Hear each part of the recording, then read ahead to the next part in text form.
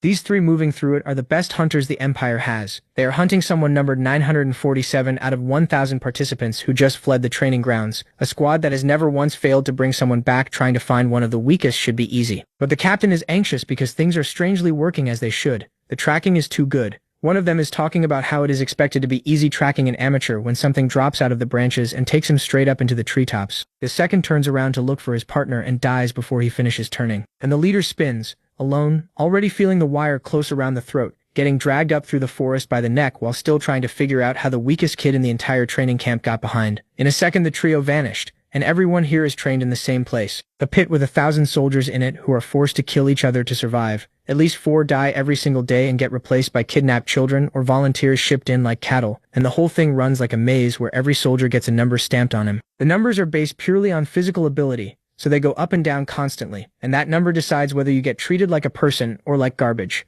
Lower number, stronger you are. Our boy is 974 out of 1,000. So bro spends his days hauling boxes, cleaning, doing every miserable job nobody else wants. And during training, this guy Roman decides to make an example of him. 12th recruit of the class, one of the strongest in the entire camp, comes in swinging and cracks our boy into a stone pillar, telling him to take the fight seriously. Bro dusts himself off and tells Roman that even when he turns 40, he still won't have a girlfriend. And that little comment makes the guy completely lose it. He comes in with everything he has and gets sent flying with one hit from the low-ranked kid. But something falls out of our boy's pocket during all that. He picks it up. It's a locket, cracked open, with an old photo inside of a small boy standing between a man and a woman. And this is the first time in his entire life he has ever seen the faces of his family, and he makes a vow to escape from this place. But why? This kid used to be the commander of the Emperor's special forces. The elite squad, hand-picked, whose only job in this world is to protect Emperor Leon Kabayan. He climbed from nothing to the very top of it, and then started cutting his own men down inside their own capital. The knights fall one by one, while he keeps repeating the same word they've been chanting his whole life. Worship. Worship the Emperor. And here's the creepy part.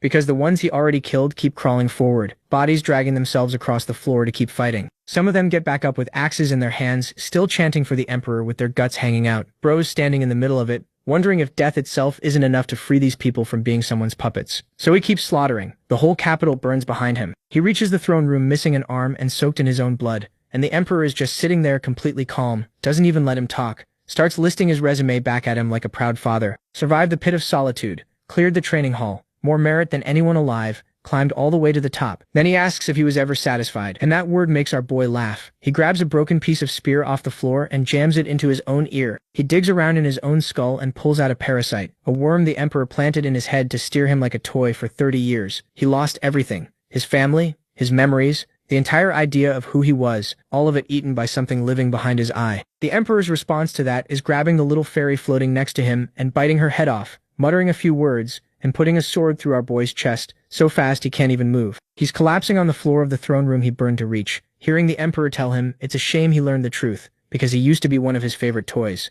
He dies on the floor asking himself if any of it meant anything. Then a voice tells him to wake up. He opens his eyes in a pit that feels familiar. He sees the giant stone sword, the symbol of the Special Forces training hall, 30 years back, right where it all started, which brings us back to a boy standing in a training yard holding a cracked locket. The lower your number, the stronger you are. And John, who currently has number 974, is near the very bottom. That's why he gets stuck with endless jobs, mostly hard labor. Part of him is sick of it, while another part thinks it's for the best. Then someone bumps into him, knocking the boxes he was carrying onto the floor. He quickly asks if they're blind. The girl apologizes, but he soon notices she's a high-ranking trainee, which means she's probably the daughter of an imperial noble. And this is where it gets interesting, because nobles don't get bugs planted in their brains. They're pushed to keep their bloodlines going, and they get so many perks that this hell feels like paradise to them. Then the protagonist realizes the girl is Lorena Beowulf, and she's with Cruel Wit and Katja Ibarain, the top 3, meaning he can't afford to mess with them. The problem is that Cruel isn't willing to let his attitude slide and starts insulting him,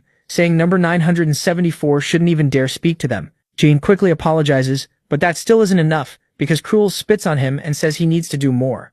He has to beg for mercy, and all the protagonist can think about is splitting him in half. Still, he holds himself back and stays quiet until Cruel gets bored and leaves. Then Katja picks up the boxes, and that could have been the end of it. But when Jean goes back to work, he realizes someone is waiting behind the door of one of the storage rooms with clear killing intent. It's obviously an ambush. He wonders if it could be Roman, but he has no choice except to go in and find out. So he acts casual and keeps walking, only to be surprised that the one waiting for him is Lorena herself. Because of that, Jean remembers Blue Iron Arm Guard, one of the Empire's most wanted criminals, someone even the knights in his old timeline couldn't stop, A man who committed his first murder at 11, whose iron arm became a symbol of fear, until suddenly it was torn off by Laurana, who dragged him to the imperial palace as proof of her insane feat. Of course, that earned her a place among the imperial knights and the respect of the Beowulf family, one of the 4 clans that rule the snowy northern region. They openly say she has the talent to become the strongest swordswoman on the whole continent. Since childhood, she built a name for herself as the Sword Saint, so Jean frankly tells her he has no idea why she's looking for him. She only stares at him suspiciously and asks what his goal is,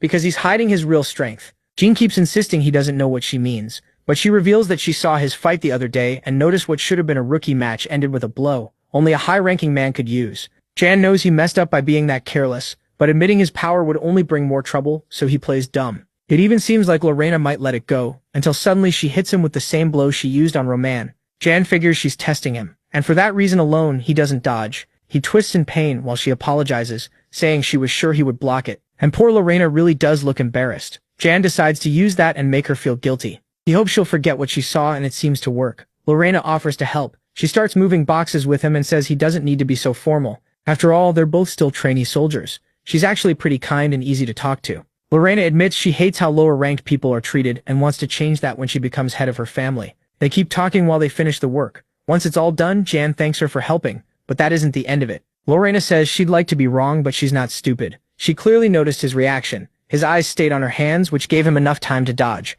That's why she plans to keep watching him. Jan stays quiet, but starts wondering how to get her off his back, or if he should kill her now before it's too late. He knows he has the skill to do it, but that would put the Beowulf family on alert and turn them against him. So the answer stays the same. Escape is his best option. With that in mind, he heads to the latrines. In his old timeline, many people tried to escape, but only one ever made it out. He was caught in a nearby forest, and Jan wonders how the hell he managed it before being killed. Before dying, that man revealed that behind a wall in one of the abandoned toilets in Area 3, there was a secret passage leading outside. In the present, Jan finds it. It's still very small, but if he keeps digging, he should be able to get out of this awful place and take back his freedom. Still, he knows he has to wait for the right moment, so he puts everything back and returns to his cell just in time for the nightly roll call. Even though he's desperate, Jan reminds himself to stay calm. As a commander, he learned that success in any mission depends on how careful you are. In the end, he'll only get one shot. Even if he escapes, a pursuit squad will come after him, and if they catch him, they'll kill him and use him as an example for the other trainees. In a situation like this, strength alone won't be enough, so he needs to prepare his hidden card, Dark Dragon Breathing, a mana circulation technique known only by Special Forces commanders. The problem is, even though he knows the method, his current body can't handle it. So he chooses an even riskier plan, Divine Dragon Breathing, which makes mana rush through his body at shocking speed, soaking every cell like a dragon itself has entered him. Seeing that much power, Jan remembers this was the secret technique of the first emperor, the very thing that let him build the empire and conquer dozens of nations with a single sword. But then MC notices that the huge amount of mana he gathered starts leaking out of his energy core, and no matter how hard he tries, he can't stop it. That's when he realizes it's impossible to form a stable core with a body this weak while using a secret art he never fully mastered. The truth is, Divine Dragon Breathing was taught to him by the Emperor himself as a test, but he only received one of the 2 scrolls, so he never fully learned how to absorb mana. The strange part is that Jan knows where the other scroll is, but going after it now would be way too reckless. First, he has to escape before anything else starts. The next day, he and the other trainees are called to a gathering, and rumors quickly spread that the chosen ones will be set free. Jan hears them and thinks they're naive because according to his memories, this is the day a certain person arrives at the camp, and staying off that man's radar is the smartest move. Right then, Raman starts looking for him, but everyone gets silenced by a shout so strong it nearly knocks them to the floor. It's aura voice transmission, a technique that puts mana into the user's voice and crushes anyone who hears it, depending on the user's power. The man behind it calls them talentless trash with no status, a line Jan knows all too well. It belongs to Damien, the training center's commander-instructor, a madman the protagonist needs to avoid at all costs. The voice technique is so powerful that 2 trainees die on the spot, and their bodies are dragged away while the rest can only try to stay calm under the commander's gaze. For Jan, this is a critical moment, because he knows better than anyone that Damien sees people as toys. If MC ends up on that list, he can forget about escaping, he might even lose his life. Then Damien stands before them, mockingly calling them trash and admitting that if he could, he'd kill them all right there. Still, he says they don't need to worry because the Emperor is giving them one last chance to prove themselves by joining the mercenary project. Of course, Jan knows exactly what that means, because he used to be one of them. A dragon warrior meant to protect the Emperor, brainwashed and secretly implanted with a bug, so they could be controlled like disgusting puppets. Basically, it's what we saw at the start, soldiers willing to keep fighting even after death, but Damien says none of that. Instead, he forces them to clap, and insists that this is a rare chance for trash like them, while Jan focuses on staying invisible. That plan falls apart when Romain raises his hand behind him and asks how strong someone has to be become a dragon warrior. He even threatens to beat him up once he gets that strong. Damien, of course, doesn't take the interruption well, and in an instant pierces Romain's chest with a technique called finger gesture art, which basically lets him fire condensed mana shots. As Romain fails to dodge, Damien calls him nothing but an insect. Jan can tell Romain isn't dead yet, so he could still save him by stopping the bleeding right now, but making any move would turn him into that psycho's next target. Luckily, Romain gets back up, showing he's tougher than he looks, and asks what that makes Damien, a man who worked so hard to gather all these so-called insects. No matter what Damien thinks, they're only here because their lives depend on it.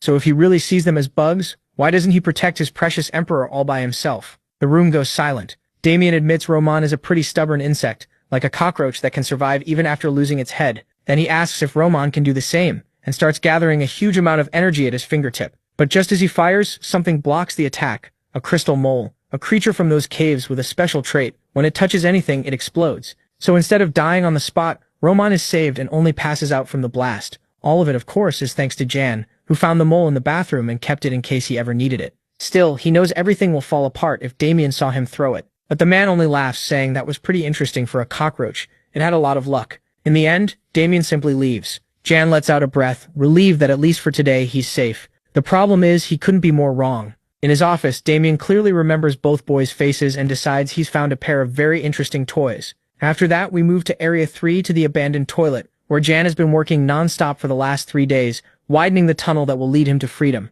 Sadly, he badly underestimated how much work it would take. There's so little room he can barely breathe.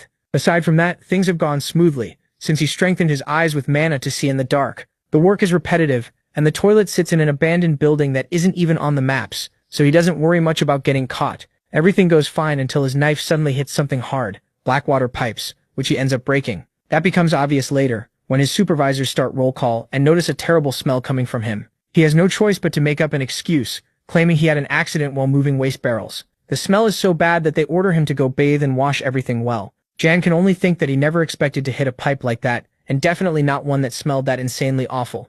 Even so, he stays calm because he's made good progress and has even stolen useful items for the escape, like a dagger, rope, and other tools, so the plan is still on track. Best of all, his body has gotten much stronger too. He survived brutal training that could have killed almost anyone, but for him, it'll buy freedom. Then he hears a couple of trainees talking about the commander. Everyone fears him, but rumors say he'll be away from his post for a while, which Jan sees as the perfect chance to escape. That only gives him more reason to finish the tunnel fast. So he goes back to Area 3 and is just about to start digging again, when he hears footsteps coming closer, and his first thought is that he's done for. That Lorena or Damien found out and his whole plan is ruined. Luckily, it's only Romain, who apparently followed him there and insists he can still move, that his wounds are nothing. Jan assumes he's just there to be annoying and tells him to get lost. Romain agrees, saying he must be busy since digging a tunnel to escape isn't easy. Worse, he openly threatens to report him. With the instructors nearby, he has no choice but to use one of his strongest moves, Dark Chaos. That is Dark House Form, a strike that slices Romain's throat and shatters his leg before he can even move. With his last breath, Romain asks, but even though the image feels completely real, it's just Jan picturing the easy way out again. In reality, he stays silent, and Romain asks if he has nothing to say. He stresses that trying to escape is a very serious crime, and if the protagonist gets caught, he'll definitely be executed. That's why he tells him to beg for his life. Maybe then he'll keep quiet. Jan doesn't buy the act or the taunts. He says that won't be needed. Romain won't tell anyone because he hates the special forces even more than MC does. Hearing that confidence, Romain is stunned and MC keeps going, pointing out that Romain couldn't hide his anger toward the commander, not even when he nearly died. It was obvious he was desperate to return to his hometown, so he says he doesn't believe Romain will betray him because he wants out too. Then he stares him down and asks if he's wrong. Romain admits the protagonist is extraordinary. He realized that during their last fight, and he isn't stupid. He knows that if Jan had wanted him dead, he wouldn't still be here. In fact, he's been watching him closely and noticed MC smells different from the other apprentices. Because of that, he also figured out that his shoes carry traces of lime dust, even though most of this place is made of granite.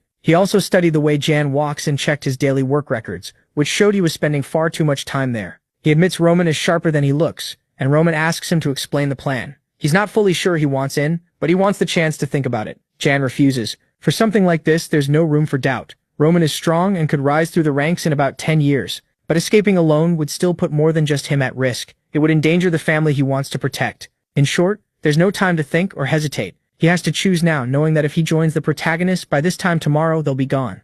Romain asks if he has a plan for after they get out, and Jan says yes. Still, it's risky. The gap in rank between them is huge, so the guards may focus on Roman instead of him. Even so, MC says he has something in mind. They just need trust, so Roman takes the bait and goes all in, joining him. After that, Damien gathers everyone and tells the apprentices he called them in because he has an important announcement. Among them are senior apprentice number 32 Kyles and junior number 525 Marvin, listening closely as he says he has big news, something Jan has been expecting for a while. The date has finally been set for the first test. He says the rules are simple. Everyone will be sent to the Abyss Edge Mountains and whoever survives passes. The problem is that place is anything but normal. Jan remembers the story of an adventurer named Nilf who went there searching for the only herbs that could save his mother, but got devoured so completely that nothing was left to bury. After that, even the Emperor banned entry for anyone who valued their life. What makes the area so deadly is that it's packed with monsters from weak goblins to nightmare-sized giants and creatures no one can even name. Worst of all, deep in the mountain lies something far stronger. With a cruel grin, Damien asks if they're excited and jokes about betting on how many bugs will survive. Then one of his subordinates tells him he has an urgent message. He's been summoned immediately. We still don't know what it is about, but the tension is obvious. The man leaves at once and Damien is left surprised by the sudden attitude shift, but even more worried, since he knows most of the junior apprentices aren't ready to survive in a place like that for even a day. As for the noble juniors, they'll most likely get help from the instructors. While all this is happening, Lorena walks by him and the juniors step aside like she's some kind of goddess. When Jan sees her, he simply asks her to keep walking and not make a scene. She notices, and for a moment it seems like she might do something, but she only locks eyes with him, making it clear she can't wait to see what he'll do. Luckily, she keeps going. Still, knowing someone is watching his every move only makes Jan want to escape unseen even more. So he asks Roman if he has what he requested. Roman quietly says yes, and with calm confidence, he tells him to take one last look at the great stone sword. He won't be seeing it again. Jan already knows what message Damien received, because he was summoned to the Imperial Palace to report on the candidates, the apprentices, and the test preparations. That means they must use every second of his absence. That night will be their escape. A few hours later, the guard starts roll call, naming the junior apprentices one by one. When Jan's turn comes and there's no answer, he turns serious and says he won't tolerate more trouble. Then the protagonist finally replies, "I'm here." But the voice doesn't come from the cell. It comes from behind him, where a pair of hands suddenly snaps his neck, kicking off the escape plan. And the surprise is, it won't be just Jan and Roman like we were told at first. Apparently, two more apprentices join them, Jake and Toto. They insist on hiding the guard's body well to make sure no one finds it and buy more time. Surprisingly, Roman recruited both of them at MC's request, making it clear they're highly capable and even willing to die for a chance to escape. They move on until they reach a huge red door, and Jan explains this is why he brought them in the first place. He can't open it alone. To get from the facility to an abandoned bathroom in the sealed zone, they have to pass through a double door. The catch is, it only opens if two switches inside are pressed, and once it opens it has to be locked in place with an outside switch, so basically two people must hold the switches on both sides first.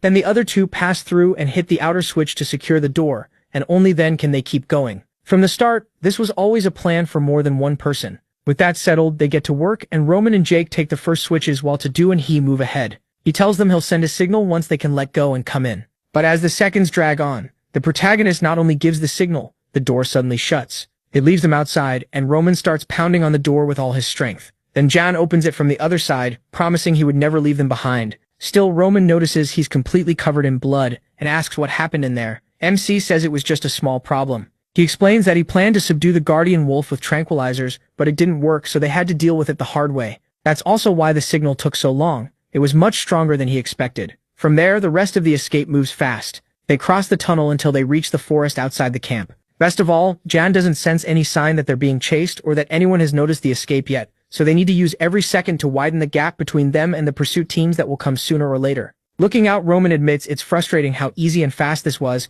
considering how many people are still trapped down there. Jan disagrees. Reaching this point took far longer than it seems. Even with the beautiful view, he warns them this is only the calm before the storm. He takes one more look at the photo of his parents, knowing this is only the beginning. Of course, he also has no time to waste, so he starts explaining the plan from here on out. They're in the heart of the great forest of Atria, a huge region spread across the Empire's northern mountain range, so vast they'll need to run for at least 2 full days to get out alive. Roman asks if it wouldn't be better to hide among the giant Sikujoa trees until the danger passes, but Jan explains the forest is full of monsters too, so staying there doubles the risk. Besides, hiding is useless. The pursuit team has around 20 people who know the forest like the backs of their hands, so the best idea he has is to run and split up. If they separate, the pursuit team will have to split too, and a 1 versus 5 sounds a lot more possible than a 4 versus 20. Roman doesn't like that plan much, since as the highest rank, he'll be the main target. Jan reminds him he's also the strongest, so he'll survive. It may be unfair, but if they stay together, they're screwed, so there's nothing else to argue about. He explains the strategy using small carved figures, and Roman asks why he's the only one labeled idiot. Jan completely ignores the question. Then Jake thanks him for helping them. He thanks the protagonist for getting them out, admitting they never would have escaped without him. Then he says he hopes they all make it out alive and meet again someday. At first, the protagonist says nothing. He really had seen him as just a pawn, a useful piece for his plan. But now he admits the guy must have his own reason for risking his life to leave that hell. Roman notices the silence and is shocked to see a small smile on Jan's face. In the end, they make one thing clear: they'll probably never see each other again unless they get caught or end up trapped like when they were recruited. It sounds harsh, but if they never meet again, that means everything worked. So Jan admits he's not that stupid, and simply says, "We won't see each other again." The four split up, running hard in different directions.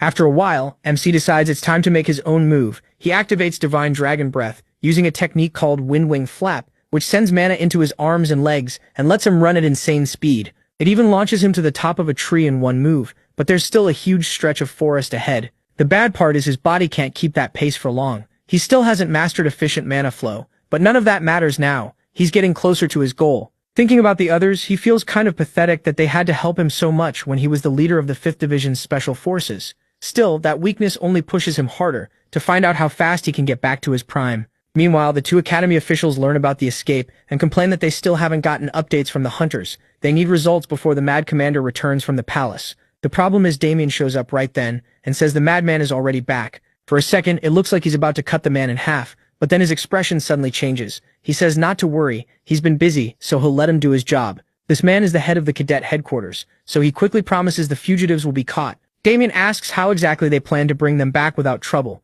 when trouble has already happened, and before the man can even react, Damien grabs his shoulder with such force that he slams him into the ground, shattering both his legs. With everyone else terrified, Damien says he doesn't know how they'll bring them back. What he does know is that they're useless for failing to catch a few trainees. The man begs for one more chance, but Damien crushes his head, saying he has no chance left to give. Then he tells one of his subordinates to call the pursuit team. He'll handle this himself from now on because there's one very interesting boy he wants to find. By morning, back in the great forest of Atria, the 3rd Pursuit Squad moves through the area at full speed until their leader tells the others to stop. She's noticed something strange on the ground. The others ask if something happened or if the trail vanished, but she says it's the exact opposite. The chase is going too smoothly, and that feels wrong. She removes her mask, and her name is Kills. Her partners Kyle and Rodrigo brush it off, saying it's only number 974, the protagonist. He's weak, so of course the search is easy. They found his footprints by the cliff, plus signs he kept heading the same way, the kind of trail a desperate, pathetic trainee would leave.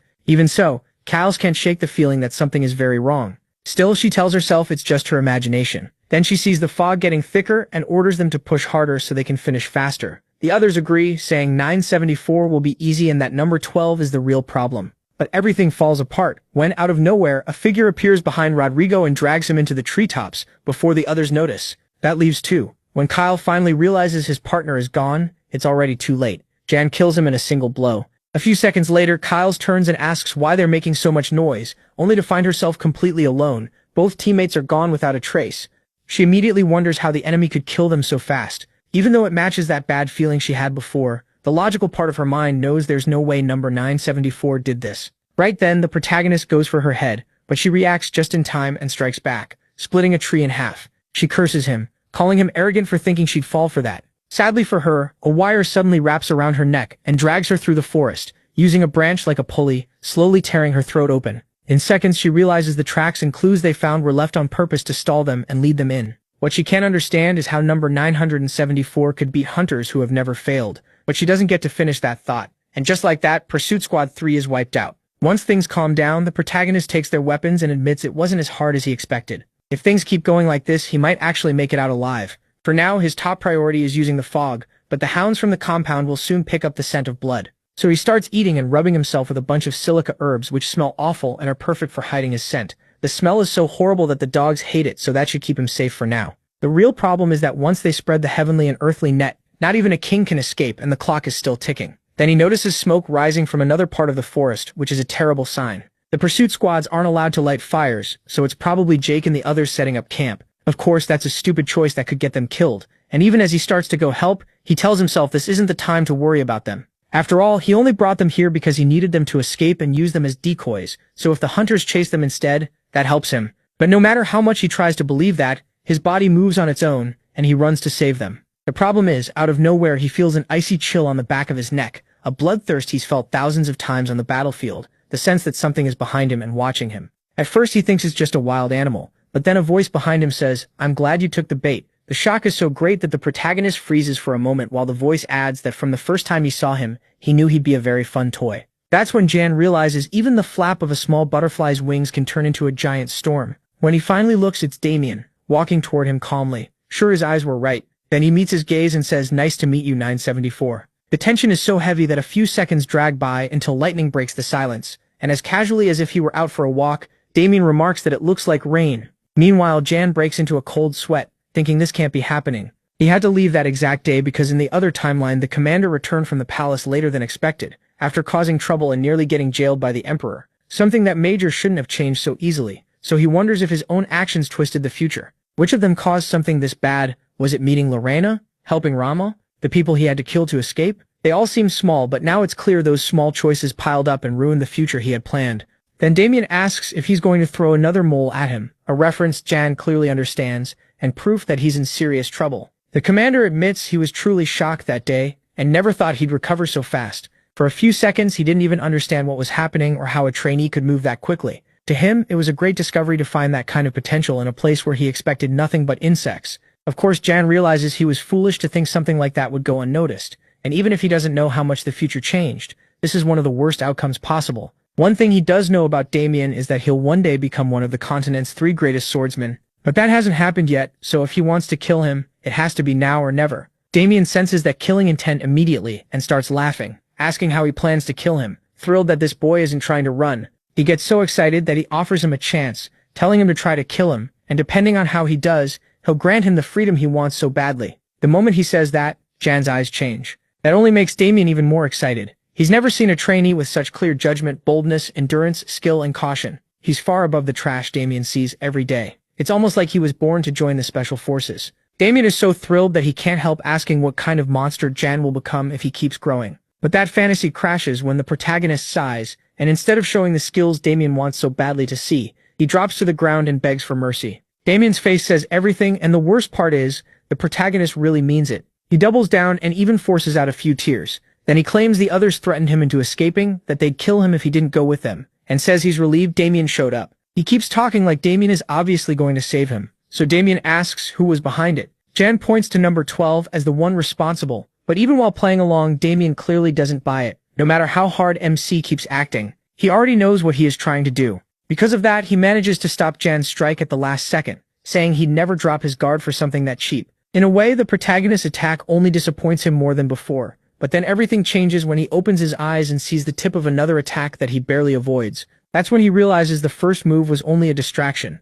exactly the kind of trick he expected from the most promising trainee he's ever met. Then in an instant, Jan appears behind him and says this next one is the real strike, using a skill called Shadow Eraser that nearly hits him. But for some reason, the blow bounces off and Jan is the one who gets hurt. He has no idea what just happened, then notices a strange black mist covering the commander, spinning into a whirl that starts firing hundreds of random projectiles. They tear through everything nearby, and it gets worse. The projectiles start chasing Jan, so he grabs his dagger and activates Shadow Formation 5, blocking every single projectile, though the formation is left completely shattered as Damien walks toward him. Damien admits he was ready to let him go if he won, but not anymore. He refuses to lose a toy this entertaining and says he could keep playing with him for the rest of his life. Then Jan notices his clothes were ripped apart by the last hit, revealing a strange symbol tattooed on his shoulder. At first, MC doesn't recognize it, but then we jump to the past 22 hours before the escape. While attendance was being checked, Jan was also making sure everything for his plan was ready, telling himself it was only a matter of time before he could return with his answer, and he couldn't wait to learn who he really was. Then part of the locket broke, revealing a strange symbol inside. He guessed it might be his family's crest, but if that was true, why hide it inside the locket? And of course, if his family had a crest, that meant he wasn't lowborn, much less a slave. The good news was simple. He only had to find someone who recognized that emblem. Unfortunately, back in the present, that same symbol is tattooed on Damien's shoulder, making Jan wonder how this psycho is tied to his family. Now he can't help doubting everything, because none of it makes any sense, especially knowing who this madman is. Before he can think further, Damien cuts in and asks if he's finally given up, then moves in to finish him off. Luckily, Jan reacts in time and stops the attack with a strong kick. It lands clean, but Damien takes it calmly without a scratch. Even so, he looks impressed and decides to show one of his tricks, summoning spears of pure energy that burst from the ground like deadly spikes. Jan dodges them fast, but one still clips his foot. That's when he realizes the commander isn't using full power. He's just playing. Instead of getting angry, he thinks he should use any opening to escape. The problem is, even if he can, he doesn't want to.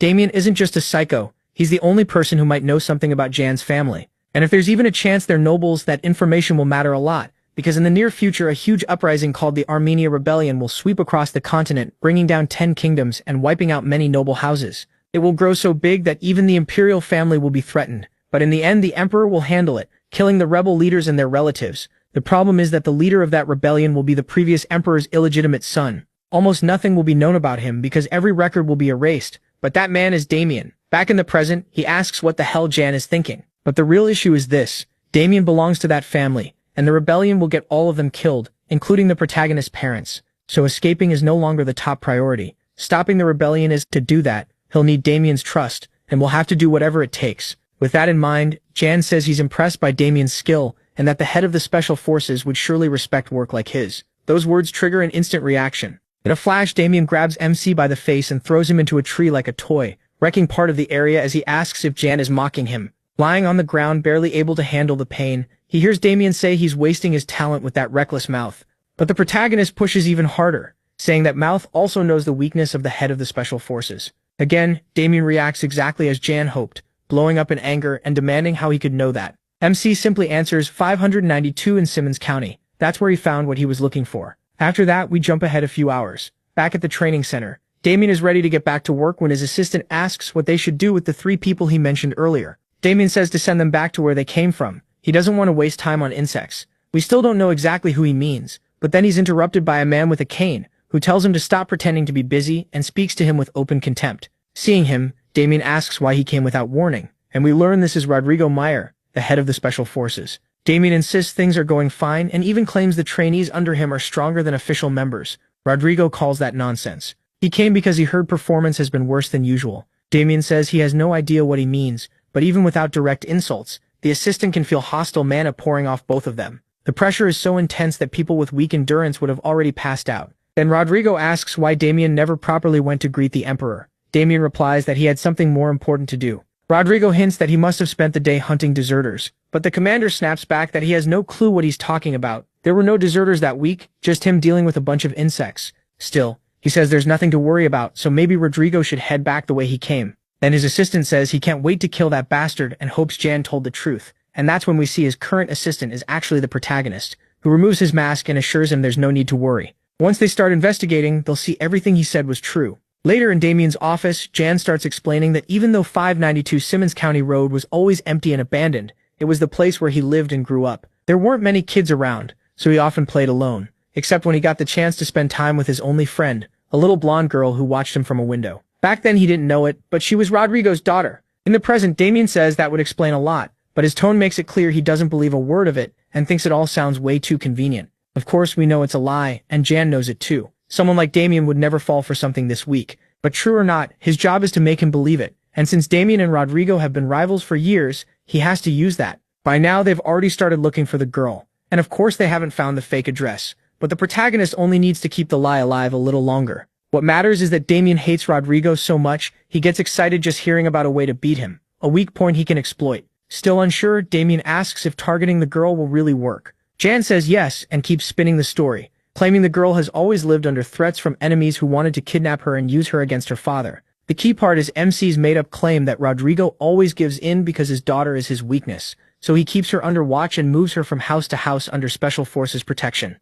It's a pile of lies and Damien seems to notice, saying it's ridiculous how perfectly everything fits. Without any shame, Jan tells him to trust it. For once, luck seems to be on his side. At that, Damien throws a mana-charged pen at him, turning it basically into a bullet. Jan dodges it, and Damien tells him to stop joking around, because he could just as easily be a spy sent by that bastard Rodrigo. Using every bit of patience he has, he stays calm and says he understands why Damien would think that, but sometimes you have to use strange chances and fit the puzzle pieces together. His childhood memories, the commander's family ties, the power structure inside the special forces, and the rivalry between those two. Some facts line up so well they sound fake, but they aren't. They're just pieces of a huge puzzle called reality. Jan thinks that's exactly what he's been doing this whole time, gathering memories and clues to stay alive. He also argues that if he were Rodrigo's spy, he wouldn't have risked his life escaping. This was just information he saved as a last card in case his escape plan failed, and that angle makes Damien ease up a little. It's the old trick, mix truth with lies, then balance hope and doubt until Damien is stuck somewhere between suspicion and trust,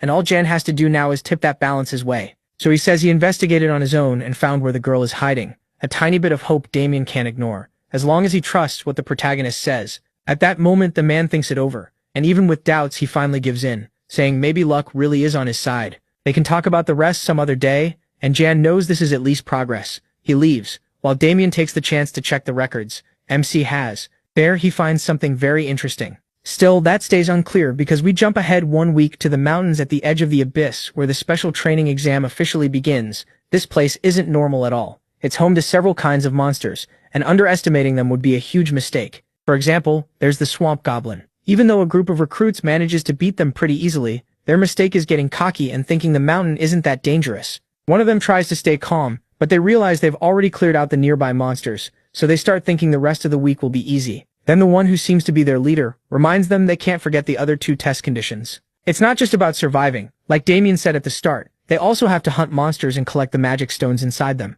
So even if they live, their ranking depends on how many stones they get, and enough of them could let them rise in rank and even surpass the 4 great families. In short, they need to keep moving. But right after he says that, a giant hand appears out of nowhere and snaps his neck. Recruit number 320, disqualified. The other 2 stare in shock, unable to believe something that big got that close without warning. Then it becomes clear it's a golden ogre of the Great Temple, a deadly creature that uses magic to hide itself and get close to prey. Panicked, the boys try to run, but it grabs their friend's corpse and hurls it at them so fast they're taken out like pins in a bowling game. Meanwhile, Damien watches the scene through a crystal and announces to the other recruits that the first 30 sent in have already been wiped out, so they better be more careful unless he wants to deal with even more bodies.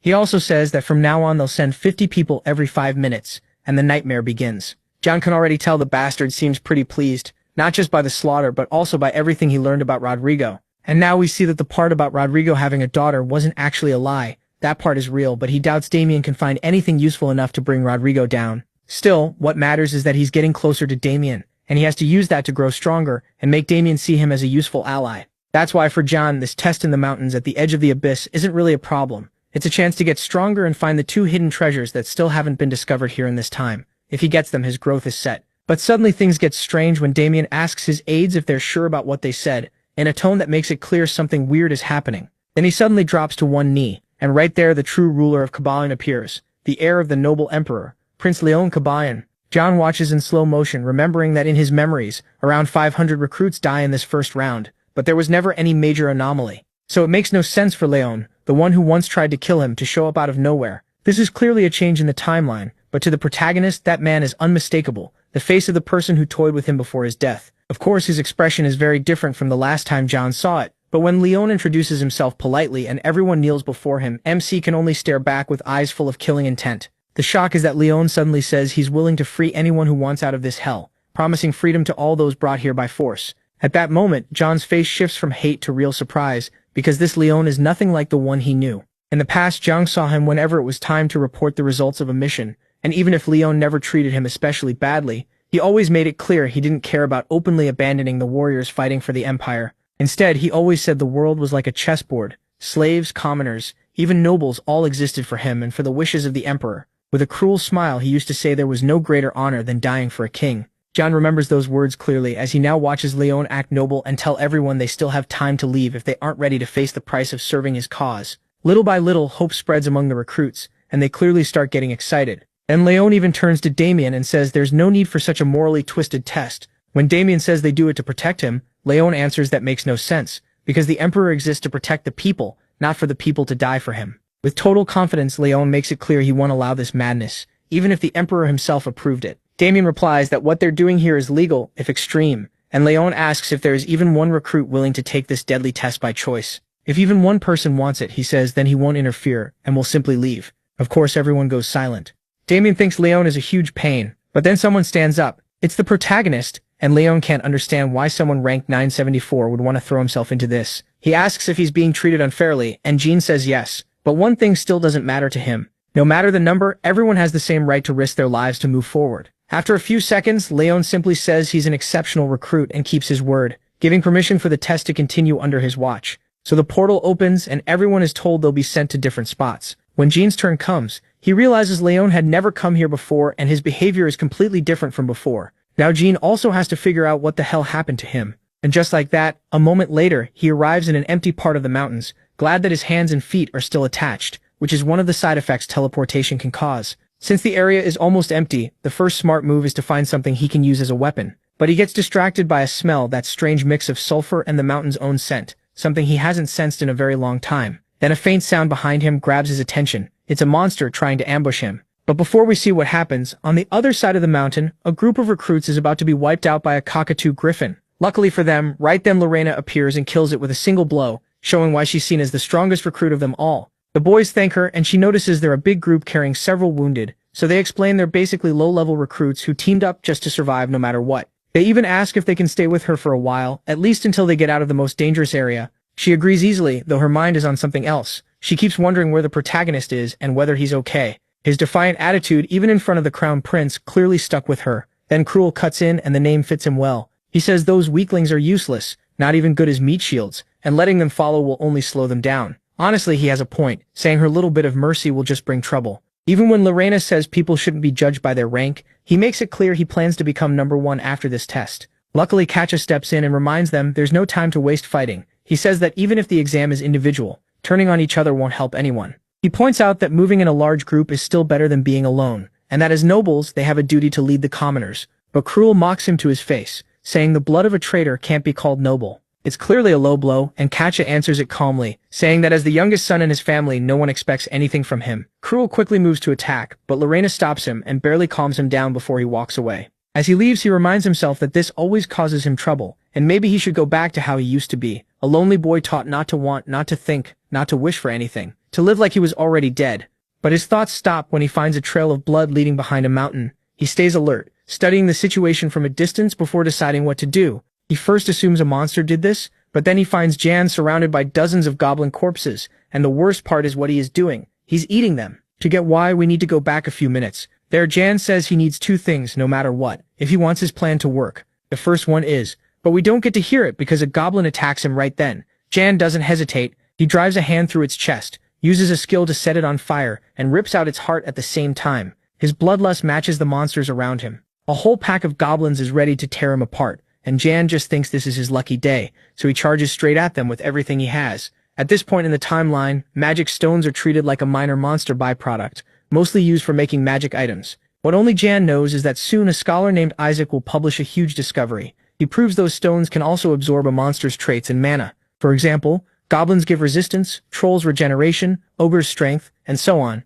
At first, people mocked the idea, saying monsters and humans use mana in completely different ways. When they demanded proof, Isaac simply took off his robe, showing a body like a beast. After that, people started seeing monsters as a way to grow stronger. And the method of absorption was simple. Eat them. That's why in the present, John starts swallowing the stones from every enemy he kills. He tries to balance the monster's mana and poison at a 2-to-1 ratio, so he gets the benefits without dropping dead from the toxic meat. It tastes awful, and eating it raw is just as risky. Still, Jean can't waste time, so he uses dragon breath to cancel out the extra poison. The only issue is the more he eats, the more he realizes this will take time to do right. But just as he's about to take another bite, he gets attacked by Cruel, who sends him flying with one hit, saying that no matter how creepy he looks, he's still just weak rank 900 trash. That confidence vanishes when Cruel sees Jean is completely fine. Jean tells him that compared to the monsters here, he's nothing. Of course, Cruel decides it was just luck, and says he's heard of savages like him who eat monsters. Even so, he'll spare Jean if he hands over every magic stone he's collected. Jean says he can't. He already ate them all, and he clearly doesn't want this to get worse. But everything changes when Cruel keeps threatening him, and after checking that no one else is nearby, Jean decides he can have some fun with one solid punch to the stomach. The beating is so brutal that Cruel starts remembering his past at the Whip Mansion, admitting that around age 12 he realized most people in the world are trash, so he thought he'd be the one to rule as the family heir. Sadly, he was completely wrong because his older brothers took that place right away and sent him to a special academy under the excuse of helping his education, when really they just wanted him gone. From then on, Cruel grew to hate his family and everyone else, seeing them as filth he'd destroy once he escaped that cursed place. But now here he is, beaten by a nobody, who a moment later drags him toward the ravine before he even reaches the monsters, using a dog collar to lead him.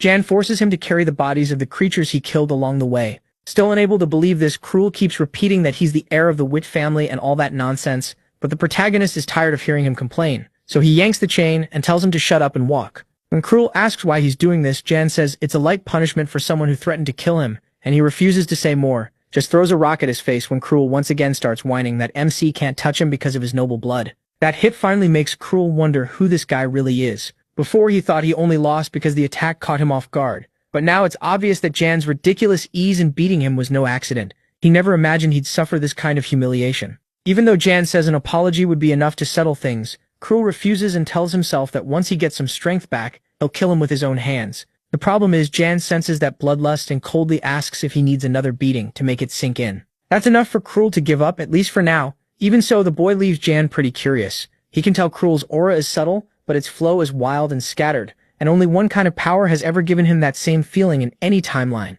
Among mana arts, there's also black magic. It uses darkness to cast curses and boost attacks, whether through weapons or bare fists, and black magic users grow much faster than normal fighters. The downside is that their minds and bodies slowly break down until darkness consumes them, and they lose all control. That's exactly what happened to Cruel, who in the other timeline was known as the Bloody Celestial, infamous for his evil deeds as he became the strongest figure in his family. Jan wonders if Cruel's unstable mana is what will push him into black magic. His thoughts are cut off when the boy asks him to remove the collar, since he has nowhere to run anyway. He agrees and says he was about to do that, because they've already arrived at their destination, a hidden palace-like place beneath the cliff. That's where the mountain's real treasure sleeps. Or rather, not a treasure, a monster. So Jan orders him to throw down the goblin corpses. Cruel obeys, still not understanding what's going on, and the protagonist tells him not to look back and to jump through the portal right now, because things are about to get ugly. At the bottom of the cliff, the goblin bodies stay completely untouched. Then something strange happens. The spilled blood starts moving on its own, forming a magic circle. When it activates, a voice suddenly asks who he is, and a sinister figure answers, "The one who will possess you," followed by awful screams that echo all the way to the top. Terrified, Cruel asks MC what the hell he did, but MC says he did nothing. It did. Still, none of that matters now because it's coming. Then the sinister being starts moving, rising from a dark depth that destroys everything in its path as it orders them to offer their souls. Elsewhere, Kaja asks if Lorena felt that too, and the answer is yes. An unimaginable evil is spreading across the whole mountain. They also realize it's coming from the Serpent Ravine, so they wonder what could have happened there and what kind of apprentice could be strong enough to reach that place. After thinking it over, Lorena says the plan has changed.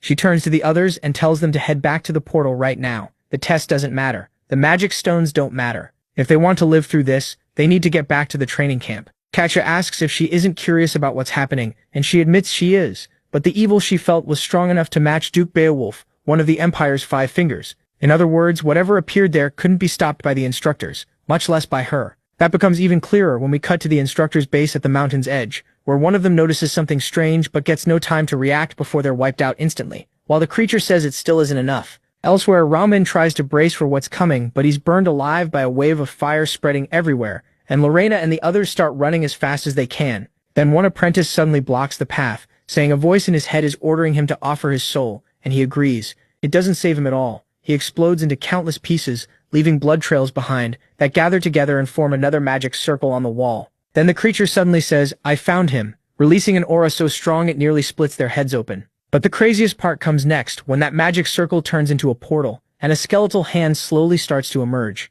The creature says it has found the one responsible for waking it from its sleep, and thanks to him it has returned. It says maybe it should repay him, but instead it has come to collect their lives. Here we learn that one of the biggest frustrations for mages is that magic is endless, but life is so short, so the greediest among them research ways to become immortal. As a result, some gave their souls to darkness, earning the chance to remain in this world as a special kind of creature, undead liches that hated all living beings. The problem is, as they watch the creature come out of the portal, Lorena realizes this isn't some ordinary lich, it's one that has absorbed countless lives. There's no reason a monster like this should have appeared here. And on the other side, we see that Roman is still alive, sprinting with Jake as fast as he can. Then they freeze when they see every instructor dead on the ground. Right away, Roman thinks about Jan, who before the test started said he wanted to do it completely alone. Still, he admitted he'd grown a little attached to Roman during their time on the run, so he gave one clear warning: head straight for the portal the moment things start getting out of hand. Roman didn't get it back then, but after seeing this massacre he wonders what the hell Jan is planning, and whether this was part of it all along. At the same time, the lich moves toward the recruits and says they woke him from his sleep. Lorena gets ready to fight while ordering everyone to run for the next portal. Katja calls her an idiot and tells her to come too, but Lorena draws her sword without hesitation, ready to buy them as much time as she can. Instead, she tells Katja to make sure the recruits get out so no one else dies for nothing. Katja wants to refuse, but then she remembers the promise to carry on her family's line as the only one left. So she starts running, apologizing for giving in so easily, but she can't die in a place like this. Seeing Lorena stand against him, the Lich mocks her, saying no mortal could ever beat him. But Lorena isn't throwing her life away. She believes this fight isn't over yet. She still has two major cards to play. First, her mithril sword, which is deadly against the undead. The second one stays unknown because right then the Lich starts casting a spell called Skull Magic Missile, summoning dozens of dark mana shots and firing them at her at full speed. Even so, Lorena stays calm and charges forward, dodging every strike while moving behind him. She points out that her advantage is simple: mages can't use attack and defense spells at the same time. That seems proven when, with his last attack still active, she slices him in half like it's nothing. The problem is, even if she's right, it doesn't work here. The Lich activates a magic shield and reveals that each skull can cast spells on its own. One of them strikes her from behind, knocking away her sword, and Lorena gets caught, left completely at the enemy's mercy. Using the last of her strength, she struggles and tells him to let go, but it's useless. Her defiance only excites the Lich, who says he wants her because she's stubborn enough to stand against him.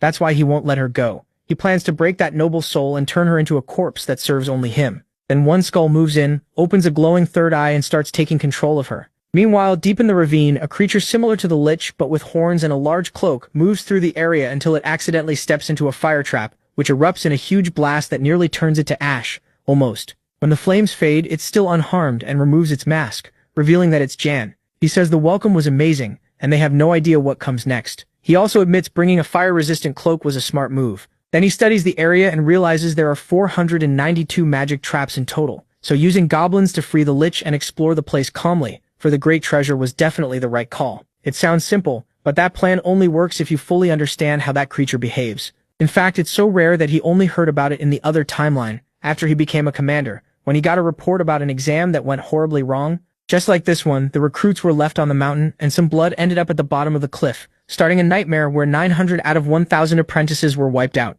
It was so terrible that for the first time the authorities looked into the camp's brutal methods and launched a special investigation, discovering the place was full of incredible treasures, ancient books that could make anyone wise, and wealth beyond imagination. But among everything they found, two items were priceless: the grimoire and an egg holding all the Lich's mana gathered over thousands of years. In the other timeline, the egg was never found, and they assumed it was destroyed during the chaotic fight with the Lich, but it should actually still be here, able to give him the power he needs to draw out the grimoire's full value and completely master divine dragon breath. That was Jan's plan, the only way he has to surpass the abilities from his past life. With that in mind, he reaches the top floor, right where the altar should be, and uses what he learned from that old report to try opening the door. The problem is his spells get reflected as if the door were a mirror, revealing a special guardian with facial recognition that only responds to its master. The good thing is, that's not the only way inside, because a few meters away there's a secret passage that runs through several deadly traps, but eventually leads to the altar. Jan knows it'll be rough, but nothing is impossible for him.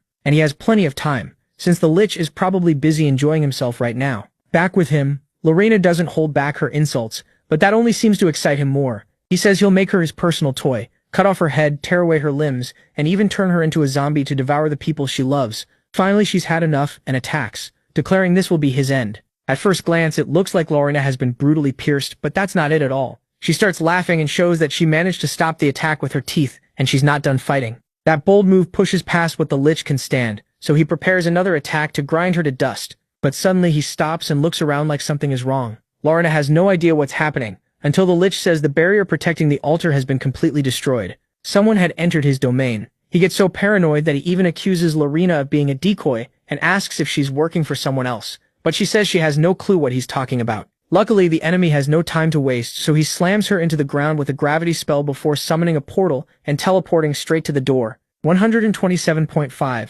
Lorena clearly can't believe she survived that, and then we move inside the main altar, where the Lich starts to inspect the place, threatening whoever dared enter, and wondering how the hell they found its exact location. Then he notices someone drank not one but all of his elixirs, the greatest potions ever made, able to rebuild refined magic, which he spent the last 1,000 years preparing for his chance to return as a human. In short, someone ruined all his work. And that someone is Jan, who calmly speaks from behind him and congratulates him because they tasted really good. He even offers him a drink, not to mock him but because he's acting drunk from taking in too much magic. Even though he isn't showing much hostility, that does nothing to calm the Lich's rage, and he tells Jan to shut up, moving in slowly to kill him and then finish slaughtering everyone else. The protagonist just laughs at him, saying he could have stolen everything through the secret path without being noticed, but he was too lazy to take that route, so he decided to end this quickly and stop putting the others in danger. With that, he attacks and their clash of energy looks pretty even, giving Jan time to praise him for collecting so many useful items. Whether from anger or because he sees MC as an equal, the Lich finally gives his name, Momo, an ancient sorcerer who willingly became undead to finish his revenge. He spent over 1,000 years on that plan, and now it was all wrecked by one bold rat who stuck his nose where it didn't belong. He endured every kind of humiliation from a bastard who betrayed him and stole everything. He kept telling himself it would be worth it to wait for the right moment to make him pay, but now it was all ruined. Jan simply says he's sorry, in a tone that clearly means he isn't. So the Lich charges at him with everything he has, only to run straight into his death. At first the Lich can't understand what happened, but then he connects the dots and realizes that damn kid ate the egg and now has control over him. Not only that, but Jan used it to form a mana heart, an advanced technique no apprentice should be able to use. After that, the Lich breaks free and starts chasing him while attacking with everything he has, and he warns him to be careful. Now that they're linked, if he dies so does he. The Lich answers that he shouldn't worry, because he doesn't plan to kill him. He'll just use the protagonist's body as a vessel to reincarnate and keep his plan going, since after all, that body has already absorbed both the egg and the elixir, making it the perfect option for what he has in mind. Jan says he's really not a fan of that idea, but of course that's not really his choice. The Lich ramps up his attacks until Jan has no option left but to use the Divine Dragon's Breath. Then in that massive wave of destruction, Jan simply vanishes. The Lich asks if that was enough to finish him off, but right then, the Proto appears beside him completely unharmed. He tears across the room, moving so fast that even the Lich can barely keep up. Even Jan is surprised, feeling the mana flow through his body as naturally as breathing and wondering if this is the true power of the Divine Dragon's Breath. It wasn't as easy as he thought, but after everything he did today, he might actually be able to recover all the power he had before reincarnating, maybe even become much stronger. Sadly, out of nowhere he runs into a dead end, and the Lich uses that chance to catch up. Even if killing him isn't impossible for Jan, he knows he already burned through all his weapons and tools, so he's nowhere near full strength for this fight. That hesitation gives the perfect opening for the Lich to fire off one of his strongest techniques, but it gets stopped, not by Jan but by Leon himself, who heard what happened during the trial and stepped in without hesitation to end the threat. Calmly he tells the Proto, there's nothing to fear now, he'll protect him. And when the Lich realizes he killed over 100 apprentices, Lich makes it clear that's unforgivable. As for Jan, he explains he got into this mess by trying to face the Lich alone. Lich Immune says he's got guts, but now it's time to step back and leave the rest to him. The Proto agrees but admits he was actually waiting for this because Roman's instructions for a worst-case situation were more specific than that. He had really told him to report everything to the head instructor and give the coordinates loud enough for the prince to hear. The one truly shocked is the Lich, who recognizes Leon's presence in mana and asks what connection he has to someone named Bahamut. Leon doesn't get why he's talking so casually about his majesty. Little by little it all clicks, and the Lich realizes Leon carries the blood of Bahamut, the man who worked beside him to create the Divine Dragon's Breath, then suddenly betrayed him to keep the technique for himself and claim all the glory that came with it. So now we can confirm Bahamut was the famous first emperor and the target of his revenge. To understand it better, we go back to the past, when Momo was still alive and one of the most respected mages of his time. He spent entire days studying the stability and flow of mana along with the explosive boost and absorption power of the mana circle, 3 factors that if combined could create something beyond this world. To satisfy that curiosity, Momo began testing those ideas using the body of his friend Bahamut, and the result was a success. Together they created a new mana core, they called the Mana Heart. Back then, Bahamut didn't hide his excitement. The two of them built a martial art that used the unique power of the Mana Heart to do the impossible, the technique later known as the Divine Dragon's Breath. As Momo kept researching it, he wanted to develop even more uses for it, until one day Bahamut appeared behind him and with a simple "I'm sorry," drove his hand through Momo's chest. Desperate, and still seeing him as a friend, Momo tried to ask why, but Bahamut only said his role was over. He admitted none of it would have happened without Momo's help, but he knew too much, and power like that should belong to him alone. Then Bahamut walked away, leaving Momo on the ground to bleed out. Years passed, and Momo's body turned to bones, yet his soul didn't die. It stayed in this world, held together by the little magic he had left. Through all that time, the only thing keeping him conscious was his burning need for revenge, to punish the man who stole everything from him. The problem is that in the present, even after spending more than 1,000 years preparing for his release, he's now being chased through his own sanctuary by Leon, the living proof of his failure, and someone far stronger than he first looks. The gap becomes obvious when Momo prepares one of his biggest attacks, and Leon easily destroys the magic circles. He moves with a confidence that clearly reminds Momo of Bahamut, and even so, Momo refuses to quit and keeps attacking, using every small opening to form new magic circles. The prince may look impressed, but Leon only needs to drive his sword into the ground to unleash a huge wave of mana that shuts down all of Momo's moves. In the end, both of them prepare to launch their final blow. A brutal clash of energy erupts and the Proto watches from afar, saying that fighting the Lich on equal footing just proves Leiron is on another level. Then he notices Leiron's sword takes the shape of a dragon and wonders if it's tied to the divine dragon's breath. He plans to use this chance to study the true power of his enemy, even though part of him knows he might have to fight Leon someday. The other part says the smart move is to run, but he says that out loud, and someone behind him hears it and asks where the hell he thinks he's going. It's Rodrigo, who grabs his shoulder and says this is where things are finally getting interesting. Jan immediately thinks he messed up by forgetting about that guy, and it gets worse when Rodrigo asks how someone as low-ranked as him in the 974th always ends up right in the middle of everything. For a few seconds, the Proto has no idea what to say, but luckily Rodrigo shifts his focus to the fact that he isn't using honorifics, and launches into a long lecture about how to speak to superiors. Still, he also explains that even though Damien tried to cover up the escape, he had already gotten a full report from one of his informants, who told him that 3 of the 4 fugitives were caught in the forest without much trouble. The strange part is that the squad sent after the weakest apprentice of them all was found dead, so Damien had to join the search himself. Rodrigo looks the Proto in the eyes and says that surviving the search squad might be luck, but going up against Damien and the Lich and still living, that's different.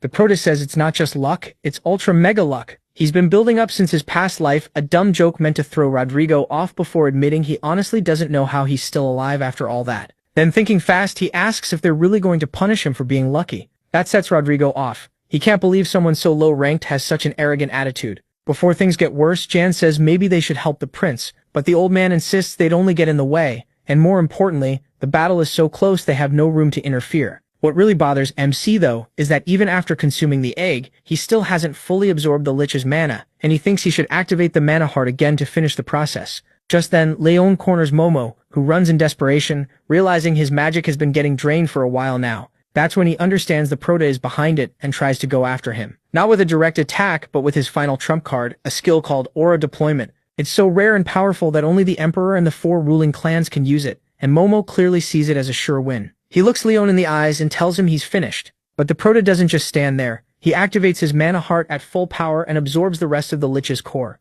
It happens so fast that Momo doesn't even notice and keeps fighting Leon, who breaks his sword while attacking head-on. Momo tells him it's useless, but the prince only needs to say one word for the broken pieces of the sword to come alive, striking from every possible angle before joining back together like nothing happened. Little by little, Momo starts to fade, refusing to accept that his plan would end in such a stupid way after everything he worked for. In those last moments, he sees his old friend in the boy's face and asks why he betrayed him when he would have gladly given his life for him if needed. Then he disappears. Leon admits that if Momo had fully used that aura deployment, he wouldn't be alive to talk about it, which only proves he's still too weak. Rodrigo and the Proto walk over and praise what he did, but instead the prince worries about the Proto, asks if he's alright, and tells him to go somewhere safe. Jan agrees, thinking things went even better than expected, and in his mind he says all of this was thanks to Momo, without knowing that deep inside the sanctuary, a small part of the Lich is still alive. After that, we move to a much nicer room, where the Proto relaxes, reads a book, and enjoys some wine, a taste he picked up in his past life, but for obvious reasons hasn't had many chances to enjoy. Finally getting to rest makes everything that happened with the Lich feel far away, but it still doesn't change how shocking it is that a place like this exists in the recruit dorms. Compared to where he was before, this is on a whole nother level. A big bed, sofas, a shower, and tons of food. This will be his new home. It was all because of the exam's final results, even though the test had been interrupted by what everyone called a sudden accident. In the end, the prince stepped in. Nothing got out of hand, and the exam resumed without trouble. Still, the real shock came when they announced the scores and explained that ranks 1 through 10 would be labeled superior, ranks 11 to 100 would be average recruits, and everyone else would be classified as lower rank. That also meant the groups would be reshuffled, and each person would get a new dorm based on their results. There were other perks too, like free access to the Imperial Treasury. That treasury is a giant storehouse filled with weapons, treasures, and spellbooks collected since the country was founded. So people say it holds hundreds of divine swords, and its spellbook shelves are as huge as a castle. The top 10 could enter the 3rd floor, ranks 11 to 100 could go up to the 2nd, and everyone else only got the 1st floor. But the biggest surprise came when the rankings were read. Ramen took 5th place, Cruel got 4th, Katja came in 3rd, and Lorena was 2nd. At that point, everyone was stunned, saying there was no way anyone could have done better than her. Lorena stayed quiet, thinking the ranking meant nothing when she couldn't even stand against the real monsters. If anything, the test only reminded her how much stronger she still needed to become. Cruel quickly used the chance to mock her for losing 1st place, and Katja stepped in to defend her. But he brought up a rumor spreading through the halls that she never fought the Lich at all, and instead begged for her life so it would spare her. He meant it to shame her, but Lorena calmly answered that the rumor wasn't that far off, because the truth was that she had no chance against an enemy like that with her current skills, and if she was still alive it was only by luck. Cruel didn't stop there. He asked how someone so weak planned to become Duchess of Werewolf, when everyone knew she wasn't worthy, even if her older brother's death had left the title open. Then Cruel went even further and asked if she had killed her own brother to clear the way for herself, and that was finally too much for her. She threatened to kill him, and the two got ready to fight when someone suddenly stopped Cruel by grabbing his ear. The crazy part was that this person pulled so hard it almost tore off. As Cruel demanded to know who dared treat him like that, the announcers revealed that first place belonged to none other than Jan. That news caused even more outrage than Lorena losing the top spot, because nobody could understand how number 974 had suddenly jumped to first out of nowhere. Hurt and shocked, Cruel swore he wouldn't show mercy, but Jan only gave him a cold look and asked what exactly he could do against him. Lorena noticed that exchange right away. She greeted him warmly, and talked to him like an old friend while thinking she had known it.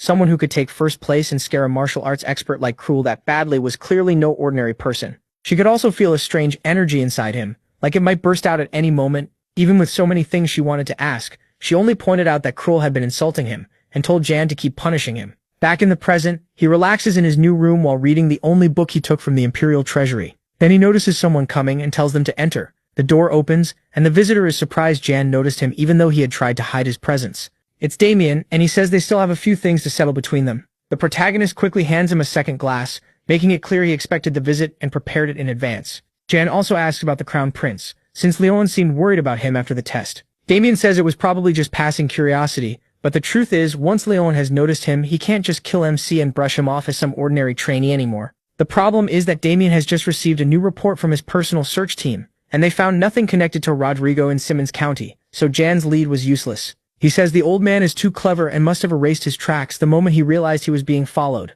Damien tells him it isn't his fault, but if Jan can't give him useful information, then he has no value. Right after saying that, the commander attacks with full force and blows apart the whole room. To his surprise, the protagonist not only survives without a scratch, he calmly holds up the book he was reading and says Damien shouldn't kill him yet, because he may have found a key piece of the puzzle. The document is a research record about jade disease, a book from the 3rd floor of the Imperial Treasury, where old Special Forces chiefs left their collected records. Most of them were training manuals or studies about monsters, but hidden among all that junk, Jan found something far more interesting, a document personally written by Rodrigo, who was obsessed with studying that disease, where a person's physical energy doesn't flow right through the body. Over time, jade disease can weaken someone so badly they die before turning 20. Damien doesn't see what that has to do with them, but Jen points out that it makes no sense to study that here, since people with that illness wouldn't even become trainees in the Special Forces. So Rodrigo must have researched it for personal reasons. That raises the chance that his daughter has the disease, which fits the story that she rarely left home as a child. It would also explain why Rodrigo hides her away, not just because she's his weakness,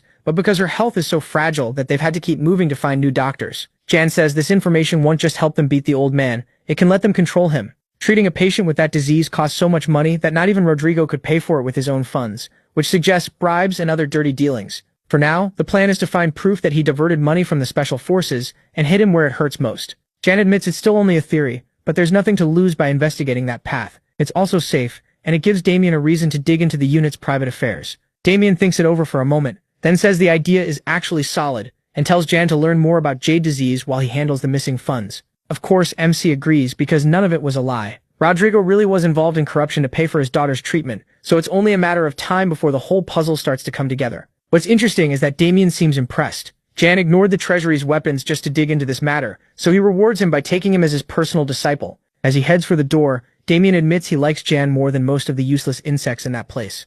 That alone says plenty. Even though the protagonist smiles like someone who was hoping for exactly that, he still tries to act humble, saying he isn't worthy and all that. Damien cuts him off and says the decision is already made. Once he's alone again, Jan can't help looking at the locket, knowing he can finally get closer to the truth behind that mark and its link to his family. After that, we move to the 3rd combat area, a private training ground reserved only for the superior ranks, where Jan trains hard until he decides it's time for a break. That's when he notices his body has changed a lot to match the mana heart. Even if the progress is still too slow for all the power he holds, it's better to keep that pace so his records stay believable and he doesn't draw too much attention. At least not more than he already does, because when Damien announced Jan as his disciple, the reactions were all over the place. Rahman called him a shameless lapdog, Katja congratulated him kindly, and Lorena kept watching him with those intense stalker-like eyes. Jan thinks everything is going perfectly, because even though Damien believes his treasury visit was only about investigating the old man, that issue is still just a side mission. What MC really wanted was this,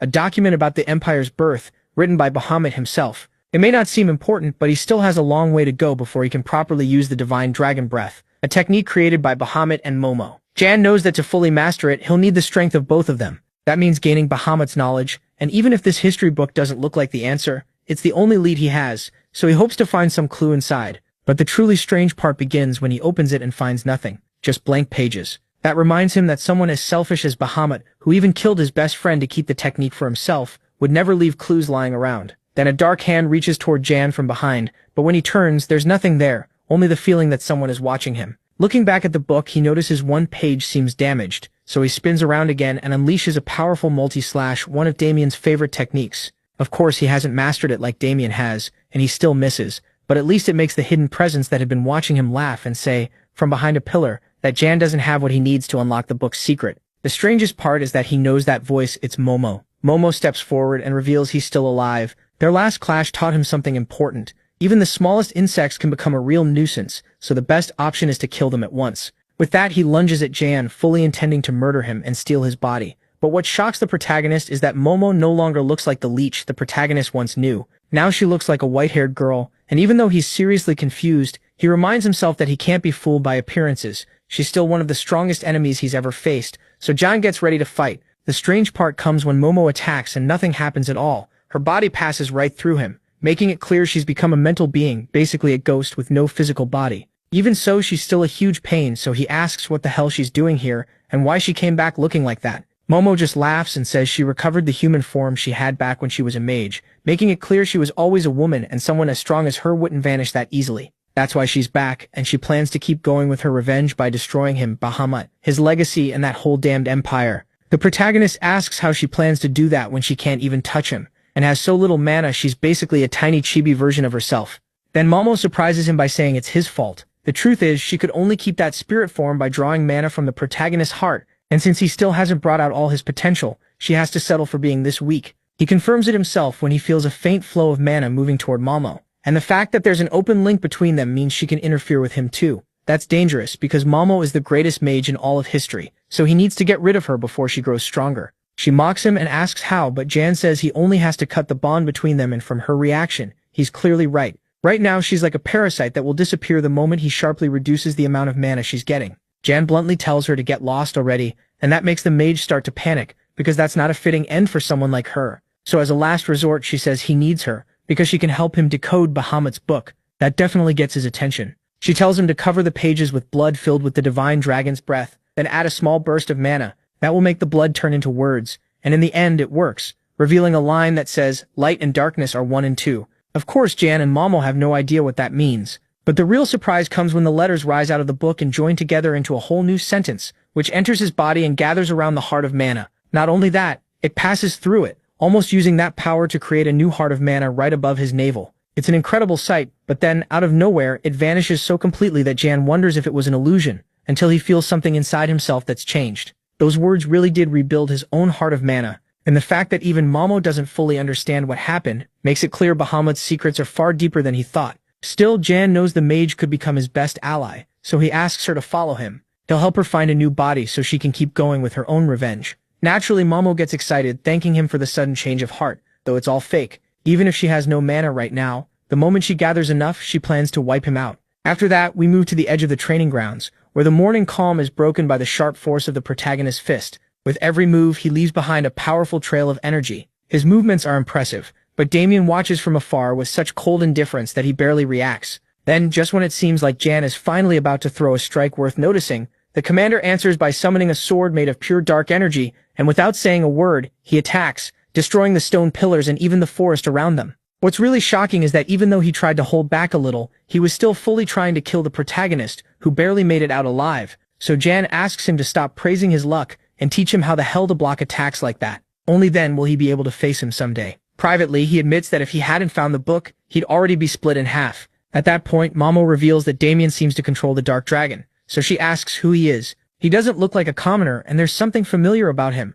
Jan says that's because Damien is the current emperor's illegitimate son, a descendant of Bahamut. Hearing that, Momo lunges at Damien, but since she's so weak, all he feels is a strange heaviness on his shoulders. Even so, that madman admits that a light training session with his dear disciple is enjoyable, and while the protagonist has no idea what part of this is light, Damien explains that what he just used was the first dark dragon technique, the sword. The creepy part is that no other disciple has ever seen the second technique, because they all died before surviving the first. It sounds like a tragedy, until Damien admits he couldn't be more excited. He can't wait to see how many techniques MC will be able to endure. Faced with that, the protagonist thinks only one thing: I'll survive. Then he smiles and says he doesn't know how many there are, but he's willing to learn all of them, making Damien laugh and call him arrogant. Jan keeps pushing, saying Damien doesn't need to worry about him or how many techniques he can show him. He should worry about what happens once he masters them. And like that, blow after blow, the protagonist slowly starts to manifest dark energy, and time keeps moving until 2 full years pass.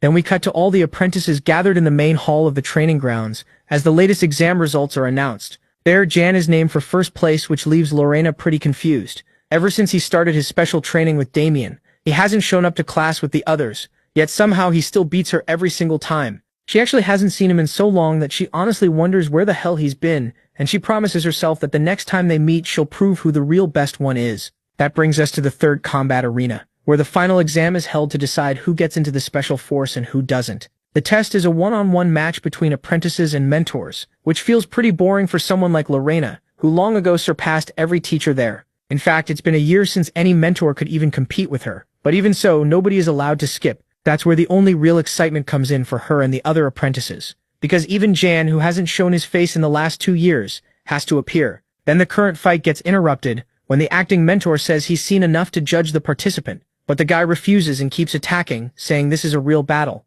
Of course, that participant is none other than Cruel, still ranked 3rd, and he insists that in a real fight, it doesn't end until someone dies. To Lorena, his attitude is disgusting, and Roman, ranked 4th, agrees completely. Since Damien stopped showing up so often, Cruel has turned the place into something like a reign of terror. Kasia says she almost feels sorry for the mentor, and suggests they should step in, but Roman can't help thinking about all the weaker apprentices. Cruel brutally crushed like they're only reaping what they sowed. Even though he agrees Cruel has gone too far, to the point of committing several murders, he also has to remember that graduation is coming soon, and no one wants to provoke him, when he'll soon be free to use his family's influence. Then the mentor's sword snaps in 2, and he falls to the ground totally at the mercy of Cruel, who moves in to finish him for good, until someone says frozen, and a blast of ice sweeps across part of the battlefield, forcing him back. Cruel knows exactly where that attack came from. It was Lorena, and she steps up without hesitation, making it clear she's held back long enough and won't ignore this anymore. With the confidence of someone stronger than him, Lorena stares him down and warns him not to say another word.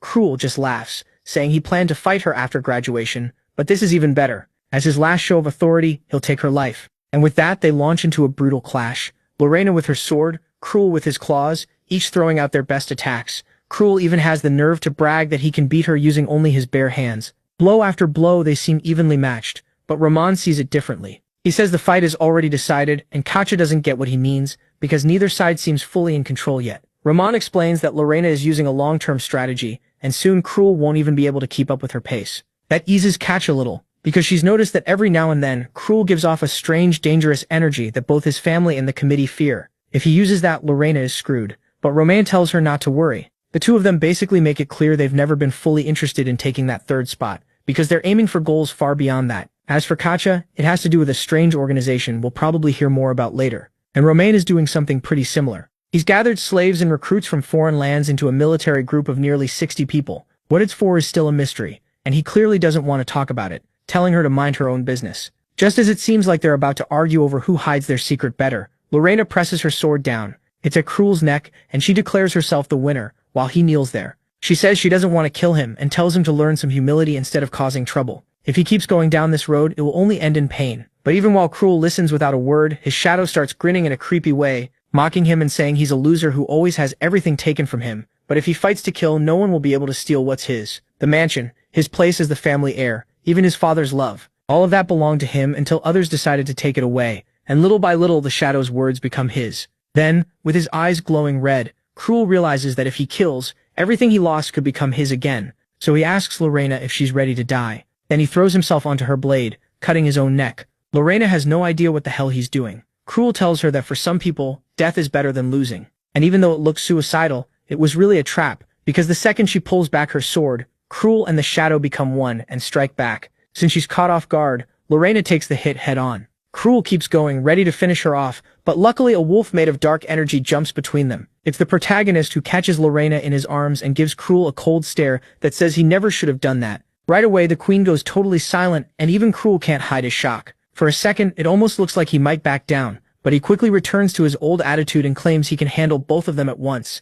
The protagonist doesn't answer. He gently leaves Lorena with his wolf's protection and steps in front of Cruel, saying that even after 2 years, he's still just as stupid. Then things get more interesting when Momo shows up and warns him that Cruel has been corrupted by dark magic, and it's grown a lot inside him. It would be better to deal with him now, before he fully gives in. Jan agrees, but Cruel mistakes that pause for weakness and charges with everything he has, while the protagonist warns him he'll regret it. But the attack never lands, because a huge wave of energy suddenly fills the whole area. It's Damien, and he announces that he's here to deliver final judgment. He orders everyone to stop the chaos, or he'll kill them before they even graduate. That threat is enough to make even Cruel drop the reckless act. As commander, Damien then reveals that out of the 1,000 students who started, only 200 remain. To him, that's the perfect result. Proof that each survivor has both strength and strong magic. From this point on, they're no longer just recruits. Their old numbers are gone, because now they qualify as Imperial Knights. With clear pride, Damien congratulates them and explains the rank system. Those at the 10th grade have basic magic ability. 9th grade knights carry some kind of oath, and 8th grade knights can make their swords resonate. 7th grade knights can pour their energy into objects, and it keeps going up from there. Of course, Damien also gives the final ranking, with the protagonist in first place, and he's just about to reveal his Imperial Knight grade when the story jumps ahead to the upper personal training barracks, where Jean walks beside Momo and tries to explain how the whole knight system works. He points out that most new graduates get ranks between 7 and 8. That may not sound amazing, but it's more than enough to hunt most monsters. As for Lorena, Cruel, Katja, and Roman, they all got rank 6. Again, it may not sound huge, but it instantly puts them among the very best. Then they're interrupted by Lorena, who says it's been a long time since they last saw each other, and starts bringing up what happened earlier. The protagonist tells her there's no need to talk about it, but she wasn't trying to thank him, she was upset that he stepped in. She asks if he really thought she was going to lose, then tells him not to get too full of himself just because he reached rank 5, something only a few people have ever done. At that age, the only one before him was Prince Leon.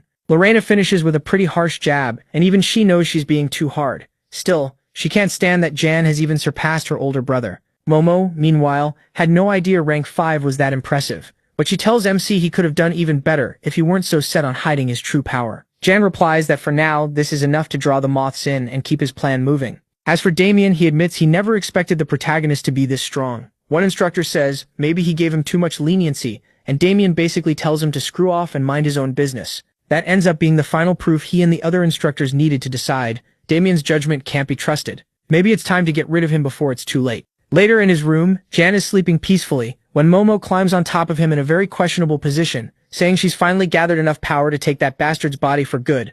Without wasting a second, she casts a mind break spell meant to control him once and for all, but it doesn't work. The protagonist opens his eyes and with one word, beats her, warning that if she ever tries that again, he'll erase her without hesitation. Their argument gets cut off when someone knocks on the door and it turns out to be that same instructor from earlier. He tells Jan to come with him because the commander wants to see him. He leads him through a market alley, while Jane keeps saying it makes no sense for Damien to call him this late. The instructor says absolutely nothing, so Jane presses harder and demands the truth. He wants to know what the hell this is really about. That pressure makes the man attack with killing intent, but the protagonist vanishes and reappears right behind him, hitting him so hard his mask goes flying. That's when we learn his name is Jock. Jean stays calm, but he notices the blood-red edge on Jock's sword is something special, so this is clearly no normal enemy. Even so, he asks if Jock can handle the consequences. Jock tells him not to be so arrogant and reveals he isn't alone. 3 more enemies rush him, and Jean thinks he can deal with it, until reality proves otherwise. The next thing we see is him pinned down, asking why they're doing this.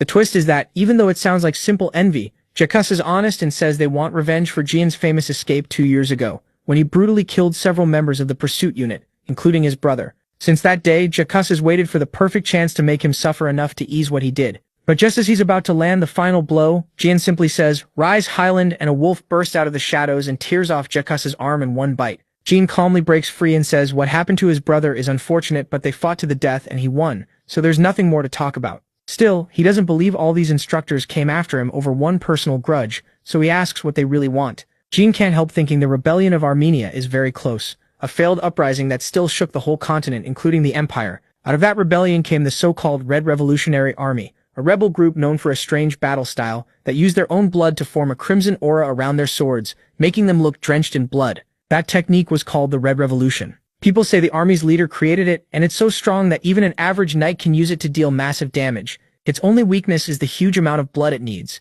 They got around that by falling into vampirism, and Jean planned to search for those rebels, but now it seems he won't have to, because they came to him first. So he asks why the hell they want him and who their leader is. At that, Jacques' attitude changes completely. He warns Jean that he doesn't know how he found all that out, but now he's dug his own grave, so they have even more reason to kill him. With that, they all get ready to use the Red Revolution, and in an instant, their swords all turn that striking crimson color, confirming his suspicions. Seeing 3 rank 5 knights about to attack him, the protagonist realizes he'll have to fight seriously too. He summons his wolf, but this time with a different technique. It fuses with his right arm and becomes a dark spirit sword, a lot like Damien's. Jacques notices it right away and asks how the hell he reached that level at such a young age, but it's obvious the protagonist isn't here to talk anymore.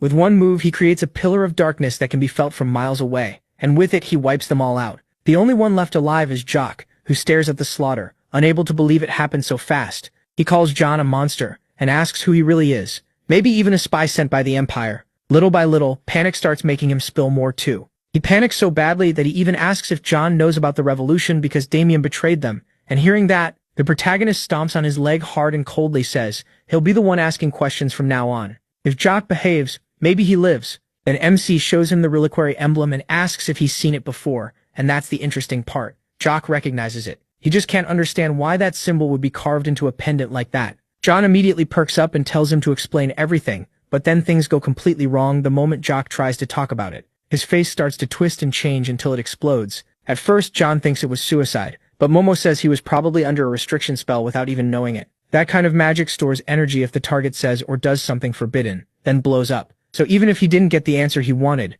it's clear Damien and the rebels are tied to that emblem, and powerful people are behind it. Whoever they are, they don't want the truth getting out. What's strange is that Damien was probably the one who sent those men after him, but Jan doubts it was to kill him. Right then, Damien shows up behind him, so the protagonist asks if he wanted him to wipe them out. Damien just smiles and says they needed to be taught a lesson. Then he tells Jan to get some rest, because starting tomorrow, he'll be sending him on secret missions, and things are about to get messy. With that said, we move to the Northern Transcontinental Railroad of Beowulf, where a worker walks through the cars checking that every passenger has a ticket. One of them is Jan, now officially a 4th-class soldier in the Special Forces. After the worker checks his ticket, MC goes back to enjoying the ride, making the most of the last quiet moments before reaching the North, where he'll carry out his first mission. Of course, he isn't the only one. After graduation, all the recruits were accepted into the forces and sent to the 4 battlefronts spread across the continent, around the Empire, and Kasha, along with 80 of her followers, was sent to the land of the undead in the south. Another group was assigned to the west, an area full of monsters, while 60 more were sent south to help in the non-stop fight against pirates.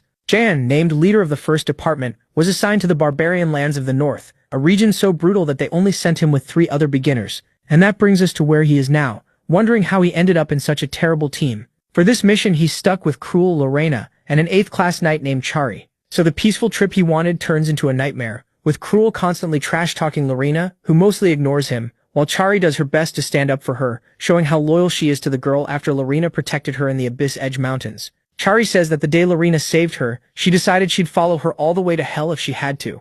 So if Cruel has something to say, he should just spit it out. Even so, Jan figures Cruel doesn't really care about Lorena anymore. The real reason he volunteered for the North was to follow him and get a chance to kill him, because he can't stand that a nobody managed to humiliate him and get in his way every single time. His bloodlust is so obvious that Jan just glares at him and asks how many punches he's ready to take. Cruel is so thrown off that he blurts out, 1. The protagonist answers with a punch so hard it nearly knocks him out. Meanwhile, Lorena thinks she never expected to return home so soon, and remembers the last thing the head of her family told her, that if she ever spoke that name again, she'd be exiled too. Since then, she left home without looking back, and now she fears it still isn't time to return.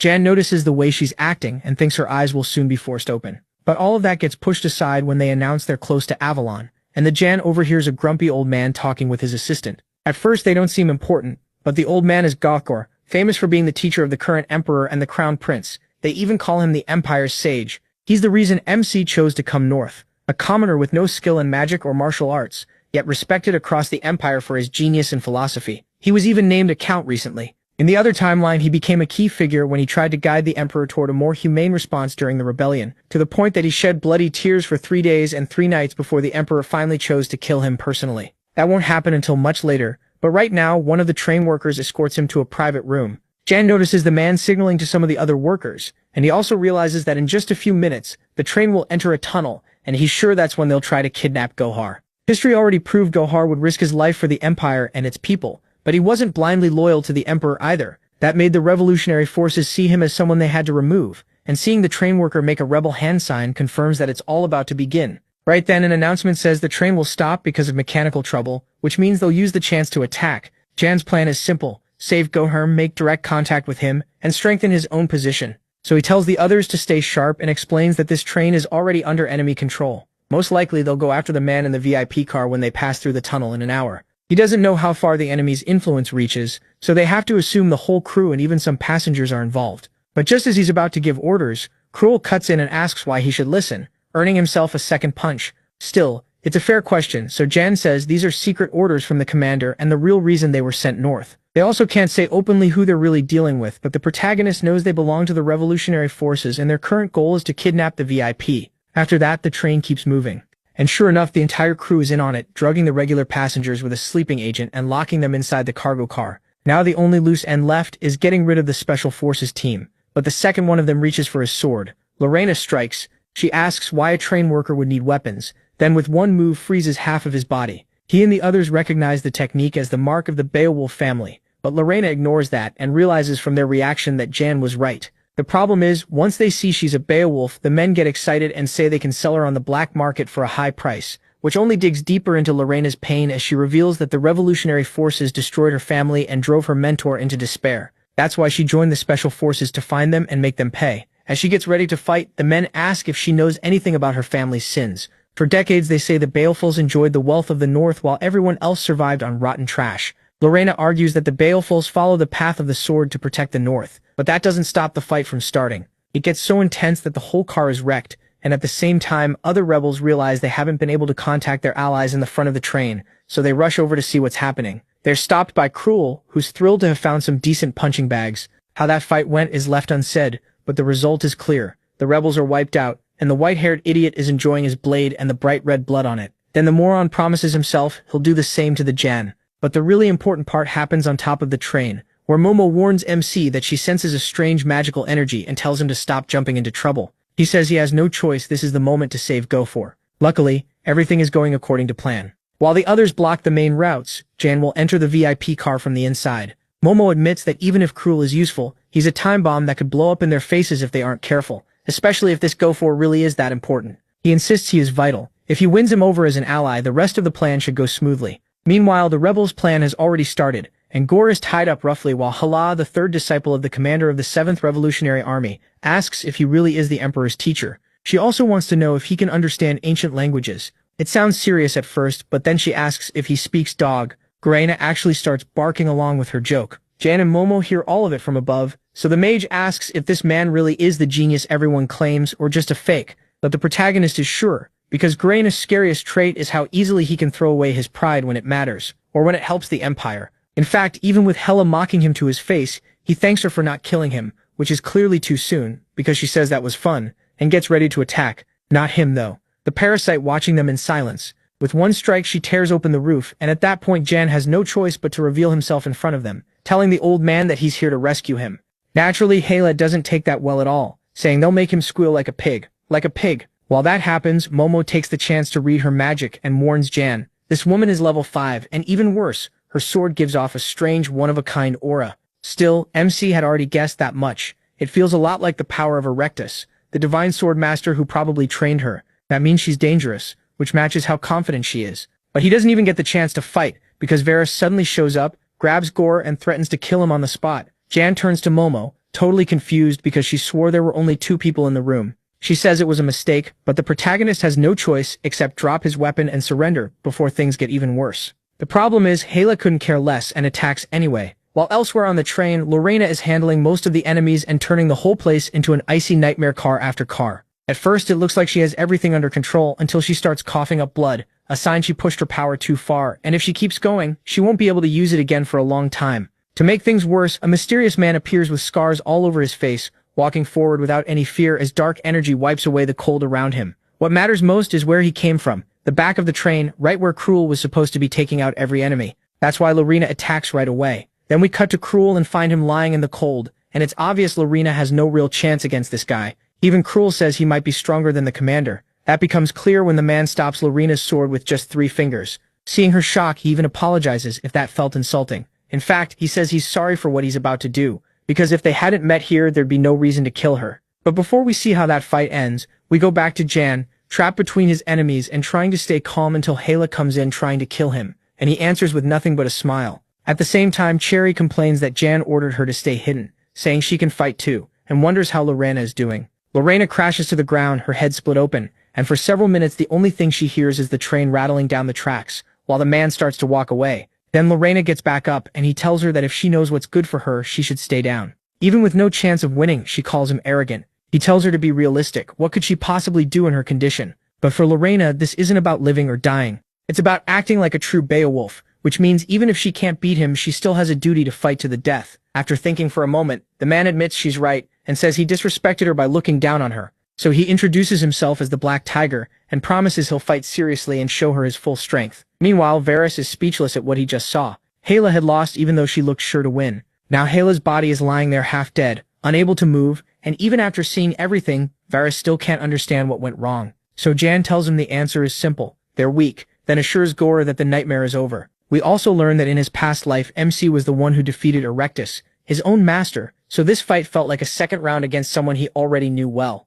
Then, in a serious tone, he asks Varys if he wants to live, saying he'll let him go if he answers a few questions. Jan shows him the famous emblem, and Varys recognizes it as the symbol of the beginning, a term he has never heard before. Sadly, just as Varys starts to explain, the forbidden seal on his body activates and kills him instantly, proving the secret is so tightly guarded that no one involved can say more than a single word about it. Even so, it's still a step in the right direction, and now that Gora is with him, Jan just needs to get off the train and move on with the real mission. But then loud explosions shake the train, and with her last breath, Lena starts laughing, saying they blew up the engine room, so the train won't stop, and will slam straight into Avalon Station, putting on one hell of a show. She mocks Jan and asks what he'll do to stop it, but his thoughts go somewhere else. This didn't happen in the other timeline. It's so serious that even Momo realizes they're in trouble, and asks how they're supposed to survive while keeping the old man safe. Then they feel an overwhelming presence, and Jan says maybe they don't need to worry after all because that monster can handle it. And that monster is standing right in front of the train, where the 7th Royal Knight arrives, giving off a crazy amount of pressure.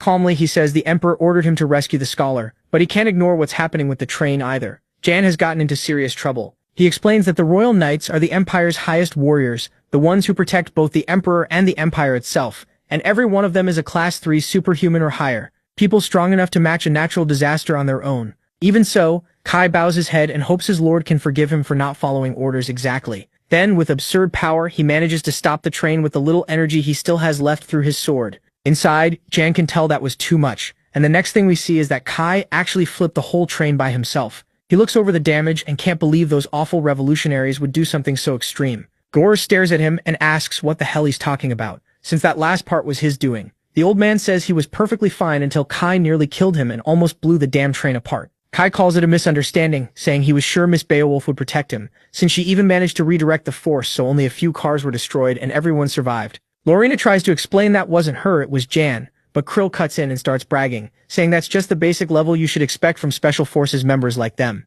Seeing how confident he is, Kai feels relieved they have capable people around. Still, what matters most is Lorena telling him one of the attackers was the Dark Tiger, a Moro, an elite killer who reached level 3 10 years ago, which means he's now likely one of the strongest fighters in the world. He was probably hired by the rebels and ran as soon as he sensed Kai coming. Kai says the important thing is that they're alive and that surviving a fight with him is impressive. Meanwhile, Jan focuses on treating his wounds after the train disaster, unable to understand why things keep happening that never happened in the other timeline. Amira's involvement, Kai's help, the train explosion, none of that happened before, and worse, it could lead to even more changes. Jean wonders if his trip north started a domino effect with completely unpredictable results. Then Gura asks to speak with him in private, apologizes for all the trouble he caused, and makes it clear they owe Jane now, which is exactly what he wanted to hear. The old man gives him a commemorative tablet with his name on it as proof of his support, something that could be very useful later. Of course, Jean accepts it, then jokes about whether he should forget hearing him bark like a dog, which gives them both a pretty relaxed goodbye. The point is, Jane got what he wanted, and he tells Momo that depending on how they use it, that tablet could be the key. So now they just need to focus on reaching their next destination, the land of extreme cold. From there we move to a weapon shop, where a guy tries to charge $500 for a sword. Jean thinks that's insanely expensive, but the seller points out that his current blade is basically wrecked, which is true. Jean came here because even though his sword is amazing, The dark energy he uses is so strong it's about to snap the weapon in half, so he finally takes the deal. We learn he's in Villian, a small town near Beowulf, and no, that wasn't the final destination. Because of the bad weather and the ruined train tracks, they decided to travel from Villian to Beowulf by portal, but it takes 24 hours to prepare, because the area has very little magic energy. In short, they're stuck there until the next day, so Jean uses the time to look around. He realizes it's the first crowded place he's visited since coming back, and even Momo feels something is off. Jean assumes she means the town, but she says no, the weird part is Royal Knight Kai. She clearly felt the energy of the golden dragon inside him. Yes, golden dragon, not divine dragon, so the protagonist has no clue what she means. Momo calls him clueless, then explains that a magic core can hold 6 kinds of energy: black, red, blue, green, gold, and earth, with the golden dragon being the strongest. Jean kinda gets it, but not really. The important part is that dragon energy is something he usually only feels from Leon and Damien, which, that makes sense since both of them carry Bahamut's blood. The real question is why the Royal Knights are different. But before Jean can think it through, the girls show up too, restocking for the mission. At first it looks like they're just shopping, but Lorena quickly explains it's for supplies, with a nervous tone Chari picks up on. So Chari basically drags the Proto along to help them shop for clothes fit for Beowulf's brutal cold. The whole thing is being watched from afar by Cruel, but he doesn't join them. Then we get Jean picking the simplest, cheapest, most practical clothes he can find. Out of nowhere, Chari says they should check out outfits for Miss Lorena too, and the poor girl ends up modeling all kinds of clothes including a tight dress, a maid outfit, and for some reason a swimsuit. Obviously it's all just an excuse to let Jean see her in something other than her usual uniform, and he even admits that they all look great on her. That makes Lorena blush and Cherry looks completely pleased with herself. The cutest part is when Lorena says she still feels best in her uniform, and Jean tells her that's the one that suits her most because it shows her strength and skill with a sword. It reflects who she really is, and his words are so sincere that she freezes up, then heads back to the inn. She rushes off with Cherry right behind her while Momo starts teasing Jean, saying he made a mess of things and he has no clue what she means. Outside, Cherry apologizes to Lorena if the whole thing made her uncomfortable, but Lorena says there's nothing to worry about. Still, the blush on her face makes it obvious Jean's words meant a lot to her. Jean runs after her and says he'll see her the next day by the portal. He notices she's acting strange, but the poor guy can't figure out why, so instead he decides it's time to go see that guy. At the same time, we cut to a cheap bar where locals and mercenaries hang out. Everyone seems to be having fun except Cruel, who drinks in frustration while wondering how the hell he's supposed to beat Jean when the bastard never leaves an opening. He also can't understand why Jean would hide his strength, but his thoughts get cut off by all the noise from people drinking, gambling, and joking around, until he finally yells for everyone to shut up, because the Honorable Lord Cruel of House Wit is trying to eat in peace, though his actual words are way nastier.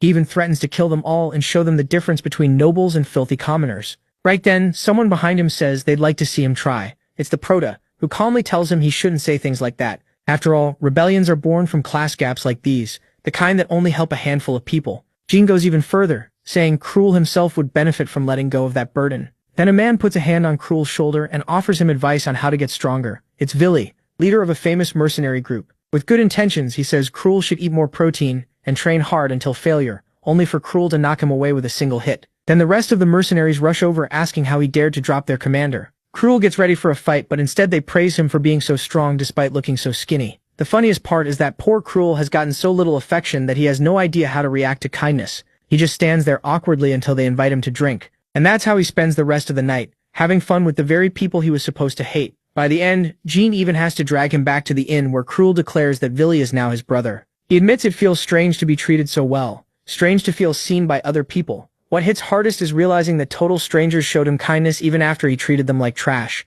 That makes him wonder why he's never heard a single encouraging word from his own family. While he pours his heart out, Momo asks Jean what he put in Cruel's drink, and he reveals it was a magic purifying powder used to lower darkness levels. It's super expensive, so Jean admits he cares about Cruel because his fate reminds him of his own past, someone who lost his way and committed terrible crimes against his will.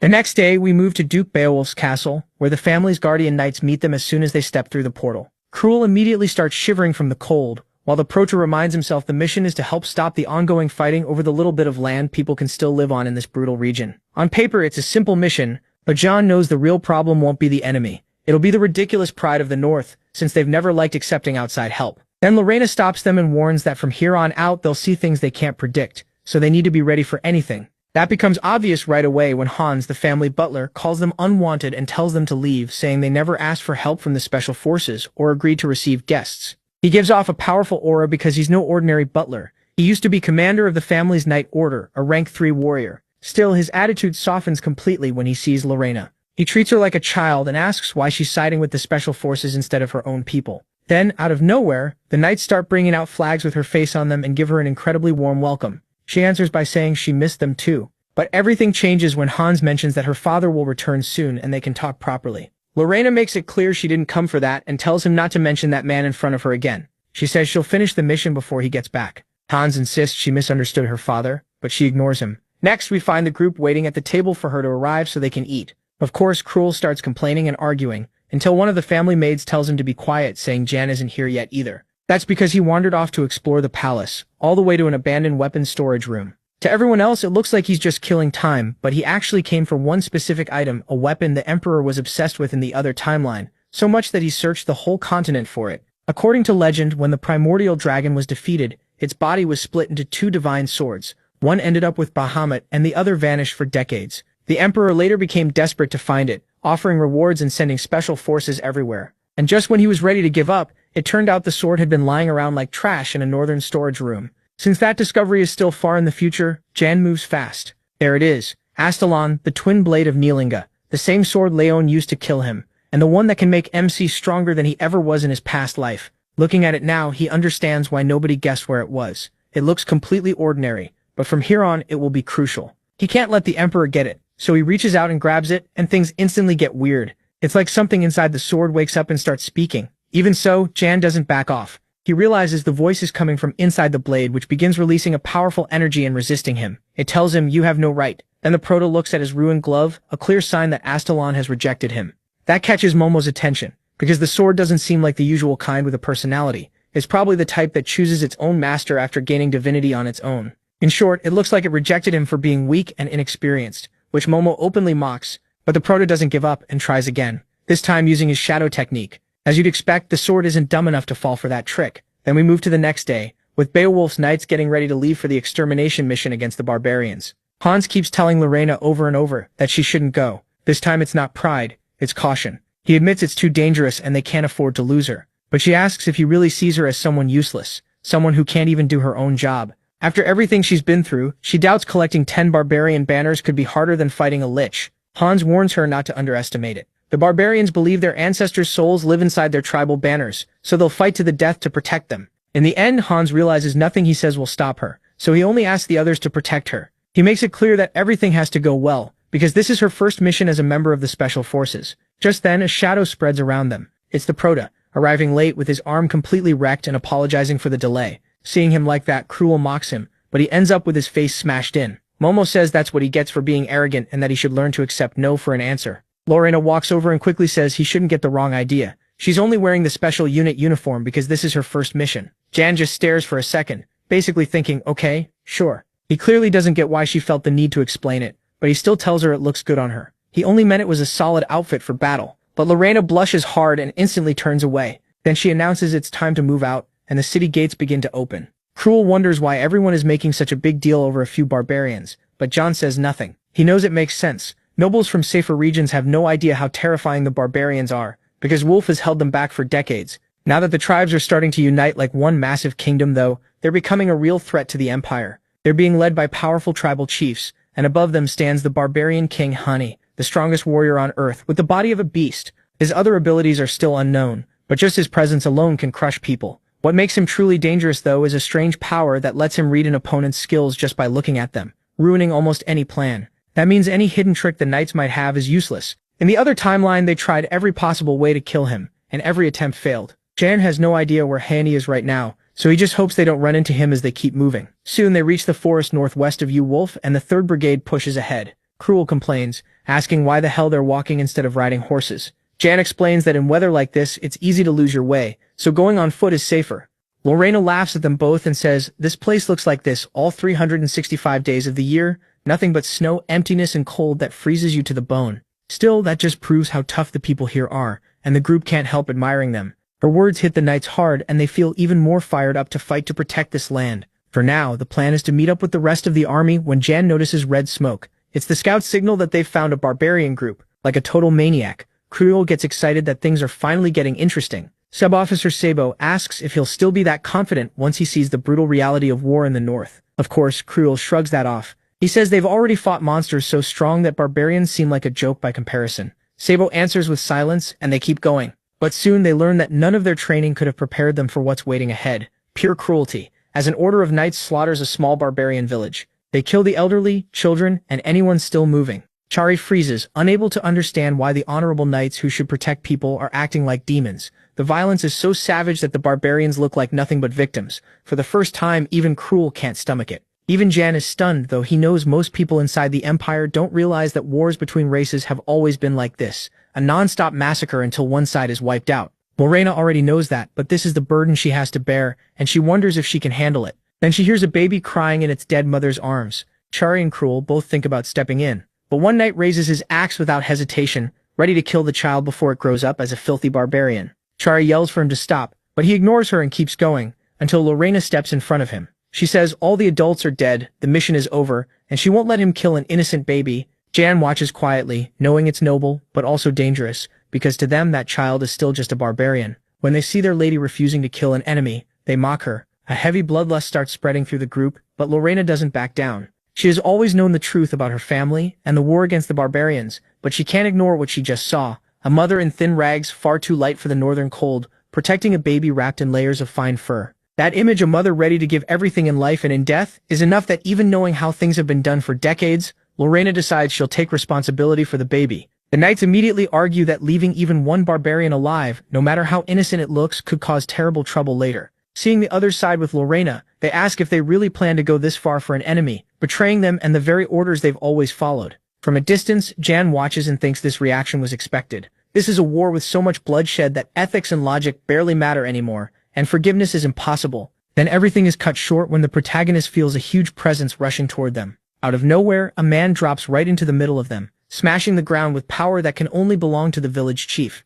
Everyone quickly readies for battle, but the force he releases doesn't just crack the earth, it sends out a wave of fire so intense that the freezing north suddenly feels like hell. When things finally settle, one knight demands to know why the scout didn't warn them he was coming. The man answers by grabbing him by the head with one hand and lifting him like he weighs nothing, furious that they killed his tribe and his family. This is Jabor, one of the 20 barbarian chiefs. Without a second thought, he starts crushing the knight's skull as he warns them they'll die too. Luckily, Lorena steps in and attacks with her ice power, but everything goes wrong when she sees Jabor block it with his bare head. He looks at her like she's nothing. Then things get even worse when he rushes her at insane speed, so fast that the other knights throw themselves in the way to buy her time to escape. The same men who were arguing with her just minutes ago apologize for their disrespect, knowing their road ends here. After that, the knights start dying one after another so fast that Lorena can't even react. She's about to be killed too when a voice shouts, "Now!" And for the first time in years, Jabber sees blood spill from his skin. He's been wounded. Just as expected, the one who struck him is Jan, who tells him not to panic over a scratch. Soon he'll split him in half. Here we learn that barbarian tribal shamans tattoo Gimun symbols on their bodies, letting them use Dantian, a technique of their people that controls mana, with the tattoos acting as power points. Those marks work directly with the skin and muscles, creating a fierce burst of physical strength. With the right method, the result becomes unbelievably destructive. And that's proven when Jan attacks again. The tattoo on Jabber's head lights up and completely repels the blow. MC realizes he's stronger than expected, and the bald brute swears he'll kill him. Lorena and Cruel jump into the fight too, swinging their swords with such terrible teamwork that they almost get in each other's way. Jabber tosses them aside like lint, calling the rookies pathetic. By now though, not even Cruel is crazy enough to keep thinking these enemies are weak, and Cherry says the baby is hidden somewhere safe, so they decide to focus on stopping Jabber before it's too late. Slipping back into his manic mood, Cruel says they should cover him so he can attack, but Lorena says she'll handle that part herself, and as usual they start arguing until John shuts them up, saying this is no time for that. And in this fight, both of them are just getting in the way. That only starts another argument, and it ends only when Jabor forces them all to focus again,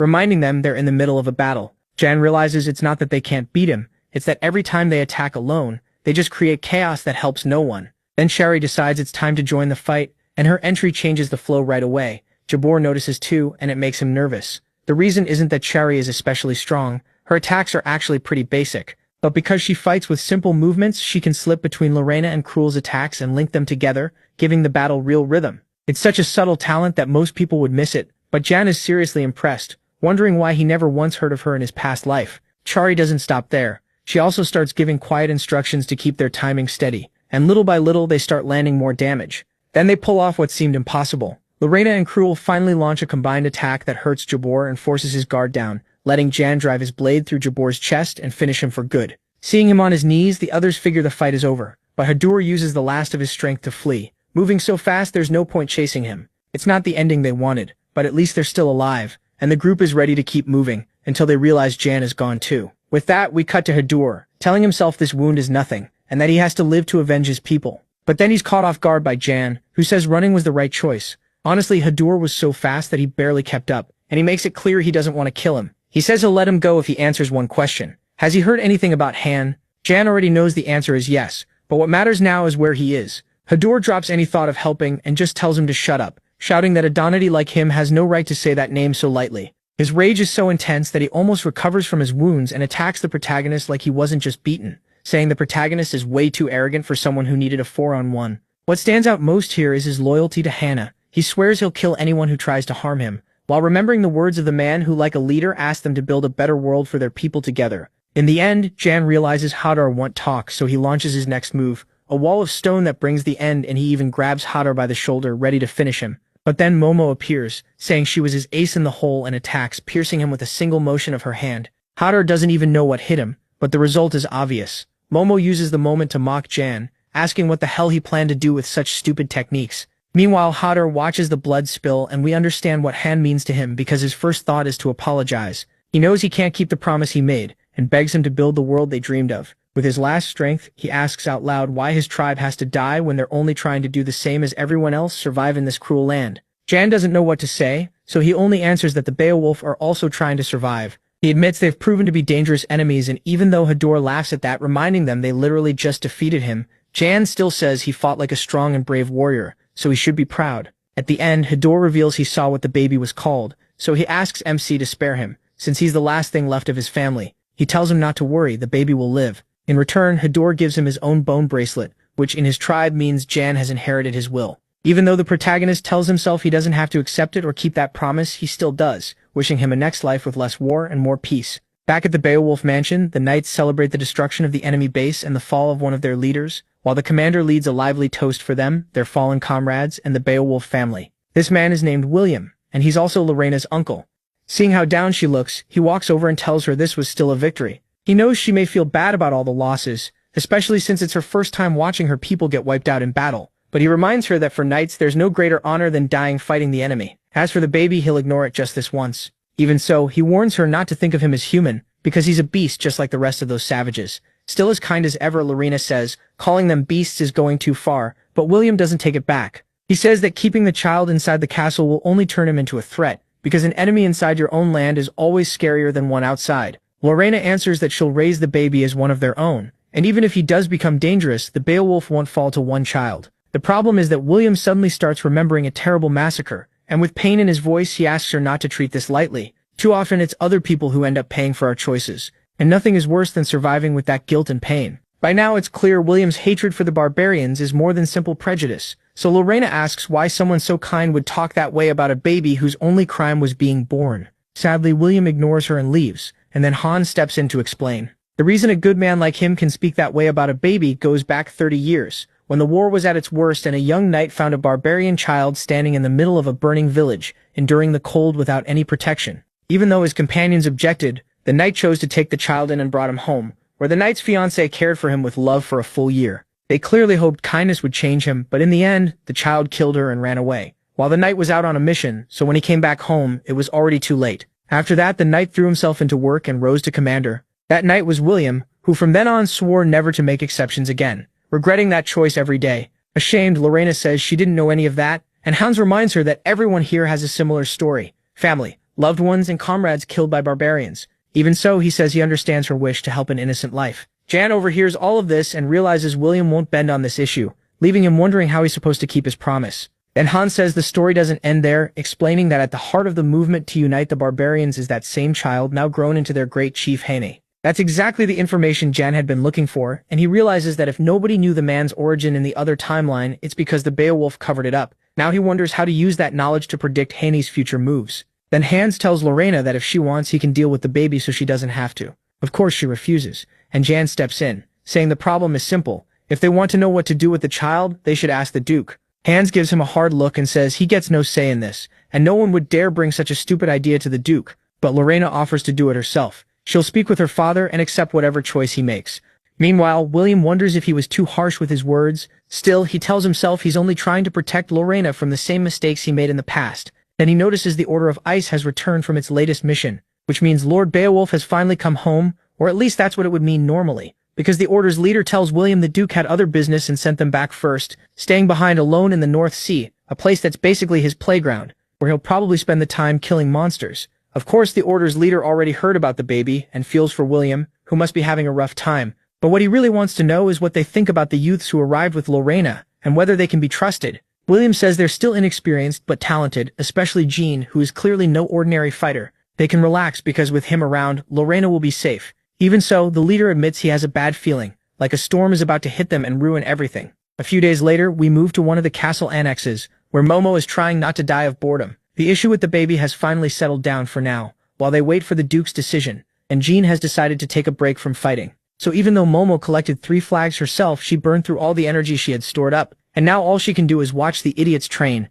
One of them is William, who can outmatch Cruel with nothing but a wooden sword, holding him back so impressively that it only makes the boy want to keep fighting. And the other idiot is Jan, who says the battle with Hadur showed him how weak he was. But really, he's there because of Astalon. He finally found a clue. He noticed that every time he tried to touch the sword, it pushed him away, and when he asked a random knight if he felt the same thing, the answer was no. For people of the North, the sword is just heavy, and Jan figures that maybe because everyone here uses the Beowulf method, a unique way of controlling magic power. To learn more about it, he needs to train with them. Then he walks over to the Order's leader. Guillaume greets him kindly and praises them for beating a boss at such a young age, but Jan says it was just luck. He only finished the fight the others had already started. Guillaume uses that chance to ask about his connection to Lorena. When the Protoss says there's nothing between them, Guillaume presses him on why he isn't interested in her. He seems like another Beowulf fanatic, but he's really checking what William told him. Jan may look like a rank 5 knight, but it's obvious he's hiding huge potential, so Guillaume asks him to fight Mirror, his youngest and most promising recruit. Even though this is the kind of match Jan would usually avoid, he accepts to learn more about the Beowulf method, and he even provokes his opponent by asking him to use a real sword. In this place, that's a direct insult, so Guillaume gives Mirror permission to get serious. Even so, Mirror still chooses to fight with a wooden sword and unleashes all his power in a fierce attack. It looks impressive, but then Jan quickly disarms him and pins him down in seconds. At the same time, in the northern thorn forest, an old barbarian tells a man that the Duke still hasn't returned.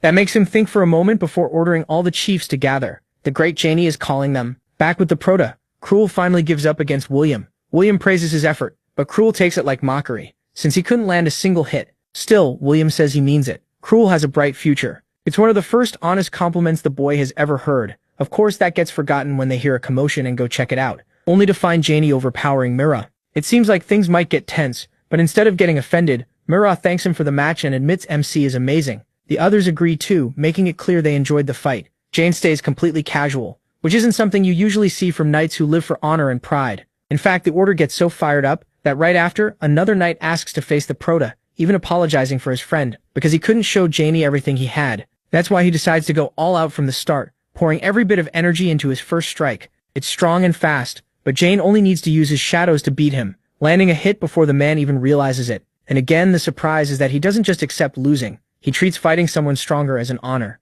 After that, they all start lining up for their own turn. From a distance, Guillaume admits William was right. Janey is on another level. That also shows how incredible Damien's training has been. To both of them, it's obvious his talent is being wasted in the capital, and Guillaume can't help thinking how useful he'd be if he stayed in the north. But of course, that would also mean more time with Lorena. The problem is, just as Janey is about to, a horn blast fills the whole palace. It's the kind of alarm that should only sound for a regional emergency. At first, they think it must be a mistake, until Hans arrives in armor and announces they're under attack. That man has finally come, and suddenly one of the main gates is smashed to pieces, letting in an entire barbarian army led by Great Chief Haney. Unlike everyone else, the most shocked one here is the Prota, who wonders why the timeline changed again. But there's no time to think, especially when they realize the enemy has already passed the third wall of the fortress, and now all they can do is gather their forces to protect the second. The problem is, the enemy numbers are so huge that even defending looks impossible. There are about 30,000 of them, and somehow the spy team never noticed a thing. Then they learn why every scout was wiped out.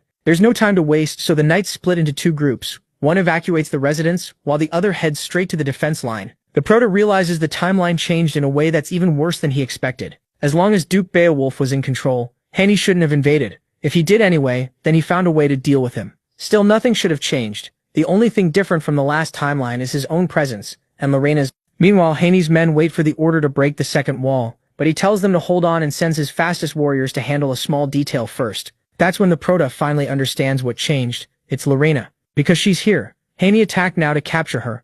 At the west gate of the second wall, the knights do everything they can to hold the enemy back, repeating again and again that they just need to last until the Duke arrives. Sadly, nothing they do is enough. The barbarians are more fired up than ever, with Haney repeating that they fight for their fallen comrades, and that tonight they will become the rulers of the north. Meanwhile, Lorena and Sherry protect the civilians from any enemy that gets close enough. But when it becomes clear things will only get worse, the white-haired girl tells the little one to evacuate the rest while she holds the area. Then a barbarian attacks from behind, shouting that he found her, but he doesn't even get the chance to start fighting, because the Proto appears and takes him out, then drags Lorena away, warning her that she's the target. She's the Duke's only weak point. Clearly, Haney plans to use her as bait against her father. So even if everyone else dies, tonight's top priority is for them to escape, because as long as she stays safe, the Duke can face anything head-on. But Lorena refuses, saying she could never run away alone. Then one of the castle's main towers collapses toward them, and the Proto lets go of her hand to shove the whole tower aside, something that shouldn't be humanly possible. On the ground with an injured leg, Lorena starts calling for him, but the one who answers is Haney. Just his presence puts out a crushing pressure. She can only compare to her father's. Even so, she can't give up and tries to attack before it's too late. But Haney sees it coming and in a split second appears right in front of her. It happens so fast that Lorena doesn't even see him move, wondering if this is the Great Chief's power. Haney tells her that if she stays still he won't hurt her. She's too valuable to damage. By instinct, Lorena looks ready to strike, and Haney reacts instantly, blocking the attack. The twist is that it wasn't her, it was the Proto, who seems to get brutally impaled by the enemy. Or at least that's how it looks. Until Haney's smile vanishes when he sees it was only an illusion made with magic. Behind him, Jan says if he keeps relying only on his eyes, he'll fall for simple cloning magic again. What's even crazier is that he already has Lorena in his arms, saying it's nice to meet him, but this is definitely not the best time. Lorena tells him to put her down, just as Haney warns that it won't even take a minute to tear him apart, which is true. Still, Jan asks if he really has time to waste on that. If he fights him, his target might disappear. Haney says that makes no sense. His target is right in front of him.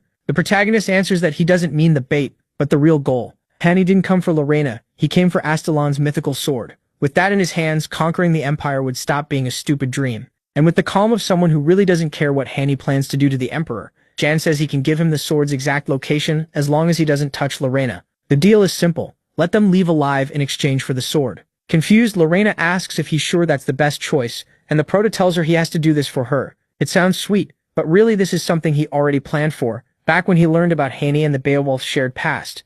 With Haney's eyes, there's no way he missed the sword's magic power, so offering it is basically dangling perfect bait in front of him to pull his attention away. But then something strange happens. Just hearing its name makes Haney angry. He says Astalon is a stupid name they gave it, when really it was the legendary sword of King Transmedia in his tribe. From there, Jan knows his only move left is to keep provoking him, so he says that while Haney wastes time arguing, the Knight Order is probably already moving to safety, and the Duke won't be far behind, so he has to choose right now, Lorena or the sword. Haney replies neither. What he wants right now is to kill Jan, then take both. In an instant, he rushes at them with absurd speed and says, die. At the same time, he releases a burst of magic strong enough to blast them in opposite directions. Startled, Jan tries to call out to the girl, but Haney attacks him again and admits he was smart to try for trying to make a deal, but says that same boldness will make him beg for his life. Jan dodges again and notices Haney pulled back at the last second. MC teases him, asking if he suddenly got soft, but the truth is, Haney spotted Havru's bracelet hanging from his waist. Jan explains he has it because Havru himself gave it to him when he promised to carry on his will, the last request he made before dying. Haney is shocked, though part of him knows it fits, since Havru was a warrior who only cared about his tribe, so he tells Jan he'll spare him as Havru's heir if he gives up the sword's location. It sounds like the deal the protagonist wanted at first, except now it means saving only himself and leaving the others behind. Haney says that's only fair, reminding him he doesn't even belong to that family, so they aren't worth dying for. After that, we don't hear Jan's answer, we only see what happens next.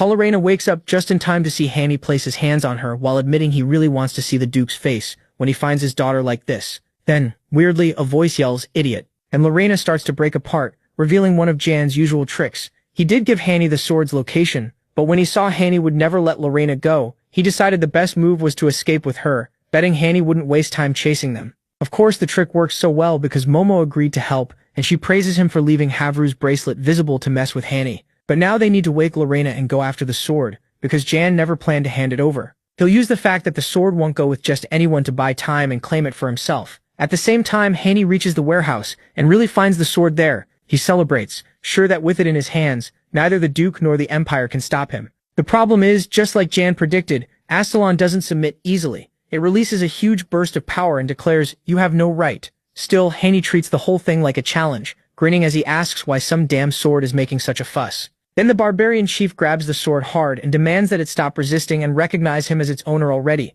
Surprisingly, for some reason the sword obeys and Haney feels it starting to yield. Until out of nowhere, Hans bursts in with his own sword, smashing through the warehouse wall and attacking with everything he has. The problem is, Hannah catches the attack with his bare hands. At the same time, Jan brings Lorena to a shelter under the tower and tells her to wait there until he finishes the job. She insists she can fight too and can't just sit still while her people are under attack. But he tells her role in this battle is even bigger. In fact, there's something only she can do to stop Hannah. Of course she's shocked, but says she'll do anything. And Jan tells her he needs the most valuable thing she has. Only then can they beat the enemy. The problem is that wording sounds pretty strange, so she blushes and assumes something completely different. Even Momo notices it sounds like he asked her to do something dirty, so MC has to clear up the misunderstanding. What he really wants is the union spell. He can't explain why yet, but without it, they can't stop Hannah. That may sound reasonable, but she asks if he's lost his mind. They're talking about a secret spell passed down in her family for generations. She seems ready to refuse, but in the end, she only makes him promise not to tell anyone else. With that, we cut back to the battle between Hans and Hannah, who trade fast blows and show they're even in power. Hannah even uses techniques that only the Duke should know. Even though the barbarian leader admits he's impressed, he says that still won't be enough to beat him, and with a single move, he shuts Hans's attack down completely. In the middle of the destruction, Astalon lies quietly on the ground, and then Jan slips toward it while Momo says sending Hans to distract him was smart, but warns that if the plan fails, the second the sword reacts to him, Hannah will notice and he'll be done for. The protagonist knows that, but he has no choice except to try, and the effect is instant, unleashing a wave of energy so huge it almost blows him out of the place. Then he starts to remember his talk with Lorena, who was still unsure, repeating to him and to herself that she shouldn't say anything because it's a rule her family has kept for hundreds of years. But Jan looks at her seriously and asks what matters more, rules or the people under her command. She has to lose her people to protect the rules or break the rules to protect them. And even if that sounds simple, her father's voice echoes in her head warning her never to speak a certain name again, because that person broke the family's rules. Even so, she admits she can't just stand by, so she takes MC's hand and places it on her chest, saying she'll trust him with everything. MC immediately blushes, but this time he's the one reading it wrong, because she tells him to focus and feel the flow of mana inside her. Then he must make it turn as she repeats the words, "Ice is the height of calm. If you reach stillness, even in the cold snowstorm, the soul will bloom perfectly." Back in the present, the sword's power turns bright white, and symbols begin to circle around them. The same union spell marks that came from the first Emperor's book. They swirl for a moment, then sink into his body, announcing that he has finally gained the mighty dragon sword, Astalon. And that's not all. Because it has basically accepted him as its partner, the sword changes form and becomes far more imposing. On the other side, Hans falls to the ground, unable to understand what kind of monster he's facing, or how Hans keeps reading his moves so perfectly in the middle of battle. He even asks if the man has no limits to his strength or mana, as if he's never met many people this powerful. But when Hans says Hans will die here, both of them freeze when they feel the sword's overwhelming energy. This time, though, it's very different from what they felt before. So Hanu realizes it's coming from John and explodes in rage when he understands the bastard tricked him. Han sees that distraction as his chance to strike, but Han once again stops the blade with one hand, then shatters it into pieces. Still, he doesn't stop there. He throws in Hans's face that if he hadn't interfered, John never would have taken the sword, and then he goes for the kill. But where there should be the sound of flesh being torn apart, there's nothing, because Han is stopped at the last second by powerful chains of ice, a freezing spell no one in the castle should be able to use. No one except the one person who always manages to do the impossible, Jan, walking toward them with a brutal aura. Han instantly starts cursing him for taking his king's sword, but he ignores him, stunned that he can use that much power just by swinging it. Even holding it has boosted his ice magic to an insane level, so there's no doubt the sword is incredible. But what shocks Han even more isn't just that Jan could wield it, it's his body, because he wasn't an original and still had full control of 3 mana circles inside him. The protagonist is annoyed that Han saw that so easily, but worse, Han doesn't seem worried. In fact, seeing the sword's power only excites him more, and he says the sword chose MC, so all he has to do is kill him and take it. With that, he gets ready to fight, gathering a huge amount of energy in his palm until it forms a sphere of pure mana he calls Great Black Sun, then hurls it straight at him. He answers with one of the most basic sword moves. The difference between the protagonist and any other knight, though, is that one simple swing creates massive destruction, splitting part of the castle in two. It also cuts down Han's Black Sun and slices his chest open cleanly. Sadly, the barbarian leader's body is on another level, and even after that he still manages to launch his attack and drag Jan across the battlefield. In the brief calm afterward, he admits it's been a long time since he was hurt like that, and once again the fight only excites him more, because this may be the only sword able to tear his muscles and survive his best combat technique. In general, the sword can cut mana, which pairs perfectly with him since he can see mana. But Jan corrects him. Astalon isn't that simple. Astalon is the flow of mana itself, and can stop it completely. But Han's brain can't grasp the difference, so he says he'll figure it out when he uses it, until he notices his foot has been completely frozen. Then he feels it, the shadow of death, that brutal cold only a few in the north ever experience. The power of a white-haired man behind him, asking what a savage like him is doing in his home. That white-haired man is none other than Duke Beowulf himself. After hearing Han's answer, he starts walking down toward them, on stairs of ice. He makes himself, it's an unbelievable sight, and just like that, Han's bold attitude is gone. As the Duke summons a huge ice dragon, he asks again what the hell Han thinks he's doing, and tells him to choose his next words carefully, because they might be his last. Han shakes off the shock and introduces himself as the Great Chief, who united the barbarian tribes. The Duke doesn't care. To him, a common barbarian's name means nothing. That arrogance matches his power. Han realizes he has never seen mana this dense, but even that doesn't stop him from charging in, saying they were always meant to fight. The Duke cuts him off. Someone like Han shouldn't throw around his name so lightly. Without lifting a finger, he unleashes his domain expansion, the final seer hold ritual, Eternal Ice. With it, he can freeze every enemy for miles around him. To the knights, especially the veterans, this is the sign that their leader has arrived, and they can finally breathe. The battle is over. After that, the Duke asks MC if he's all right, and MC says yes, admitting that even after all these years, the Duke's domain still feels overwhelming to watch. It's even more amazing because it instantly shut down Han, the enemy who had been overpowering everyone. The Duke brushes that off, calling Jan dramatic. Han is still just a barbarian. They explain that the Duke's domain freezes all enemies while leaving allies unharmed. It's the ultimate technique protecting the North from invasion. Varkas Beowulf's trump card. Once things settle down, he explains that Lorena and the civilians are safe, all thanks to the protagonist. But right as they call him over so he can be properly introduced to the Duke, Han's eyes come back to life. He breaks free of the ice at once and keeps attacking. Even then, the Duke turns calmly and tells him that attack won't kill him. Han laughs and admits he knows that, but maybe it can hurt someone else. Then he launches an attack, not at Varkas but at one of the towers holding civilians. His plan is simple, force the Duke to rescue them and use the opening to escape. Too bad he forgot there was one more piece on the board, the protagonist, who uses his sword to cancel the attack. It blows up before reaching the tower and avoids even worse damage. The problem now is that after all of this, Jan can only think about one thing. He's completely exhausted. He has no mana, no magic power, and can't even stay standing, so he just lets himself fall, trusting the rest to those still left behind. He's ready to rest or get badly hurt from the fall, whichever comes first. But then comes the surprise. Before he hits the ground, a voice starts yelling his name. It's Lorena, and she grabs his hand just in time. After that, news of the northern barbarian invasion spreads fast across the empire, reaching both Damien and Leon. Leon reads the report carefully and stares at the protagonist's photo, unable to understand how someone like him always ends up in the middle of trouble. A few days later, at the main cemetery of the Beowulf Palace, Lorena sadly walks up to one of the graves, saying it's been a long time since her last visit. She figures her mother must be upset that she stayed away for so many years. Then Lorena starts talking about the brutal training that kept her away so long.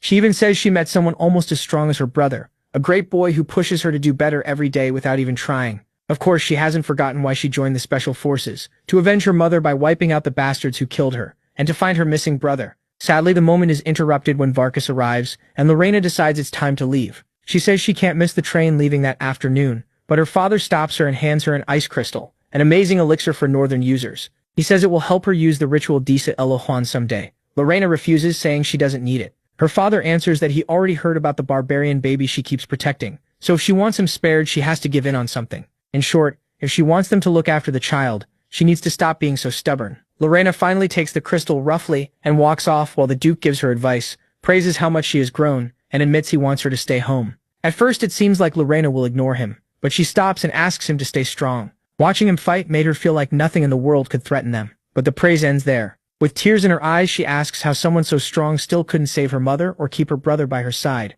She doesn't hate him, but without them, home became a place she never wanted to return to. After saying that, she leaves. Now it's the Duke's turn to speak at his wife's grave. He admits he was never as wise as she was, and he has no idea how to make Lorena forgive him for what happened with her brother. He wonders if telling the truth would help, that the day those insects from the Revolutionary Army attacked the castle, they only managed it because of help from the inside, help from the very brother Lorena admires so much. Back then, Varkas could hardly believe what was happening until his own son Dio Beowulf looked him in the eye and confessed. In the end, Varkas couldn't bring himself to execute him, so he only exiled him, still unsure if that was the right choice or how to tell Lorena the truth. Worst of all, one day she'll meet her brother again and learn everything in the cruelest way. But then his thoughts are interrupted by the protagonist, whom he summoned because of his battle performance. That's why the Duke says he has decided to reward him and is willing to give him anything he wants, even that powerful sword hidden in his coat that he stole in secret. The funny part is that Jean says he's not sure that's enough, since he has saved Lorena several times, and after all, it's just a dirty, dusty sword he found abandoned in the storage room. That makes the Duke laugh, calling him a damn madman for talking to him like that, but he's glad to know Jean isn't someone who will be controlled by the sword's power. In fact, he can keep it instead of asking for anything else. Still, there's one condition. The North may be under his rule, but the Empire's center is controlled by a bunch of lunatics, so MC's job will be to protect Lorena. He agrees to look after her whenever needed. After that, we move to Beowulf's Central Station, where he meets the others. They're excited about all the rewards they'll get for finishing the mission, especially with not a single casualty. Then the train arrives to take them to Avalon, and they leave with gold, strange items, and in Jan's case, a sword that will completely change the story. The strange part is that before getting on the train, a weird crow lands on his shoulder, and Jan tells the others to go ahead because he supposedly forgot something at the palace. The group agrees, though a little unsure, but it's clearly a lie because the crow was sent by none other than Damien, with instructions for Jan's real mission. After that, the protagonist heads to the center of the city, where Momo finally gathers enough energy to return to her real body. She says that even if idiot Jan acts like he did everything alone, the truth is different. If she hadn't been with him, he would have died 1,000,000 times. In the end, she used so much mana that she passed out, but at least that rest made her stronger than ever, ready to beat up as many barbarians as needed. Too bad for her, the protagonist says. The fight with Hain ended a long time ago, and they're not even in Beowulf anymore. They're in a nearby city called Soma. She would know that if she hadn't spent almost a whole week asleep, swallowing her insults. Momo asks what they're doing there. Jan says there's no time to explain everything, and tells her to follow him because it's time to work. Then as they move, he finally explains how things ended, saying it was all thanks to the Duke's arrival. He was about to leave with the others when Damien ordered him to go to Soma. The reason wasn't fully clear to him, but the note said his childhood friend would be waiting there. That means Rodrigo's daughter, the one he supposedly hasn't seen since becoming a Special Forces trainee. So it looks like Damien finally tracked her down, and the mission is to kidnap her. It sounds simple, but everything is on the line now. If Damien finds out Jan's whole story is fake, everything he's built could fall apart. The only good part is that reaching her first will help him keep up the act. That brings them to a street packed with bars, inns, and brothels. Momo starts teasing him, saying he finally reached that age, and insists she can give him tips with girls. Jan tells her that's not why he's here, and they stop at a modest tavern called Ovitan, a very strange place where the bartender tells them they don't sell alcohol, food, or anything. The guy basically tells Jan to get lost. Momo gets offended right away and says they should leave, but the protagonist just smiles like he knows they came to the right place. Then he says he's ready to order. He asks for 2 glasses of whiskey with wine and an olive on top. That turns out to be a code. The man's attitude changes at once and he welcomes Jan like an important guest. But the strangest part comes next, when he activates a switch in the wall, opening a path to the real tavern. At least that's what it looks like. In truth, this isn't a normal club at all. It's a spy network. And what they really sell is information. At this point, the network is still small, limited to Soma's back alleys, but Jan knows it will soon spread under the name Beggar's Guard. At the end of the hall, a voice welcomes him. It belongs to the leader, Bella, and she asks why he came. Jan says he's looking for someone he knows only by name, Bella, meaning her. She's instantly shocked and asks how he knows her name and who the hell he is.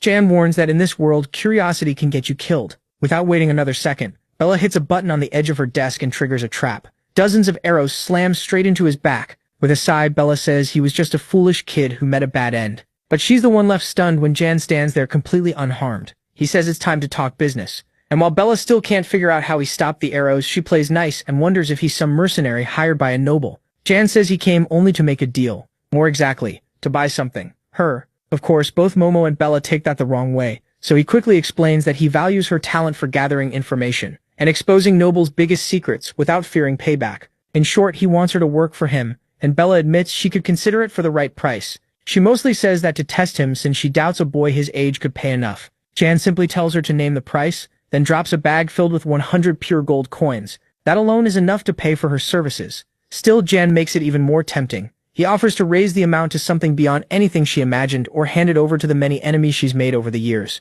In the end, they strike a deal for 400 gold coins, enough to feed thousands for a full year. Even then, Bella thinks he probably wants something shady and expects her body too. Jan shuts that down at once by showing her the contract and telling her to read it carefully before signing. He says they'll meet again soon. Once she's alone, Bella can't believe she almost agreed to work for a total stranger. Then she starts laughing because no way is she serious about it. Her plan is simple, take the money and betray him the first chance she gets. The problem is, the moment she thinks about breaking the deal, her head starts hurting so badly it feels like it could burst. Then the contract moves toward her and highlights one key clause: if she breaks the agreement or tries to harm Jan, her head will explode. In other words, she's now bound to him like a slave, and her yelling can be heard outside, where Momo praises MC for the idea. That's when we learn she helped him cast the binding spell. As for the money and the storage space where he kept it, that was a small gift from Duke Beowulf. More importantly, bringing Bella to his side is only the beginning. Meanwhile, later that night, several instructors arrive at a mansion deep in the woods where a young blonde girl is being kept, apparently Rodrigo's daughter. After that, we move to Verdine Forest, where Jan finds traces of a road and figures they're about 3 days ahead, so he knows he's on the right path. Even so, Momo starts fading in and out, and Jan explains the mission is still to rescue Rodrigo's daughter. That sounds strange, since Rodrigo leads the special forces and he works under him, but he assumes Damien wants to use her as leverage in the faction conflict. They've now spent 3 full days following a huge road packed with escorts, so Jan starts wondering if this really is Rodrigo's daughter, or if they've mistaken her for someone else. Then a group of villagers finds him and assumes he's lost. They invite him to spend the night in their village. The young man's excitement doesn't go unnoticed, and the others start teasing him, but Jan refuses and asks them to just point him the right way. Instead, the girl offers him a lantern so he can keep going safely. That's when things get weird, because out of nowhere, Jan summons Astalon and, with one swing, cuts the girl in half. The other villagers panic, and even Momo calls him crazy, until Jan tells her to look at what came out of the lantern. It was a self-detonating firestone used by the Special Forces assassin unit. He says they put on a decent act, but this is where it ends. The fake villagers confirm he's right, pulling out their weapons and attacking. Jan reacts just in time and wipes them out on the spot. News of the attack reaches Tiburon, the Special Forces secretary, who quickly connects the dots and decides it must be Commander Damien's personal dog. The informant says Jan is near Sector 4, so there's still some time. Tiburon orders the rest of Unit 2 into the forest, while Unit 1 stays behind. Then the informant offers to protect the daughter personally, but that's when everything flips. Tiburon strikes her from behind. He says the disguise was sloppy, and she almost fooled him, if not for one of Jan's wolves ripping off his arm. The protagonist steps forward and asks where the girl is. Tiburon, desperate, starts screaming, but it's pointless because the whole assassin unit has already been wiped out. He doesn't want to believe it, but finally gives in and reveals that Rodrigo's daughter isn't there, all they have are test subjects. Then something darker happens, his head suddenly explodes. That catches Jan's attention, because a binding spell that strong isn't normally used on someone that high-ranked. It means a major secret is hidden here. They were never guarding a sick girl, they were covering up something far worse. So Jan heads deeper inside. It's the same mansion we saw earlier. At first it seems ordinary, but everything changes when he enters a large hall and finds an unconscious girl bound over a stack of magic circles. Jan immediately sets her free and notices she looks strangely familiar. Still, he's not ready for what happens next. The moment he removes the blindfold, she opens her eyes and releases a blast of power so strong it sends him flying across the room. The hit is so heavy that Jan suddenly remembers that face belongs to someone he knew in his past life, one of the 3 great calamities of the continent. In that timeline, not even the strongest knights could subdue her. So the real question is, what is the Witch of Oppression doing here? We learn that since the Empire was founded, it has produced countless superhumans and powerful figures, but even the strongest among them stayed within human limits. The 3 great calamities were the exception. The first was the Eternal Flame, the second was Despair, known only through survivors who faced it, and the third was so dangerous that the Emperor himself ordered everyone to ignore her and avoid any fight with her at all. She was a monster so overwhelming that no matter what anyone tried, the ending never changed. That was the Witch of Oppression, a name born from fear and awe in everyone who saw her power. Now that she's right in front of him, all the clues Jan has been chasing finally start to fit. The assassin unit guarding the area, the extreme secrecy, and the mention of test subjects. Rodrigo wasn't hiding his daughter. He was creating one of the strongest beings alive. For now, it looks like they still have her under control, but it's obvious that in the other timeline, they failed badly. That means Jan has to be extremely careful from here on out. Remembering the little he knows about her, he tells himself that if she opens her eyes, it's over, so he decides to strike first. But right then, the girl apologizes and explains she tends to lose control when she gets scared or hurt. Then she asks if anyone got hurt again. Stunned, Jan says he was sent flying, but he's fine. That makes the girl burst into tears, and MC starts wondering if this really is the famous calamity that will shake the whole continent. At first glance, she just seems like a normal girl, and that changes everything. Now he realizes that if he could keep her under his control, he'd hold the strongest card of all. The problem is how to control a power even the Emperor couldn't contain. She's like a poison chalice too dangerous to ignore, and Jan knows that if he wants to kill her, now is the time. Momo tells him to stop overthinking it. He has to take her, and Momo insists she can help keep the girl under control. After all, Momo stands at the top of all mages, the kind who break the laws of nature, and if anyone can do this, it's her. She reveals that the trigger can be managed, so if they protect the girl from it and use it well, the rest will be easy. With that, Momo once again uses all her power to create a collar and a special bracelet to limit the girl's strength, and Jan doesn't hesitate. He thanks Momo, though it's obvious she's also doing this for herself. The girl's power goes far beyond the rules of mana, so Momo can't pass up the chance to keep her close and study her. With power like that, even Momo might not be able to stop her. Then the witch asks where they're going, begging him not to send her back to the lab.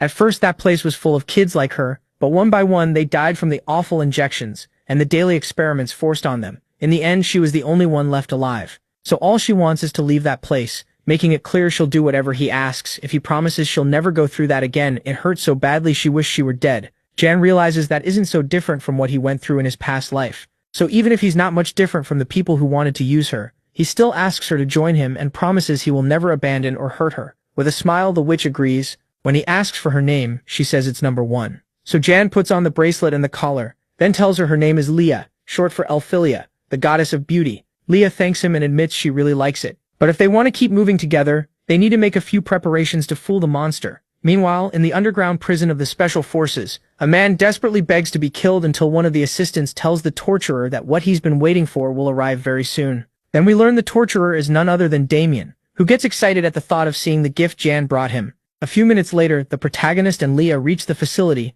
where the girl gets nervous hearing the prisoners scream in pain and asks if this place is also a lab and if he plans to lock her up again.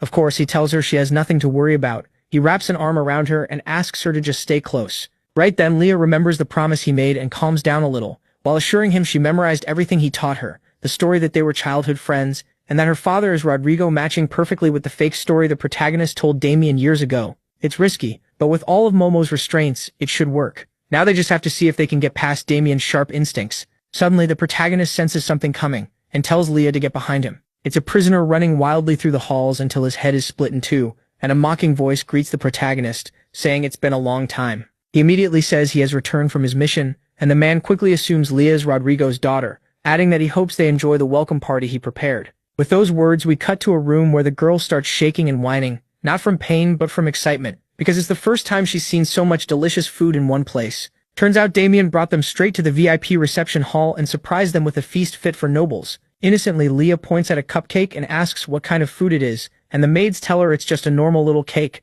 At the same time, in the inner garden, Damien arranges flowers and says he likes them because the more he cuts them, the prettier they become. Then he asks the protagonist if he really thought he would torture the girl. He stays quiet, but honestly, both he and we expected the worst. Damien goes on to say torture doesn't work on kids since fear ruins how reliable the information is. Either way, he congratulates him for completing the mission with results beyond all expectations. He not only stopped the Imperial Counselor's kidnapping and a terror attack, but also helped silence the nobles opposing the project. So as a reward, he says Jan may use the royal armory freely. The protagonist then asks what he plans to do with Leah. They both agree she has no valuable information, and for her age, she even seems a little foolish. The good part is Rodrigo must already know his daughter was taken, so he's probably desperate, trying to strike back or find proof of what happened. For now, Damien only needs to remind him that she's in his hands while keeping her completely hidden, and the best way to do that is to erase her existence. In short, Damien plans to kill her. The protagonist expected that, so he asks Damien to hand her over to him, saying he has 3 reasons. First, killing the girl is a waste, because even if she has no information, she could still be useful later, especially as a hostage. Second, the special forces are full of spies like the one tortured earlier, so hiding her well will help avoid suspicion. As for the third reason, this is where John is finally honest. He promised to protect her. Ironically, even though that's the only real truth, Damien doesn't believe it. He never saw him as the sentimental type, but he eventually asks if she was his first childhood love. Taking advantage of that mistake, John says yes, and Damien grants the request. Still, he makes it clear he doesn't fully trust him yet, so she'll only be spared if she stays where he can see her, working as a maid. What's interesting is that in exchange for granting the request, Damien wants a small favor. Go east and support the squad led by Kecha. It was supposed to be an easy mission against a few undead, but now the whole squad has vanished. Normally they'd just be assumed dead, but this time it's different. Crown Prince Leon heard what happened and ordered a rescue. And no one knows what happened to that squad except the protagonist, who explains that the eastern plateau of the dead lies on the border between the Empire and Luthul, so even though it's overrun with undead, neither side launches large purges to avoid making things worse. Cash's squad was there to scout the area and handle a few enemies, but then everything went to hell when a sudden mass zombie outbreak caused the massacre known as the Night of the Dead, where everyone in the region was wiped out, leaving only one survivor, Kasha, who changed completely after that, becoming cynical, cruel, and cold. The good news is that's how things ended in the other timeline. So the protagonist reaches the Plateau of the Dead 4 days before the incident, with the goal of saving as many soldiers as possible. Still, this will be much harder than expected, because even from far away he can tell the situation is bad. The zombies are roaming around in broad daylight, and in the other timeline there was no rescue order, so he knows things have changed again. The only one excited about that is Momo, who has gone back into Anna and wants to use the undead energy flowing through the whole area, refine it into mana, and according to her she might even return to her peak, and obviously use that chance to kill him once and for all.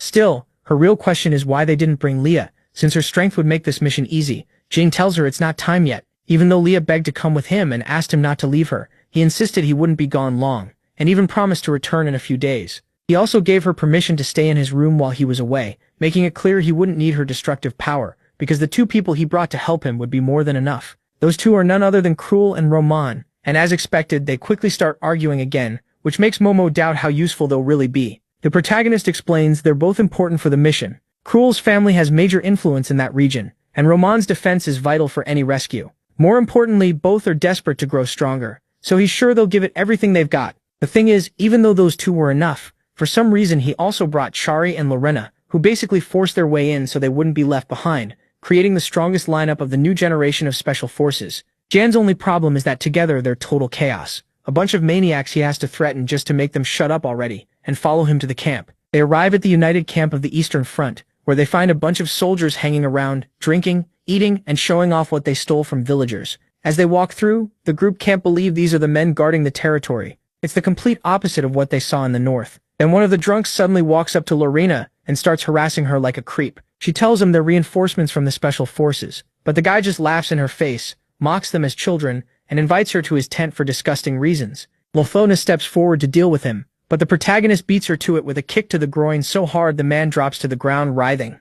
As a complaint, she says she had it under control, though her blush makes it pretty clear she didn't mind being protected at all. Still, the really interesting part starts when they go looking for the commander of those troops, a man Joan remembers well from his past life as the first one to the one who refused to rescue Katja in the first place. So in the end, he's partly to blame for the slaughter of every Special Forces member on this front. That man is Viscount Heron, and honestly, he's no different from the troops under him. While they complain about cheap booze, their commander just lounges around, drinks the best whiskey, and sleeps with as many women as he can. At first it sounds like empty gossip, until we find him sprawled on a couch with 2 girls bragging that there's nothing to fear from the zombies. Then one of his men interrupts, warning him that visitors have arrived and he needs to meet them. Joan and Lorena introduce themselves, and even though they try to stay polite, the Viscount shows his true nature right away. He sneers that the last group they sent was just a bunch of useless brats who couldn't do anything. From that alone he can tell he's the usual rotten noble who bought his rank with money and doesn't even bother pretending to be capable. So Joan tries to keep things calm and explains they're here to check on his troops and see how things are going on this front. The problem is, Heron starts laughing in his face.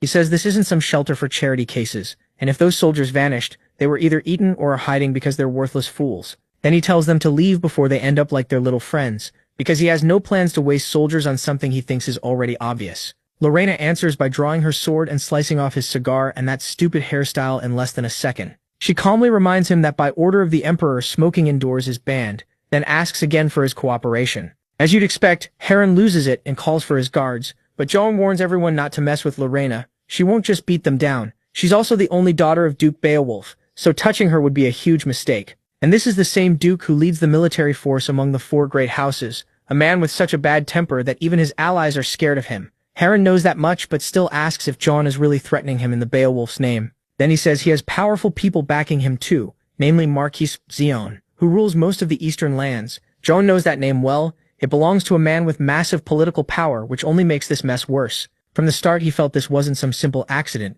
It may have been planned on purpose. He still has no proof, but hearing a name this important tells him something bigger is being hidden. So he tells Lorena it's time to leave, and of course Heron takes that as a win and starts mocking them. Lorena shuts him up with one look, then complains to Jan that she at least wanted to wipe that idiot's smile off his face. But the protagonist makes it clear everything is going exactly as planned, and in Heron's office on the other side of the mansion, Roman and Cruel have already taken out all the guards while Chari steals a small chest that will be very important later. Of course the kids still waste time arguing with each other, and Chari looks at both of them for what they are, a pair of idiots. But things get really interesting when we cut to an abandoned fortress outside the area, completely surrounded by zombies. The soldiers inside have been trapped for days. Their food is almost gone, and those soldiers are the Special Forces team. They're starting to doubt anyone is coming to save them, and their spirits keep sinking until Kasha steps in. She tells them that as long as they're alive, they still have a chance to get out. Little by little, she reminds them why they have to keep fighting, and does her best to keep everyone calm, even though deep down she agrees with them. Without weapons or food,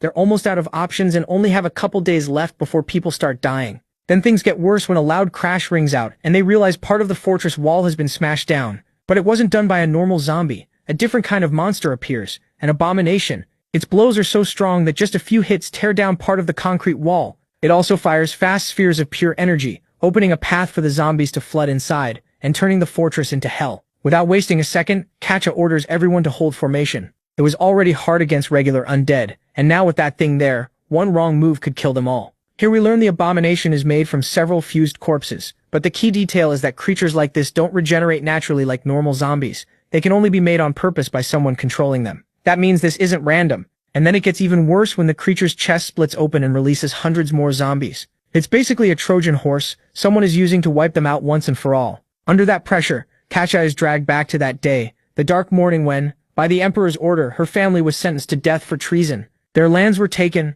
their bloodline was erased, and only Katja escaped by hiding for a while. Even then, many people doubted the evidence and believed her family had been framed. But the worst part came when her parents were beheaded, their heads rolling to her feet. And if that wasn't enough, Katja remembers the exact moment one of them looked her in the eyes and begged her to restore the Everain's name and avenge their unjust deaths. After that, she snaps back to the present battle, when her teammates tell her the abomination suddenly stopped. They haven't lost anyone yet, but the wall is completely destroyed, leaving them totally cornered. The monster didn't stop by chance, it's charging energy, so Kasha orders them to bring it down before it attacks again, all while they deal with endless waves of zombies pouring through the breach without stopping. Then the creature's eyes glow again, and Kasha tells herself there's only one way out of a disaster like this, one way to survive: use her comrades as bait and escape alone. It sounds awful, but she believes it may be the only thing she can do, run whenever death gets close, so she can keep the promise she made to her father. But when the abomination launches its next attack and the Special Forces kids start getting overwhelmed, Katja doesn't run.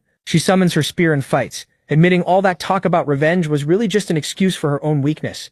With one strike, she knocks down the creature, then tells the others not to let their guard down and to fall back to the tower. That's the only place they can hold out a little longer. She keeps acting as their leader too, reminding them they just need to endure a bit more because reinforcements should arrive soon. But right after she says that, a spear made of blood pierces her chest. It came from the abomination, which seems able to prioritize regenerating its body whenever it wants. The others stare in shock, saying they can't leave her, but with her last strength, Kasha rips the spear from her chest and orders them to stick to the plan. They all have to reach the tower now. Sadly, she hasn't even fully freed herself when the abomination starts charging another attack. All she can do now is apologize for not being strong enough to avenge her clan, begging forgiveness from her father. But then someone answers, "You are strong. Anyone who can stay standing and keep fighting against an enemy that seems impossible to beat can't be called weak." Those words arrive with Jean and Astalon's sword, which freezes everything around it before finishing off the abomination. Without hesitation, he gives her a healing potion and praises her for doing well, telling her to rest because they'll handle the rest. Still in disbelief, Katja only says his name as he tells her the rescue mission has officially begun.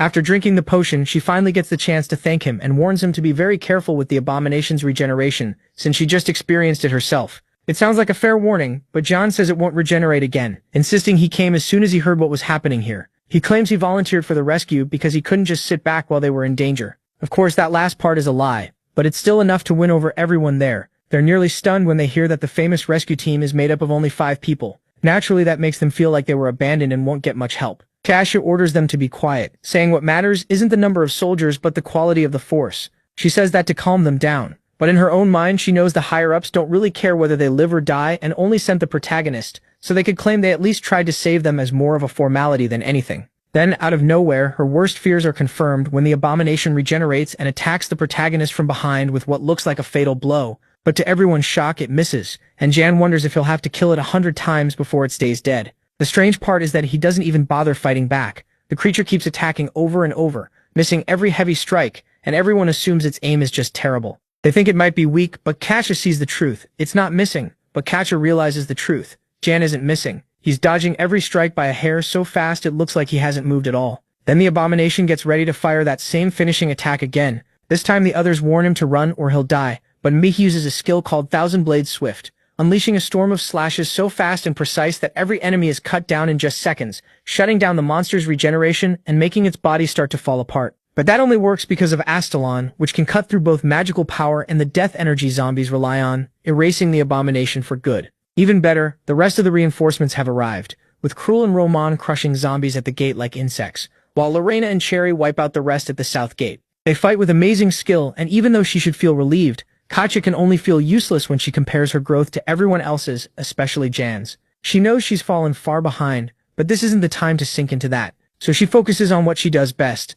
leading, sending teams to the different gates to act as support, and that doesn't go unnoticed by Jan, who realizes she can still be useful. He tells her to gather the wounded because they're leaving right away with a portable teleport device, an absurdly expensive item they stole from Jaren, who had already prepared it as his escape plan, in case things went bad. The only issue is that moving so many people will take an insane amount of magic power. Jan tells her not to worry because he already has that covered, and she quickly realizes this jerk plans to use her like a mana battery. He shamelessly admits it, though he says he'll repay her by granting the favor she asked for earlier. But the talk is cut off when a pair of demonic eyes opens, and everyone on the battlefield starts to feel the area fill with a crushing dark magical energy. Then dozens of zombies and abominations start moving in, all in a tightly organized formation. Combined with that energy from before, it can only mean one thing. The one behind all this has arrived. It's the King of the Dead, and Jan orders everyone to move in pairs and spread out as much as possible. That's how the counterattack begins, but to understand it better, we need to go back 30 minutes. Earlier, Jan told the group their top job was to evacuate as many allies as possible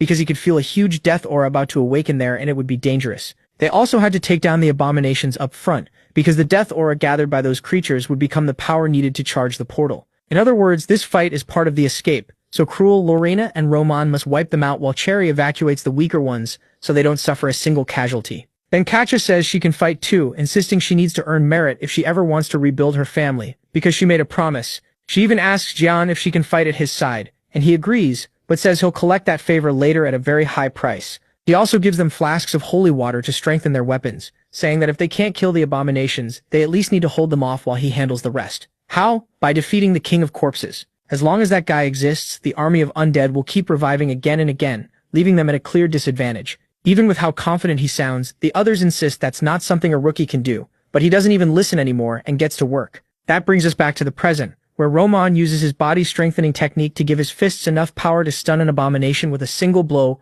which Lorena uses to rush in and cut it in half. They didn't mean to, but they're working together pretty well. Cruel refuses to be left behind, so he gets ready to attack, but Katya steals his target, insisting they not leave her behind. The problem is that after landing a heavy hit, she gets caught off guard and would have died right there if Cruel hadn't kicked her out of the way and taken the full blow himself. Of course, Katya can't believe the selfish guy she knew at the academy chose to save her on purpose. She assumes he's completely dead until Cruel stands up alive and kicking, admitting that move almost got him killed, but he was trying one of Jan's tricks. Katya apologizes and admits the selfish one here was actually her. Cruel just tells her to pin down the legs of the enemy while he tears open its torso. Still, he doesn't brush her off. He says he understands how she feels, because he also spent years trapped in his inferiority complex. But it's time to move forward, or Jan will beat her senseless. With that simple line, Katya realizes Cruel has changed, and if he could do it, then she still has hope too. Meanwhile, the King of Corpses watches the destruction and says human life is pathetic because it's too short to walk the path of arcane magic. He invites everyone there to join his one true glorious army, but the only one who answers is Jan, who says no thanks.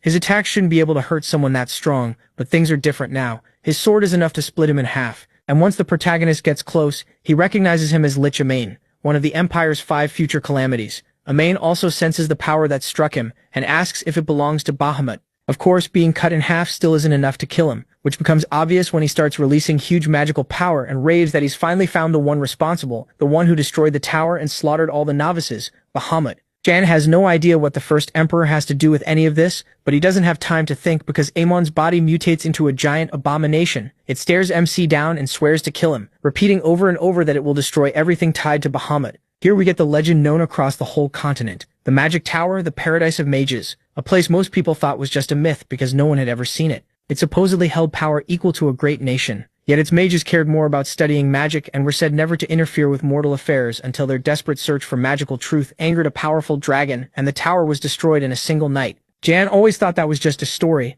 but now it's clear this bastard once belonged to the Magic Tower, which raises another question. Why is he attacking them? That answer comes faster than expected, because the Lich starts screaming about how he'll put Bahamut in his place, calling him the scum who destroyed the Magic Tower to steal its research. So his rage is pretty justified. He keeps attacking while Jan tries, without much success, to explain that he isn't Bahamut. He also notices this new lich looks a lot like Momo. But that thought gets shoved aside when the bastard summons a black hole behind him. Luckily, Momo takes that as her cue to step in, cancels it, and makes one thing clear. She looks nothing like that creature. Not just physically, but because this lich has been corrupted by death aura for so long that his sense of self is close to collapsing. He's on the verge of losing his identity, and soon he won't even remember who he is. Momo recognizes him as a young magic student from the tower, someone she personally taught, so she asks Jan to hold out while she restores her strength because she wants to deal with the lich herself. After saying that, she simply vanishes, leaving Jan alone to handle a direct attack that he barely dodges by pure luck, not because he's weak but because the bastard is so unstable and unpredictable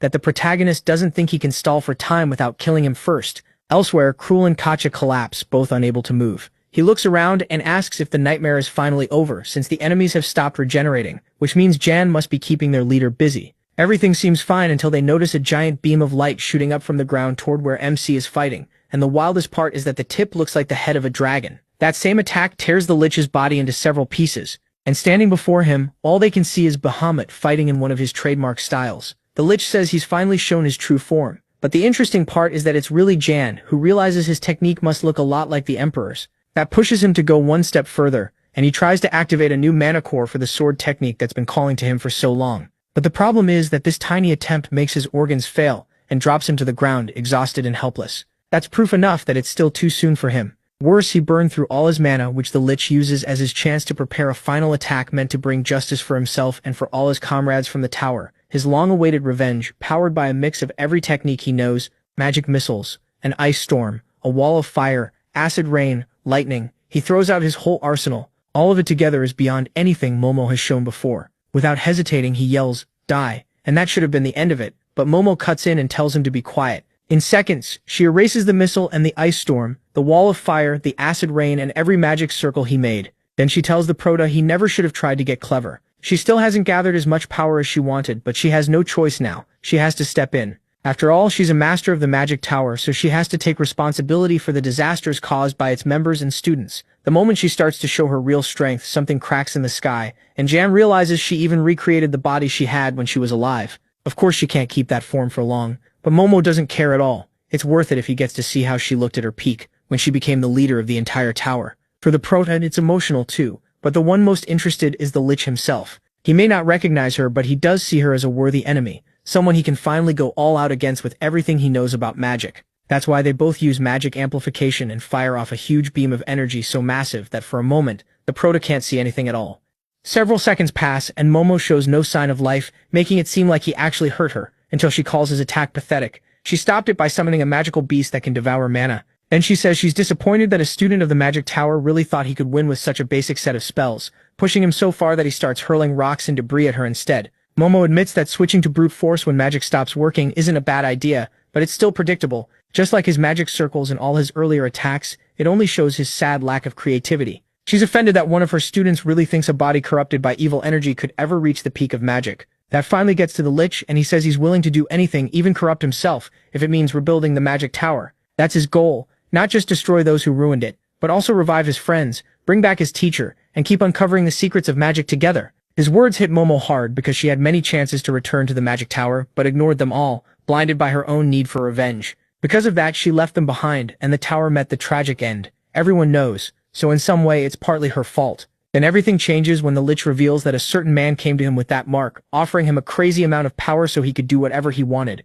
That means someone planted that evil energy inside him, and even though Momo tries to get more out of him, right then the energy inside the lich starts going out of control, and within seconds it explodes. But instead of killing him before it's too late, Momo moves closer, trying to purify the evil energy inside him and save him. If she can clear out the darkness in him, he might become himself again. And then something shocking happens. It actually starts working, to the point that the mask covering his face begins to crack and slowly break apart. Sadly, it's already too late, because then he apologizes, and his body shatters into countless pieces, unable to survive the purification. Desperate, Momo begs him to hold on, but even if it's useless, her voice awakens the man's mind, and he recognizes her as his teacher. He apologizes for appearing before her in such a pitiful state, and the way he speaks makes it clear this is a goodbye. She doesn't want to accept it, but the truth is that it's already too late for him. The moment he left the path of magic and chose evil instead, he sealed his fate. So getting to see her one last time before dying is already more than he deserves. That's why he asks her to let him go, and Momo honors that wish. she decides to end his life with one of her most complex and powerful spells, so that in his final moments, he can witness the true peak of magic.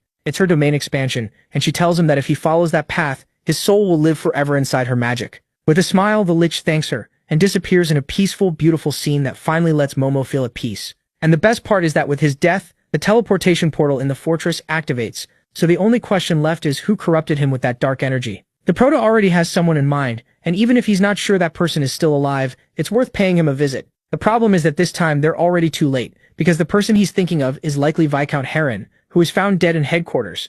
Meanwhile, all 80 members of the Special Forces sent to the Plateau of the Dead make it back to base alive, which is a total victory in a case like this. Roman admits he really doubted they'd pull it off, and Katja says it was all thanks to their teamwork. Then Krul's heroic image vanishes the second he opens his mouth to brag about how he saved the girl. But even though everyone officially made it out alive, the truth is that one person is still missing, the Prota, which leaves Lorena really worried. Luckily, right then a portal opens behind them, and Jan steps out of it. He tells them the main enemy has been defeated, and as expected, instantly steals all the attention from Krul. Without wasting time, the Prota asks about Heron. They're sure that bastard must be hiding in shame, so they go look for him, only to find him hanging in his office. They even find a suicide note where he takes full blame for what happened on the Plateau of the Dead. Still, even though he clearly looks guilty, Lorena notices something strange. The handwriting changes from page to page, so something is definitely off. The Proto says nothing and just leaves the room to keep investigating until he finds a hidden chamber under the office, with a large sphere in the center.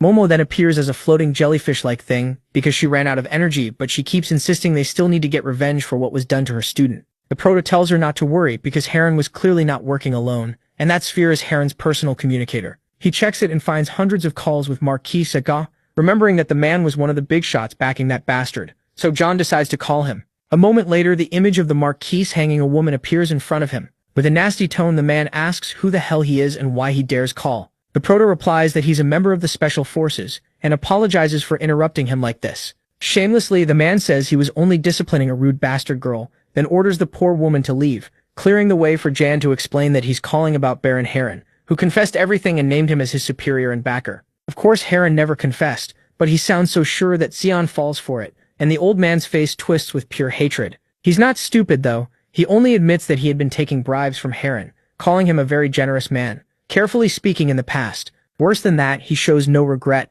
because all Eastern funds pass through him, and someone that powerful thinks he can't be punished for this. Jan answers that he never said Heron was dead, which can only mean Xion either killed him or has ears everywhere. And most likely he already destroyed any evidence. Xion replies that he's right, then asks what authority a mere soldier has to question him like that. To him, Jan is nothing but a disposable pawn, someone he could have killed whenever he wanted. But his threats are cut off when someone else says the protagonist does have the authority, simply because he belongs to the Special Forces and is the head of his own division. Part of his job is to investigate and punish noble houses, and the one saying it is none other than Damien. The Marquis greets him with shocking smugness, but it's obvious he wasn't ready to be confronted by someone at Damien's level. Out of nowhere, he says he has other business, and if they have more questions, they can come see him in person. Just like that, he cuts the call. The Proto thanks Damien for promoting him, but Damien takes the title back, saying he obviously only used it to back him up. As for why he's there, Damien says he had a feeling Jan would cause trouble, and he was right. He also warns him to be very careful with the Marquis, since his influence reaches across the Empire. If MC acts rashly against him, he'll pay for it. What matters now is that Damien didn't come only to watch over him. He tells him to get ready to leave with his little group because Crown Prince Leon has personally summoned him to Avalon, the capital of the Empire. Elsewhere, on top of a high cliff, a hooded figure laments the Lich's death, which means the plan will have to change. Still, what bothers him most is seeing that brat use the Emperor's style. And remember, his name is Jan. That's a name he'll need to remember from now on. Back with the protagonist, he arrives at the gates of the Imperial Castle, and the images in his mind blur together between the beauty of the present and the destruction he left behind in the other timeline while trying to kill the Emperor. And we already know how that ended. That's why he just stands there, staring. The others take it as a clear sign that even if he won't admit it, he's nervous. For him, it's hard to believe he ever came back to that place again. The city he once burned to ashes and the city that destroyed him too. As they keep walking, the others admit they're just as shocked, because they weren't only invited to pay their respects, they're also joining a huge banquet. Cruel mocks them, saying a place like this clearly isn't for commoners like them. Then they notice another castle towering above the rest, and the surprise is that it doesn't belong to His Majesty, but to another member of the imperial family. Still, that's not so strange, since Jan explains Avalon is split into 8 sectors, all built around the imperial palace, 3 for commoners, 3 for nobles, and 2 for military and government use. and the only way to reach the palace is through the noble districts. So they move through streets packed with wealth and luxury that amaze Roman so much, he blurts out that the emperor is basically just some rich guy. Honestly, it sounds like something anyone might say, except Kasha shuts him up right away, warning him that Avalon has eyes and ears everywhere, and Damien himself already told them one mistake could cost them their lives. And Roman gets why she's worried, but that still doesn't stop him from biting her for grabbing him like that. Meanwhile, Cherry starts daydreaming about finally getting to attend a ball like the ones in books. But she barely gets to enjoy the thought because Lorena tells her those parties are really just groups of poisonous nobles fighting for power, and since the host will be the crown prince himself, it'll be a minefield where they can't afford a single mistake. In his head, Jean agrees. He seriously doubts Leon invited them just to praise them for the last mission, and even though he doesn't seem to have turned into the monster he was in the other timeline, they still need to be careful about everything they do and say around him.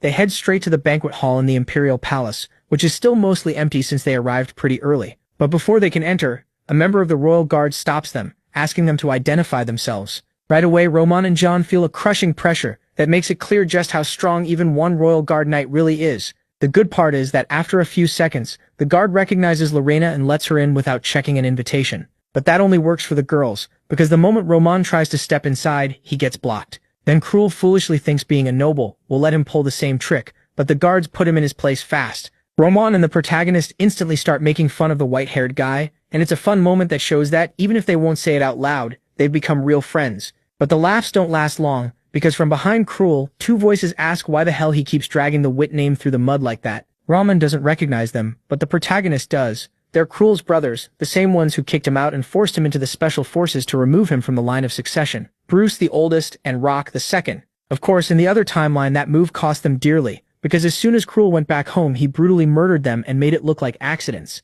That was the Cruel who couldn't control his killer instincts. The protagonist wonders how he'll react this time, and to his surprise, Cruel actually greets them. But when Bruce says it makes sense that trash like him would hang around filthy commoners, Cruel cuts him off, demanding respect for his comrades. Yep, the idiot really has changed, because he even says he won't fall for their pathetic attempts to provoke him, then asks if they're afraid he might still become the heir of the family. It looks like the white-haired guy has everything under control, until Bruce reveals he plans to sell Cruel's beloved nanny, and says his arm already hurts from beating her so much. Since she's getting old, the best thing to do is sell her to a tavern while she's still useful. At that, Cruel instantly remembers all the times she comforted him, and he lunges at his brother, ready to beat him. But the shock is that he doesn't even get the chance, because the protagonist moves first and smashes Bruce's face with a kick. At the same time, he also has a bad feeling about this whole gala, but he calms himself by thinking there's no way the group could cause trouble this fast. Sadly for him, he's wrong, because that idiot Bruce hits the floor like a pig, and demands to know what the hell the protagonist is doing. He answers that it should be obvious he's smashing his pathetic face.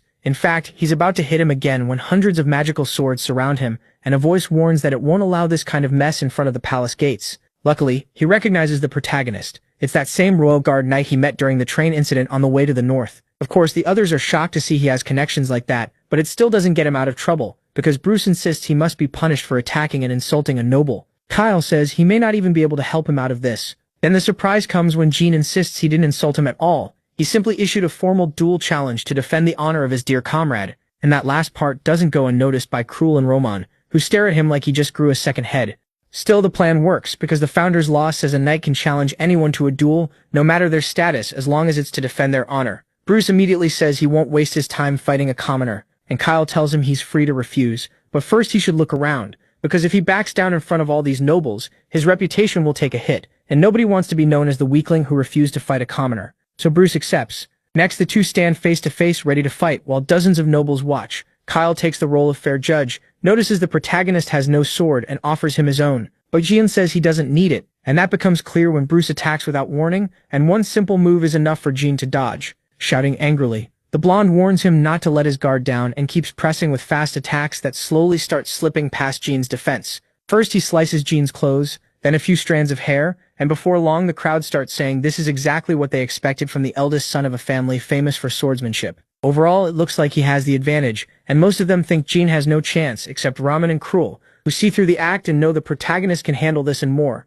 Rock seems to realize it too, but says nothing, and the pattern of attack and dodge keeps going until Bruce pulls out his trump card, a skill that can rob his opponent of sight. As confident as someone who's done this 1,000 times, the bastard moves in for the finishing blow, and then blood sprays across the area. But it doesn't belong to the protagonist, it's Bruce's. After taking a direct hit to the chest, he realizes his magic didn't work because Momo stepped in to help the protagonist. though honestly, he didn't even need it because he keeps going with an even stronger blow that drops the poor idiot to the ground, unable to move. Kyle immediately declares him the winner. Even if Jean thinks it's a little embarrassing to beat someone that weak, the nobles are thrilled to finally watch a real fight again. And what really makes the difference is the story behind it. Jean now looks like a true knight, a commoner willing to risk everything to defend his friend, while Bruce not only lost, but also tried to use a dirty trick. Then things get even more interesting when someone starts clapping and tells the protagonist he's grown a lot since the last time they met. At once, everyone bows because it's Prince Leon, and he's with Damien, whom he tells that his subordinates are full of the youthful fire he loves. Still, his attention stays on Jean, saying it's a real pleasure to see him again. Damien then asks Kyle why he didn't stop such an embarrassing scene from happening in front of the royal palace, and the blonde explains that the duel system was created by the founder himself, so it has to be respected. Even so, the redhead still starts scolding the protagonist for doing exactly what he was told not to do, and probably would have gone even further if Leon hadn't stopped him by reminding him that Jane is today's guest of honor. And just like that, they learn the banquet is meant to celebrate the birth of a new executor. Nobody around them understands what's going on, not even after they move into the main hall and Leon gives a speech, explaining that as the Emperor's spokesman, he wants to congratulate Jean for the service he has given the Empire. And he's not only talking about the latest event, but also the train incident and the Northern Invasion, 3 disasters that could have thrown the Empire into serious danger. So they grant him the title of Baron and appoint him as an executor, which the protagonist accepts respectfully. After that, the banquet continues as normal, but now the nobles no longer see the protagonist as some nobody. Instead, they start approaching him with one thought in mind: what can they gain from him? After all, executors hold enough power to pass judgment on the spot. That includes criminals from noble houses and even the royal family. Seeing Leon so close to the center of power inside the palace makes it clear things are shifting, and he's likely gathering allies for his path to the throne. For Jan, that kind of political mess is just draining. The nobles won't stop bothering him, and Leon probably gave him the title to use him too. Luckily, all of that fades for a moment when he meets Lorena. She asks if he plans to leave the special forces now that he's a real noble, and her shy voice makes it clear she likes Jan. Sadly, this idiot thinks she's challenging him to some kind of duel, so he's shocked when she sincerely congratulates him. Still, Lorena makes it clear she hasn't given up or anything. More than anyone, she knows how hard he worked and how much he deserves this. And that's where things get good, because Jen admits that hearing it from her means more than any title ever could, and it really seems like they're about to kiss until her father shows up behind them and kills the moment. At the same time, the others enjoy the party too. But things aren't that simple, because Leon asks Damien if he's upset that Jan was named an executor. Damien says no. He understands the goal is to keep Captain Rodrigo of the Special Forces in check, especially now that his moves have started looking more suspicious, possibly even involving human experiments. The worst part is that there's still nothing that directly ties him to it. Leon says he's right, and making Jan an executor is a way to warn Rodrigo that he's being watched. Even though Leon sounds sure of himself, Damien asks if he can really control what's coming next, but he doesn't wait for an answer and simply leaves. Once he's alone, Leon thinks he's not even sure he can control Damien himself. But that last part is said out loud. Not by Leon, but by a sinister figure watching him through the window's reflection. To be honest, it looks a bit like an older, darker version of him. We'll get to that later. For now, it asks if trusting someone like Damien is really wise, when Damien hates him and the royal family with all his heart. It even warns that bastard could ruin him, and it keeps going until Leon smashes the window with his glass, making the sinister figure vanish, leaving him wondering what the hell that was. Outside the room, Damien admits that putting Jan in that position was a very smart move, and the only real downside, as he sees it, is that the little bastard now has more excuses to mess with him. As for Rodrigo, he seems to be getting desperate, and that can only mean keeping a daughter nearby really is working. Now there's only one thing left to check, and with a scene change, we move to the capital's shopping district. More exactly to a very exclusive club where Jan arrives to meet a mysterious girl, who turns out to be none other than Vela working undercover. At first she doesn't get how he recognized her so easily, but she's even more surprised when Jan asks if this is what she's been doing with the money he gave her. She explains that her job as an informant means blending in with people. Sometimes as a noble, sometimes as a maid, and sometimes even as a man. In short, meeting in fancy places like this is part of the job, and she doesn't care that much if he wants to stop funding her, because she made sure to investigate him and knows he isn't some heir, just a member of the Dragon Project Special Forces, or at least he was, since now he's been made a baron.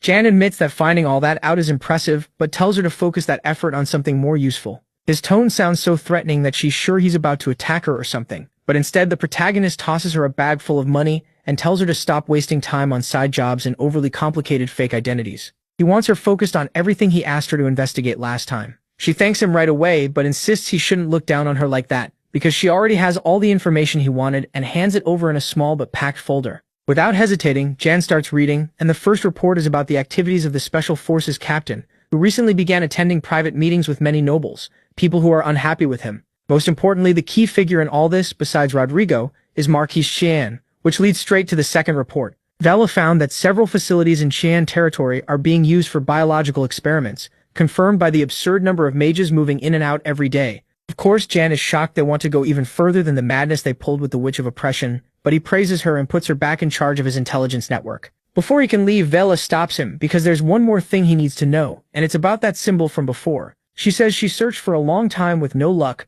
until recently, when someone claimed to have seen an emblem with the same shape, the shape of a flame. That changes everything. Jan heads back to the private Special Forces quarters, while reading the third and most important report. It starts with Vela explaining that there's a remote village in the southwest of the Empire. At first glance it looks abandoned, but inside, top-quality magic crystals are being mined under the orders of an unknown group. So far, nobody knows its goal or how many members it has. The only thing known is that one high-ranking member has a face tattoo with the same flame symbol, an emblem tied to the group's founding commander. The report ends with Vela admitting that's all she has, but even that is more than Jan had learned. He's in a great mood until near his room door he finds traces of blood and for a moment wonders if something happened to Leah. He rushes inside only to find Damien there, and Jan quickly connects the dots. Damien must be the founder of that mysterious organization, or at least one of its leaders. But that thought gets pushed aside because there's even more blood inside, along with broken glass like someone came in through the window. I doubt it belongs to Damien, but he doesn't explain what happened, and instead insists he has something to ask.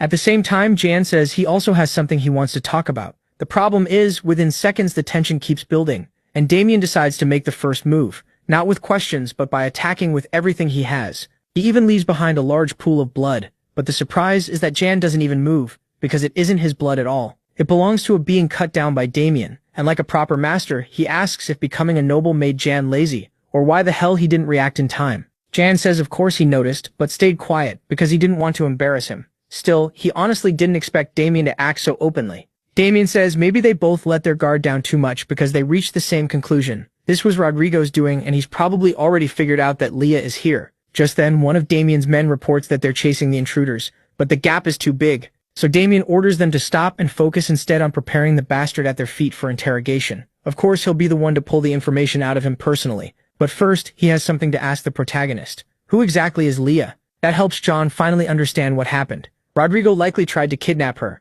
and one attacker revealed she wasn't there to take the girl at all, because one of the assassins managed to reach her and made it clear he wasn't there to kidnap her. He was there to kill her. Of course, Damien started connecting the dots, because there's no way Rodrigo would want his supposed daughter dead. Any doubt he had was confirmed when the girl released her powers, unleashing so much energy that the assassin was burned to ashes. Worst of all, that same flash of light made Damien lose consciousness and let the other assassins escape with her. So now the question is obvious. If Leah isn't Rodrigo's daughter, then who the hell is she? Knowing there's no point lying anymore, Jan admits she isn't the captain's daughter, but he says Damien has nothing to worry about, because she'll become a far stronger and more valuable card than any daughter ever could. Then he reveals she's the only survivor of a human experimentation program, which clearly explains why Rodrigo is willing to go this far to erase her. John says it's now up to them to risk their lives to hide her, because the captain has broken the founding emperor's pact, a law stating that anyone who conducts human experiments is unconditionally expelled from the empire. That means if they get solid proof that Rodrigo is behind the experiments, removing him from the special forces will be easy.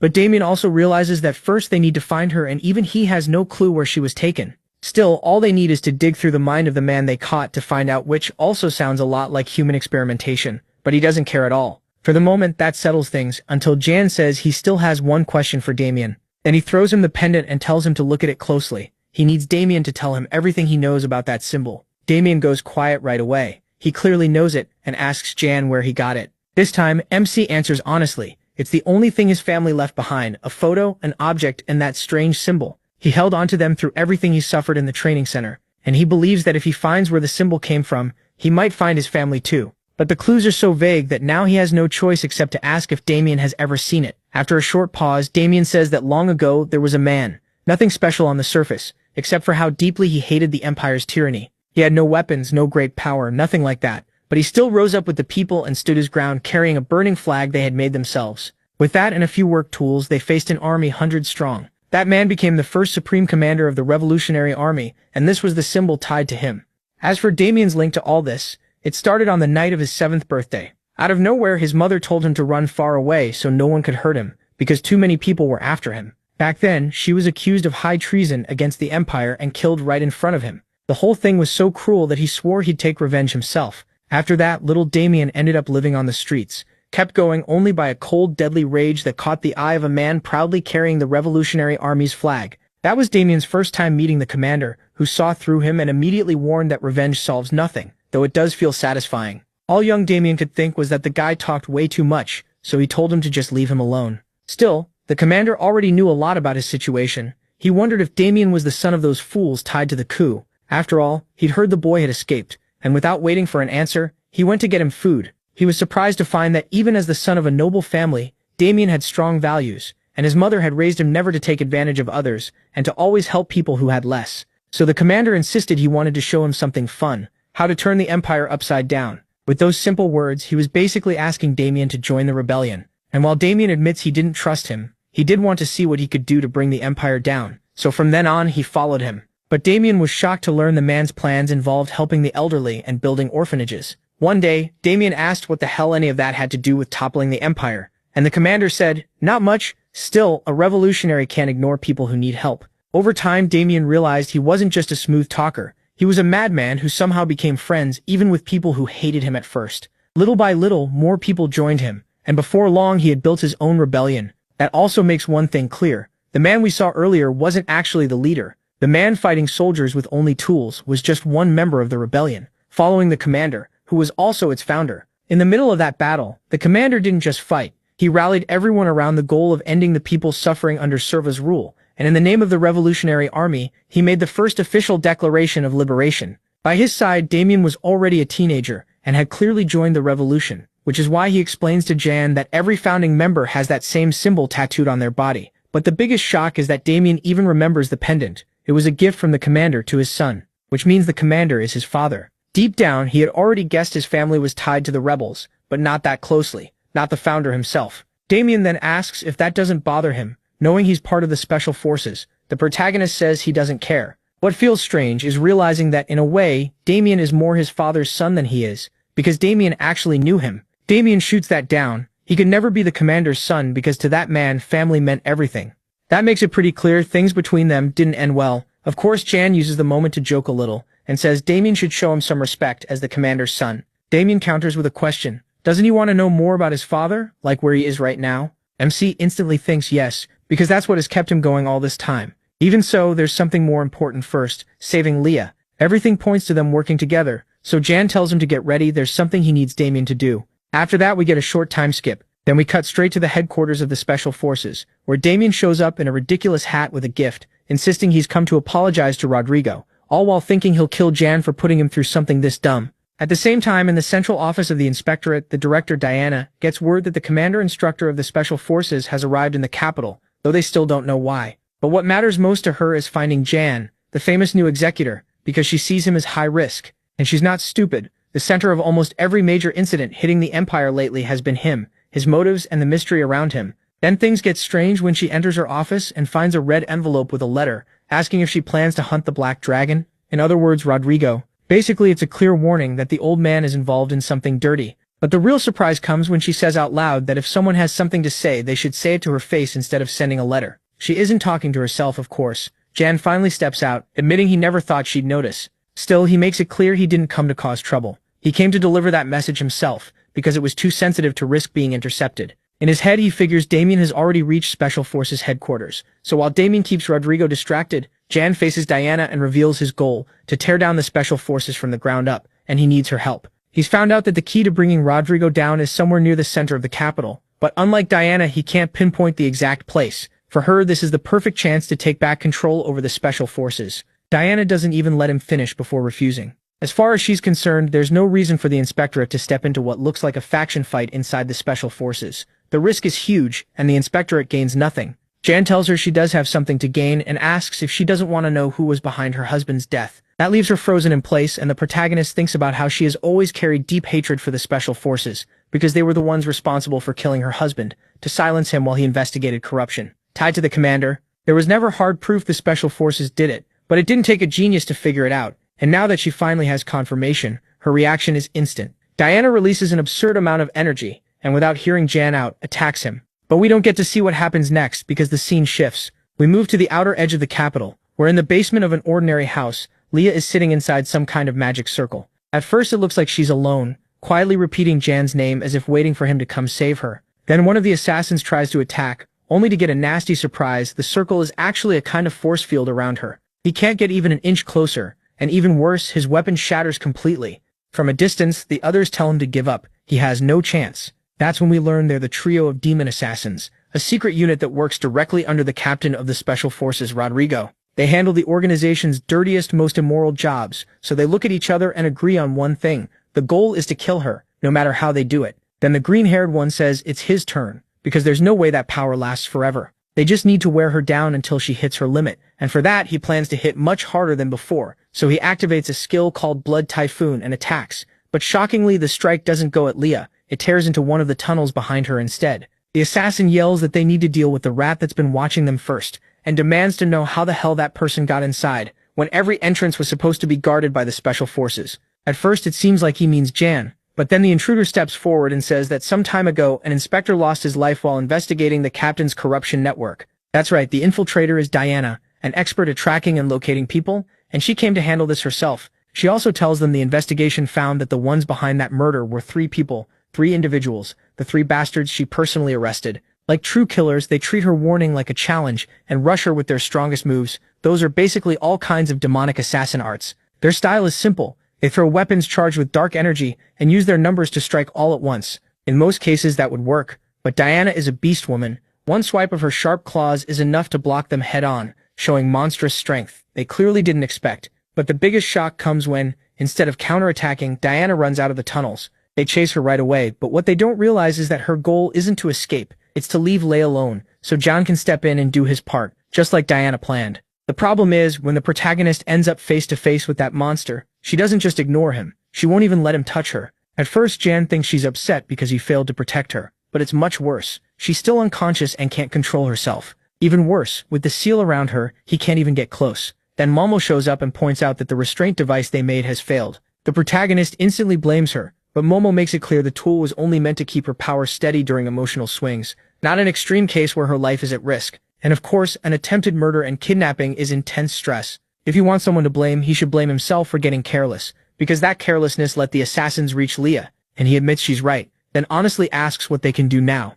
The problem is, right then he gets hit by a wave of shurikens that keep changing direction no matter how much he dodges until they finally cut his skin. Right away, he realizes there's only one group that uses throwing weapons like that. Momo thinks he's overreacting since they're just a few scratches, but she's wrong. Within seconds, he panics and drops to his knees, unable to stand, and a voice in the distance explains it's because he was just injected with hydra poison, a deadly toxin. Slowly, the owner of that voice walks closer, and the craziest part isn't just that he can walk on water like it's nothing. The protagonist knows him. It's Black Shadow, 3rd in the Special Forces ranks, and Rodrigo's personal assistant, and he's definitely bad news. He admits bringing Diana here was a brilliant move, and now he sees why Rodrigo sent him personally to handle this. Even so, as he gets closer, it's obvious he doesn't see MC as a worthy opponent. He's a master assassin, and in his current state, MC can't beat him, so he tries a different approach and reasons with him. He warns that if they don't stop Leah soon, she'll completely lose control, and the underground channel connected to the capital will collapse in seconds. There's even a chance the palace itself will be turned to ashes. But even after hearing that, Black Shadow says Rodrigo must have had his reasons for locking her up here, and makes it clear he doesn't care what happens if Leah goes berserk and destroys everything. That leaves Jan with only one choice: kill Black Shadow and help the girl come back to her senses. It sounds impossible, and the bastard laughs at him for even thinking it. But that stops being funny when Jan hides in the shadows, slips behind him and attacks, proving the poison was completely useless. Well, not totally useless, because Momo is detoxing him in real time.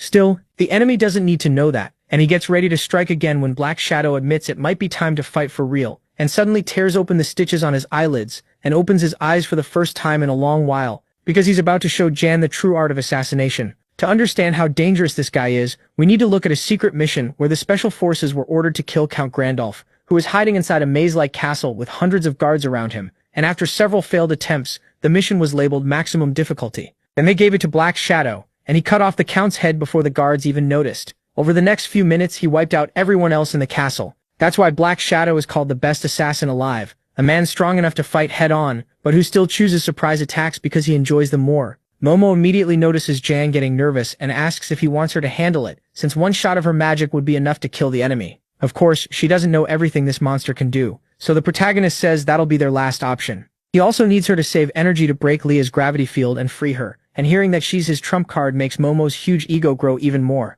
Jan doesn't care because he's too busy thinking that not even in his past life did he ever have to fight Black Shadow. That's exactly why he has to use every advantage he can, so he strikes first, only to watch his sword pass straight through Black Shadow's body like mist. That's when he realizes the man already activated one of his most famous techniques, Shadow Escape, which basically turns his body into a shadow he can move at will, letting attacks pass through while he keeps attacking. Using that, he appears behind Jan and says he's pretty disappointed, because honestly he expected much more from one of Damien's students, but MC moves like a complete amateur. Then the bastard dives into the shadow under Jan's feet and pops back out seconds later with a weapon, slashing from head to toe. It happens so fast that he barely manages to block, and Black Shadow tries to press the advantage by pulling out another weapon, launching a storm of cuts that should have given him the edge, but then he realizes Jan is using the same technique to cancel his attacks. He's so shocked he doesn't even block when the protagonist smashes him in the chest and knocks him back. Now it's MC's turn to say he's disappointed that a supposedly seasoned fighter relies so much on shadows. That technique has a weakness. Direct attacks from weapons can be blocked, but that doesn't work against spread-out impacts like punches, so beating him is easier than Jan first thought. He just needs his fists and body-strengthening techniques. Thanks to that, he manages to take the upper hand for a few seconds until Black Shadow starts to panic and activates Black Domain, a move that spreads his shadow across the whole room until it covers everything. But the worst part comes next, when he uses it to fire shurikens from every direction, pushing Jan to the limit, while at the same time, back at Special Forces headquarters, Rodrigo finally agrees to see Damien. He says he almost felt bad watching him make a fool of himself, but Rodrigo isn't stupid and sees through Jan's plan right away, telling Damien it's useless and won't work. Even worse, Damien says he brought a gift too and hands over a report with every detail of Project Destroyer, the evidence Rodrigo knows they were after. Even then, Rodrigo makes it clear that something like this won't be enough to beat him, and tells Damien to get out already. But Damien doesn't back down, basically showing Rodrigo isn't working alone, and the surprise comes when Damien attacks one of Rodrigo's men and demands that he introduce this famous ally. Rodrigo says nothing, but a new voice asks if he really wants to meet him, then steps forward, shocking Damien because it's not a stranger at all. Judging by his face, it's someone he knows very well. But first we cut back to Diana, who manages to split one of the assassins in half without changing her cold expression, which is honestly terrifying. Of course the fight isn't over yet, because two are still left, and they chase her through the tunnels until they realize her plan is to lure them out and kill them one by one. Even then, they're too arrogant to run, and instead they decide to use Beastman's instability against her by trying to make her lose control. And yeah, their idea is to insult her dead husband, calling him weak, a coward who didn't fight back when they killed him, saying he even begged for his life while licking their boots. And the worst part is, it works. Diana drops her careful strategy and starts attacking head-on with a brutal strike. The bastards dodge it, then use the opening to wrap her arm in silver threads. At first glance, it looks like they caught her because Diana stops moving, and one of them uses that moment to attack with everything he has. But it backfires. He's met by a clean slash from Diana, who tears off the threads in one motion, and it all happens so fast the guy doesn't even understand what's happening until his vision splits, and he realizes Diana's cut was deeper than he thought. Just like his partner, he's been cut in two, and now only one is left. He doesn't waste a second before stabbing her through the paw. The last assassin stabs Diana in the back. Sure, he's won. He's so full of himself that he starts bragging about finally tasting her blood. But Diana doesn't even bother turning around. She just takes his head off. Her hair moves like a blade, and with that, the third and final assassin drops dead. It's the ending she wanted for a revenge she carried for years. Then the wound in her chest closes on its own, making it clear they never really had a chance against her. And at last she lets herself think about her husband, the man she still misses like he died yesterday. Back with the protagonist, he somehow managed to avoid most of the attacks, but only because of Momo, who put a force field around him. She warns him to hurry since this will drain all her mana, and he answers firmly that he has a plan, even if things look really bad. Black Shadow is so sure of himself that he starts rambling about how the protagonist is weak, not even that strong, and that inside his darkness he won't be able to hide or run.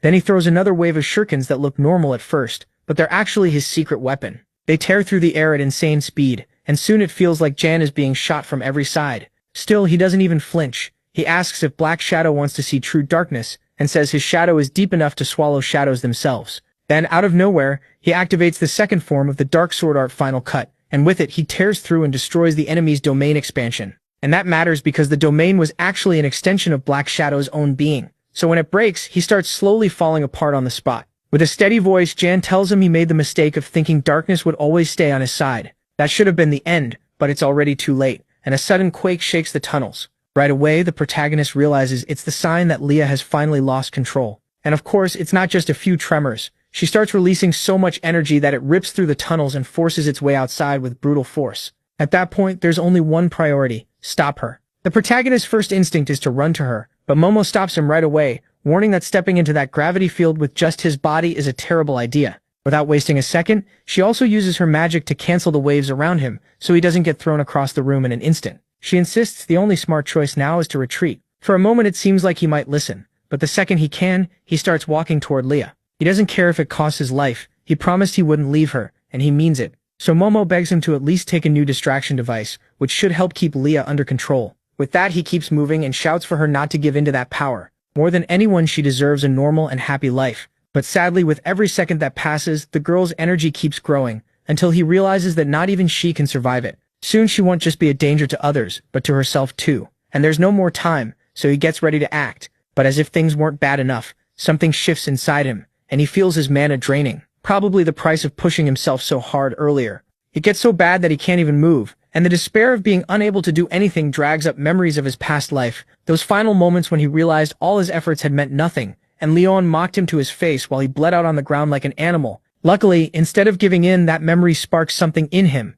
a wild fury. It lets him release a power that even shocks Momo, and it flows straight into his sword, a power fueled by rage that forces his mana-starved heart to move again, and produce more and more energy. Soon he can stand again, and he can actually feel the mana heart guiding his blade, pushing him forward to fight. And so, acting on pure instinct, the protagonist raises his sword, not to attack Leah but to drive it into the ground, spreading his energy through the whole area and taking control of the situation. As a result, he cancels out the girl's runaway power, and then she falls into his arms completely unconscious. Still, it doesn't take long for her to open her eyes and thank him, because she knew he could help her. He answers firmly that it's time to go home, and they head for the entrance of the underground canal where they were supposed to meet Diana, but she doesn't show up. After a while, she slowly walks in, apologizing because she can't protect him from what's coming. Then, without warning, she collapses. Everything makes sense when someone appears behind them. Kyle, he says it's awful they have to meet like this, then places him under arrest for treason. Without hesitating, the protagonist asks who gave the order, and the blonde explains that only one person can move the Royal Knights right now.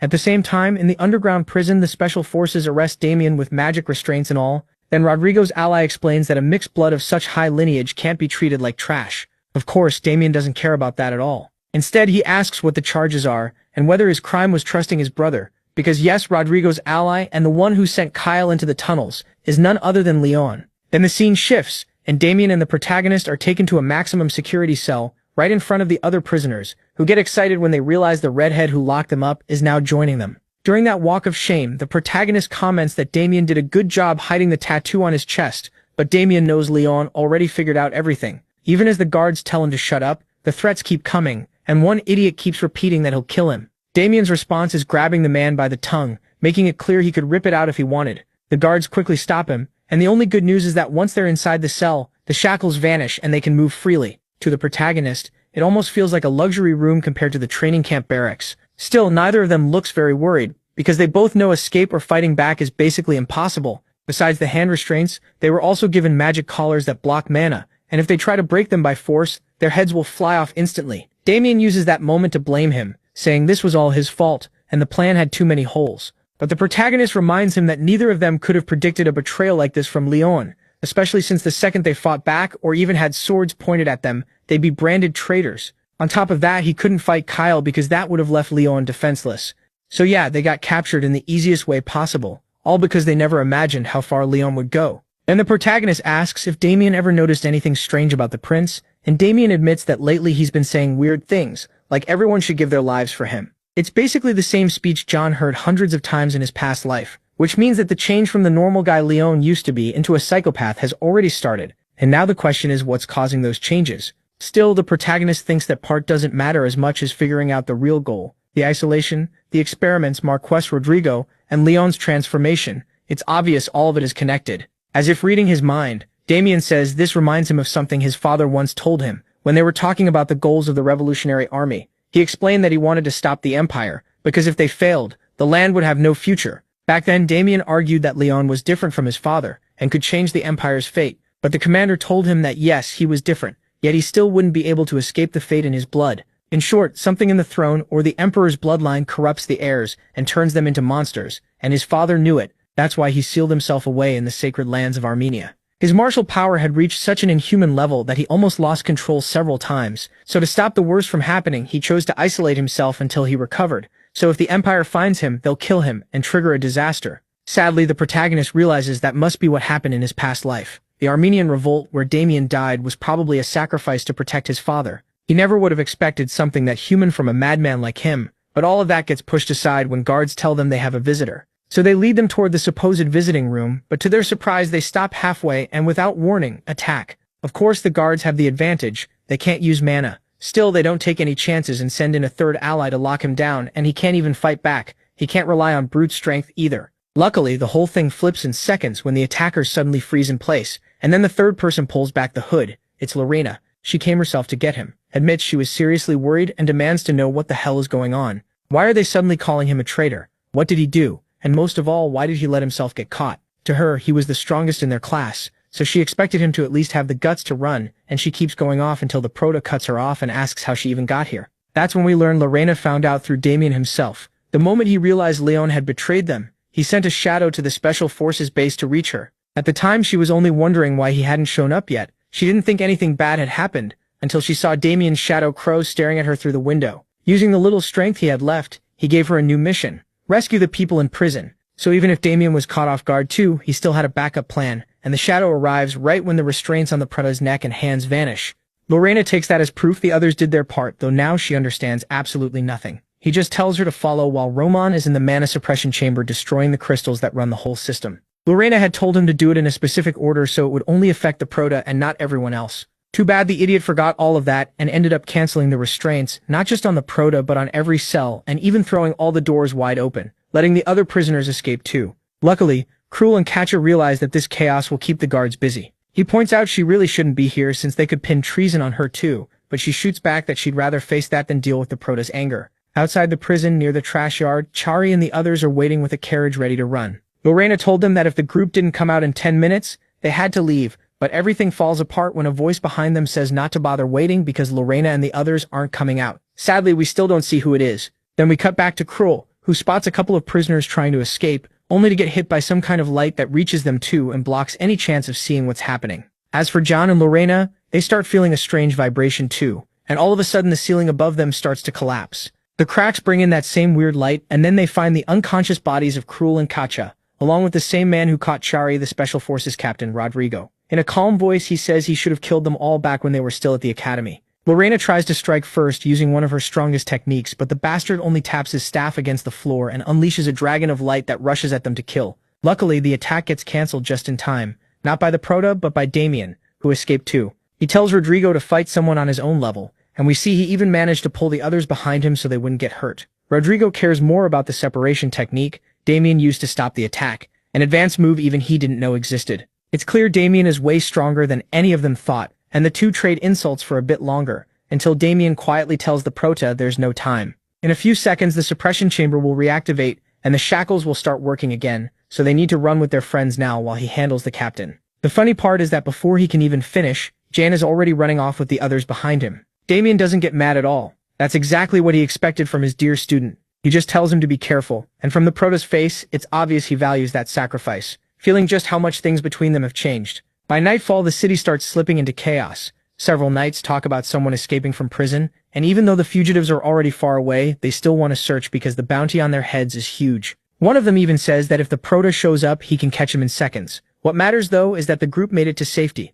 To everyone's surprise, the Proto admits he wouldn't have made it without them. He does point out the rescue was a complete mess, so he gives them a few tips before moving to the real issue, saving Damien. Roman refuses, not because he hates him, but because it's impossible. He reminds Jan that without Damien's sacrifice, they'd all still be locked up. Lorena agrees and suggests they head north to hide for a while under her father's protection. The protagonist says that would be too obvious. Instead, their best move is to stay here until they fully recover. The others still don't understand whose property they're hiding in, but before he can answer, Leah jumps into his arms, and right after that comes Diana. She tells them that while they're in this place, they don't need to worry about safety, not just because it belongs to her, but because of something else. When the Proto was arrested, he asked Kyle to protect Leah and Diana, since neither of them had anything to do with the plot. Of course, the blonde first said he couldn't help a criminal, so the Proto asked if he really believed he was guilty. Obviously, he didn't. That's when we learn the mansion actually belongs to Kyle. Back in the present, the Proto meets with Diana, who gives him one of the official white uniforms nobles usually wear, the same kind he wore in his past life before he was killed. That matters, because when Diana asks what his plan is, Jen says they'll strike back using the same move Leon did. They'll kidnap one of his allies, Marquise Chion, who probably outranks even Rodrigo in this whole operation. Best of all, he could expose the hidden experiments in his domain. It sounds solid, but when Diana asks if the others are coming too, the Prota says fewer people is better, and of course Lorena overhears him. She appears behind them and asks if he sees her as dead weight, giving off such a killing aura that Jan starts making nervous excuses. He clumsily says it's because they're injured, but Lorena throws it right back. She and Roman are perfectly fine. She's also clearly jealous that he'd rather go with Diana than with her, and the funniest part is that Diana actually agrees it's better for him to go with someone he has more experience fighting beside. Of course, she also stirs the pot a little, and once Lorena shows her claws, the Prota gives up and decides the three of them will go. Then he activates a teleport gate set directly to Marquishion's estate, so they'll arrive in just seconds. Next, we see the three of them moving down the main hall, and overall the estate looks almost empty, so the Prota suggests splitting up, making it clear that the goal is to find the target, confirm where he is, and regroup in 5 minutes. Since the place isn't that big, he'll take the main building while they search the annex. Sounds simple, but not even he was ready for what came next. The moment he peeks into one of the rooms, a voice says it was waiting for him, and it's Marquise Chion himself, staring from a chair in the back. He says they took longer than expected. With no real choice, the Prota steps in and admits the man is bolder and smarter than he thought. The problem is that once he gets a clear look at Chien's face, he realizes something is wrong. The man keeps repeating the same line like a recording, and his eyes are lifeless. But the worst part is lower down, because in his chest, something explodes. The blast is so huge it can be seen from outside the mansion. The real shock comes when John opens his eyes and notices the explosion is somehow fading away. Confused, he turns and sees that Momo absorbed it and compressed it into a tiny ball of energy, while scolding him for being useless, because he should have been able to stop it himself. John tells her that with her beside him, he doesn't need to bother defending himself, but Momo says that still doesn't explain why he missed the trap. That makes it clear he was so desperate about Damien's situation that he let his guard down. Either way, Lorena comes rushing into the room and MC has to explain that things went very, very badly. The Marquis figured out their plan and self-destructed. Strangely, the only thing Lorena cares about is whether he's okay. Once Diana joins them, they conclude Jan didn't do it out of panic or despair. Someone forced him to kill himself. That's exactly why the best thing they can do now is run, because if the enemy could predict their moves, that's how bad it is. That place is a ticking time bomb. What Lorena can't understand is how someone as important as the Marquis went from being in charge to being used like a disposable pawn. John has a few guesses, but all of that gets pushed aside when Diana says she found something, a hidden passage that leads straight to the Marquis's lab, where the main thing that stands out is an altar built from dozens of human sacrifices. That brings up even more questions. What kind of ritual would need that many lives? John says there are only two possible answers. Either it was an offering or a way to summon something. Right away he asks Momo if it looks familiar, and she panics the second she sees it, because she clearly knows what it is. This is the project she was working on before she died.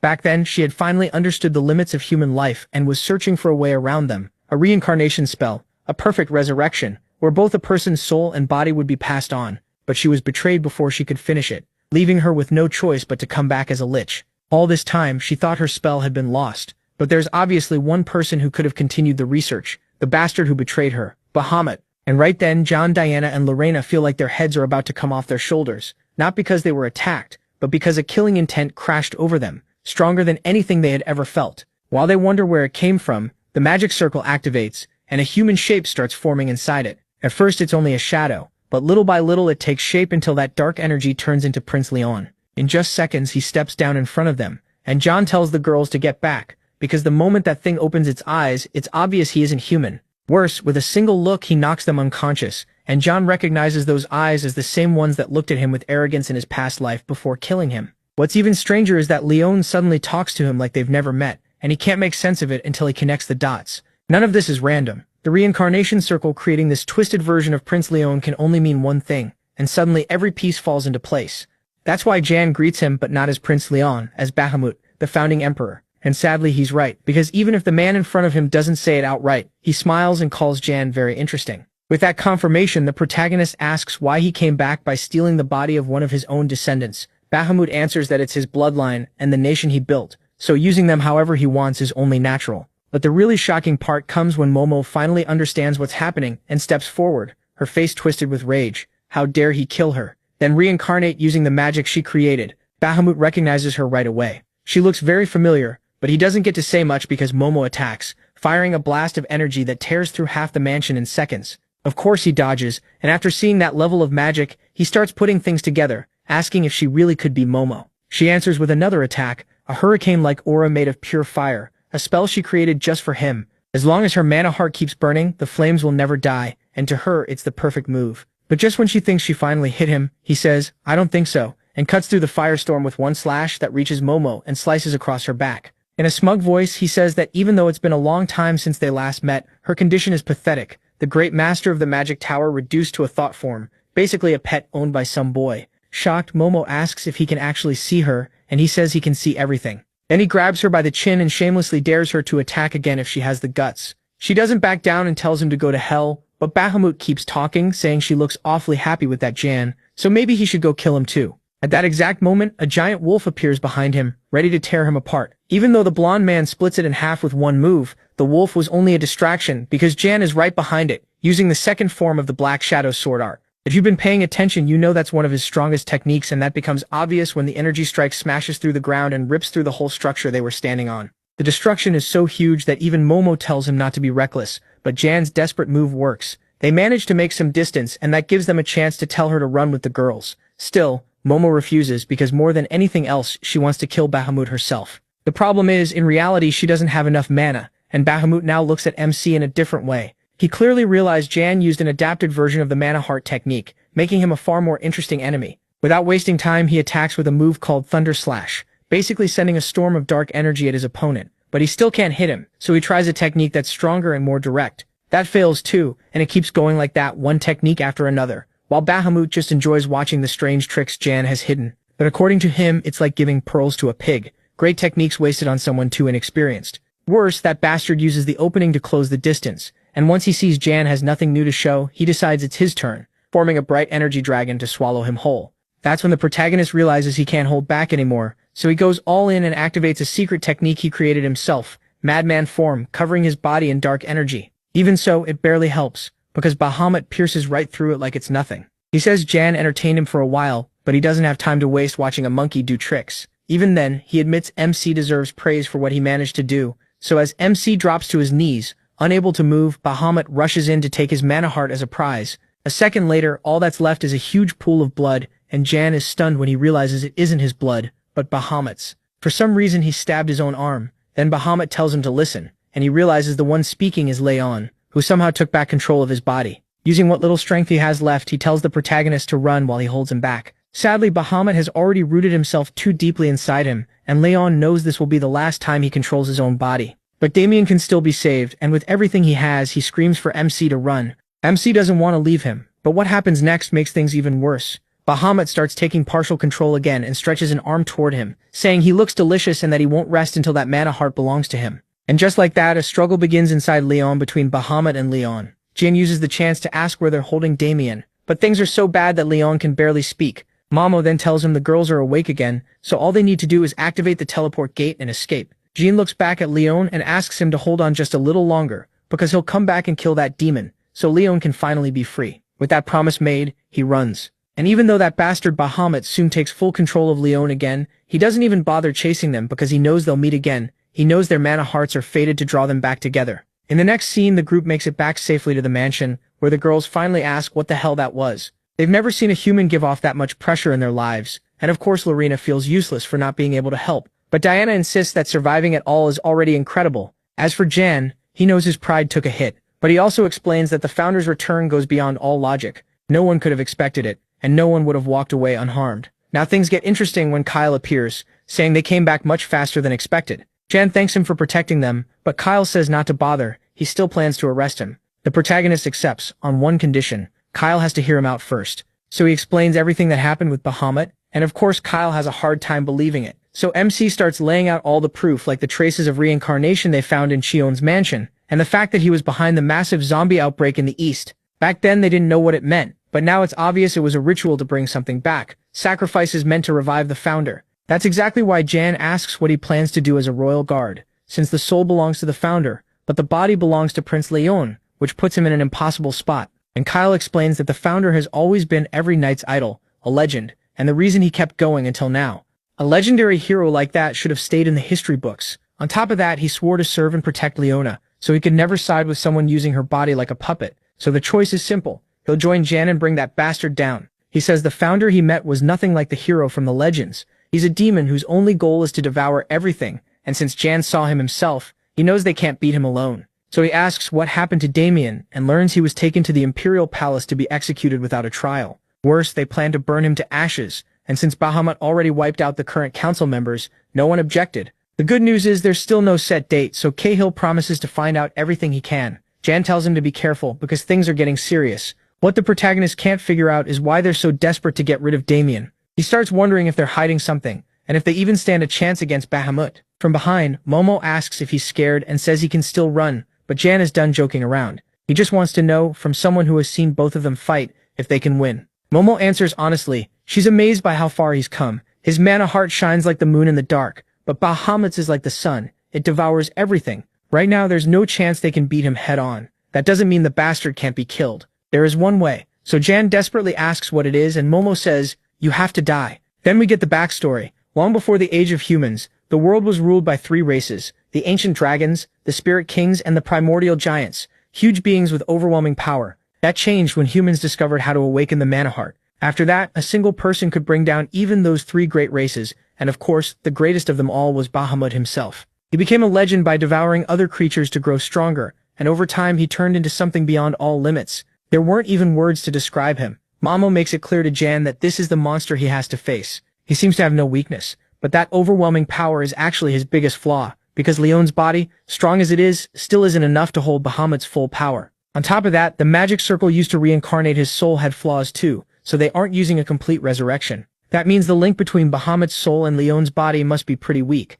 and he may be beatable if they drain his mana heart and break that bond. That's where the dying part comes in, because the mana heart that has to be drained is Jan's. The mana heart is tied to both body and soul, and even if this part is confusing, that connection is what will protect him. Seeing how strong Bahamut is, MC can't understand why Momo helped him in the past once he became a monster. Momo says Bahamut used to be completely different, and they met in a village being destroyed by monsters. Back then, when hope was almost gone, Bahamut kept fighting alone against the enemy with only his sword and no one protecting him. Even though he could have run, he stayed to kill the creature and save the people.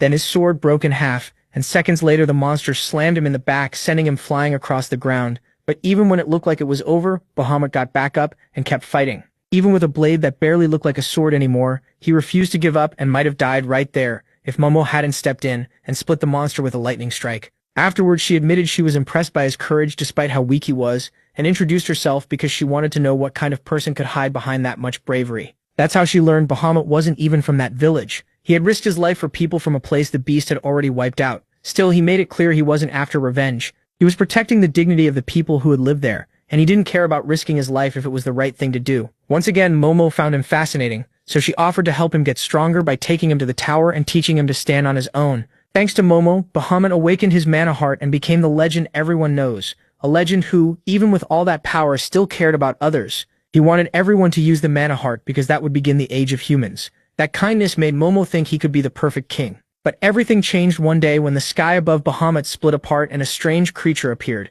It looked down at him and said, "Repent." Then it fired a huge blast of energy that fell on him like a meteor. Thinking he had been erased, it kept repeating, "Complete repentance." But luckily the creature had underestimated him, because Bahamut managed to rise from the rubble without a scratch, and declared he would destroy any being that threatened humanity's survival. That kicked off a battle Bahamut herself called insane. It lasted for 3 full days, and on the 4th, a huge explosion went off. After that, the creature's wings fell apart. With what little remained, it asked why Bahamut opposed it, hinting that it had tried to reason with him, but Bahamut ignored that. Standing as the winner, he told Momo the creature called itself an angel, which of course caught the mage's attention. But there was nothing left of the angel to study, and things got strange when Bahamut ignored all her questions and made just one request. They had to take the mana heart to the next level. From that day on, her friend began to change. Back in the present, Bahamut sits alone in the throne room and wonders if they still haven't come. What exactly he means by that will be clear later, because Rodrigo walks in to report that the troops have all been deployed. The palace knights are stationed at every gate,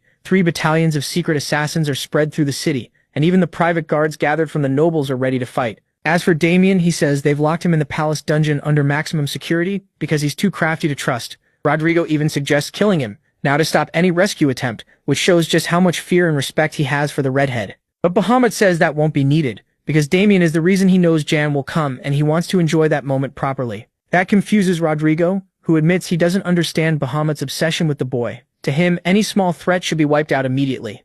At once, Bahamut vanishes, and the air around them turns deadly as he asks if Rodrigo is suggesting Jan could threaten him. Rodrigo instantly apologizes, and here we learn how his family got tied to Bahamut's resurrection. Bahamut gave the mission to one of Rodrigo's ancestors, and it was passed down from generation to generation until now. That's why Bahamut spares him, then goes back to wondering when he will arrive because he's craving some fun. Lucky for him, Yan and his allies are already on the move. They gather with equal parts fear and resolve because they're not going up against a few nobles anymore, but the imperial family itself. By every standard, they're traitors now, but there's no time to hesitate, so Yan explains the mission one more time. First, they have to rescue Damien from wherever he's being held, then cause enough chaos to lure Bahamut outside the palace, all while dealing with every enemy waiting for them inside. Their biggest disadvantage is that Lorena isn't with them. She vanished that same day, leaving only a note saying she'd return soon. Yan takes that as a sign she's preparing something big to help them. And he's right, because in the next scene, Lorena is in the north, standing before a great dragon, the master of the snowy plains.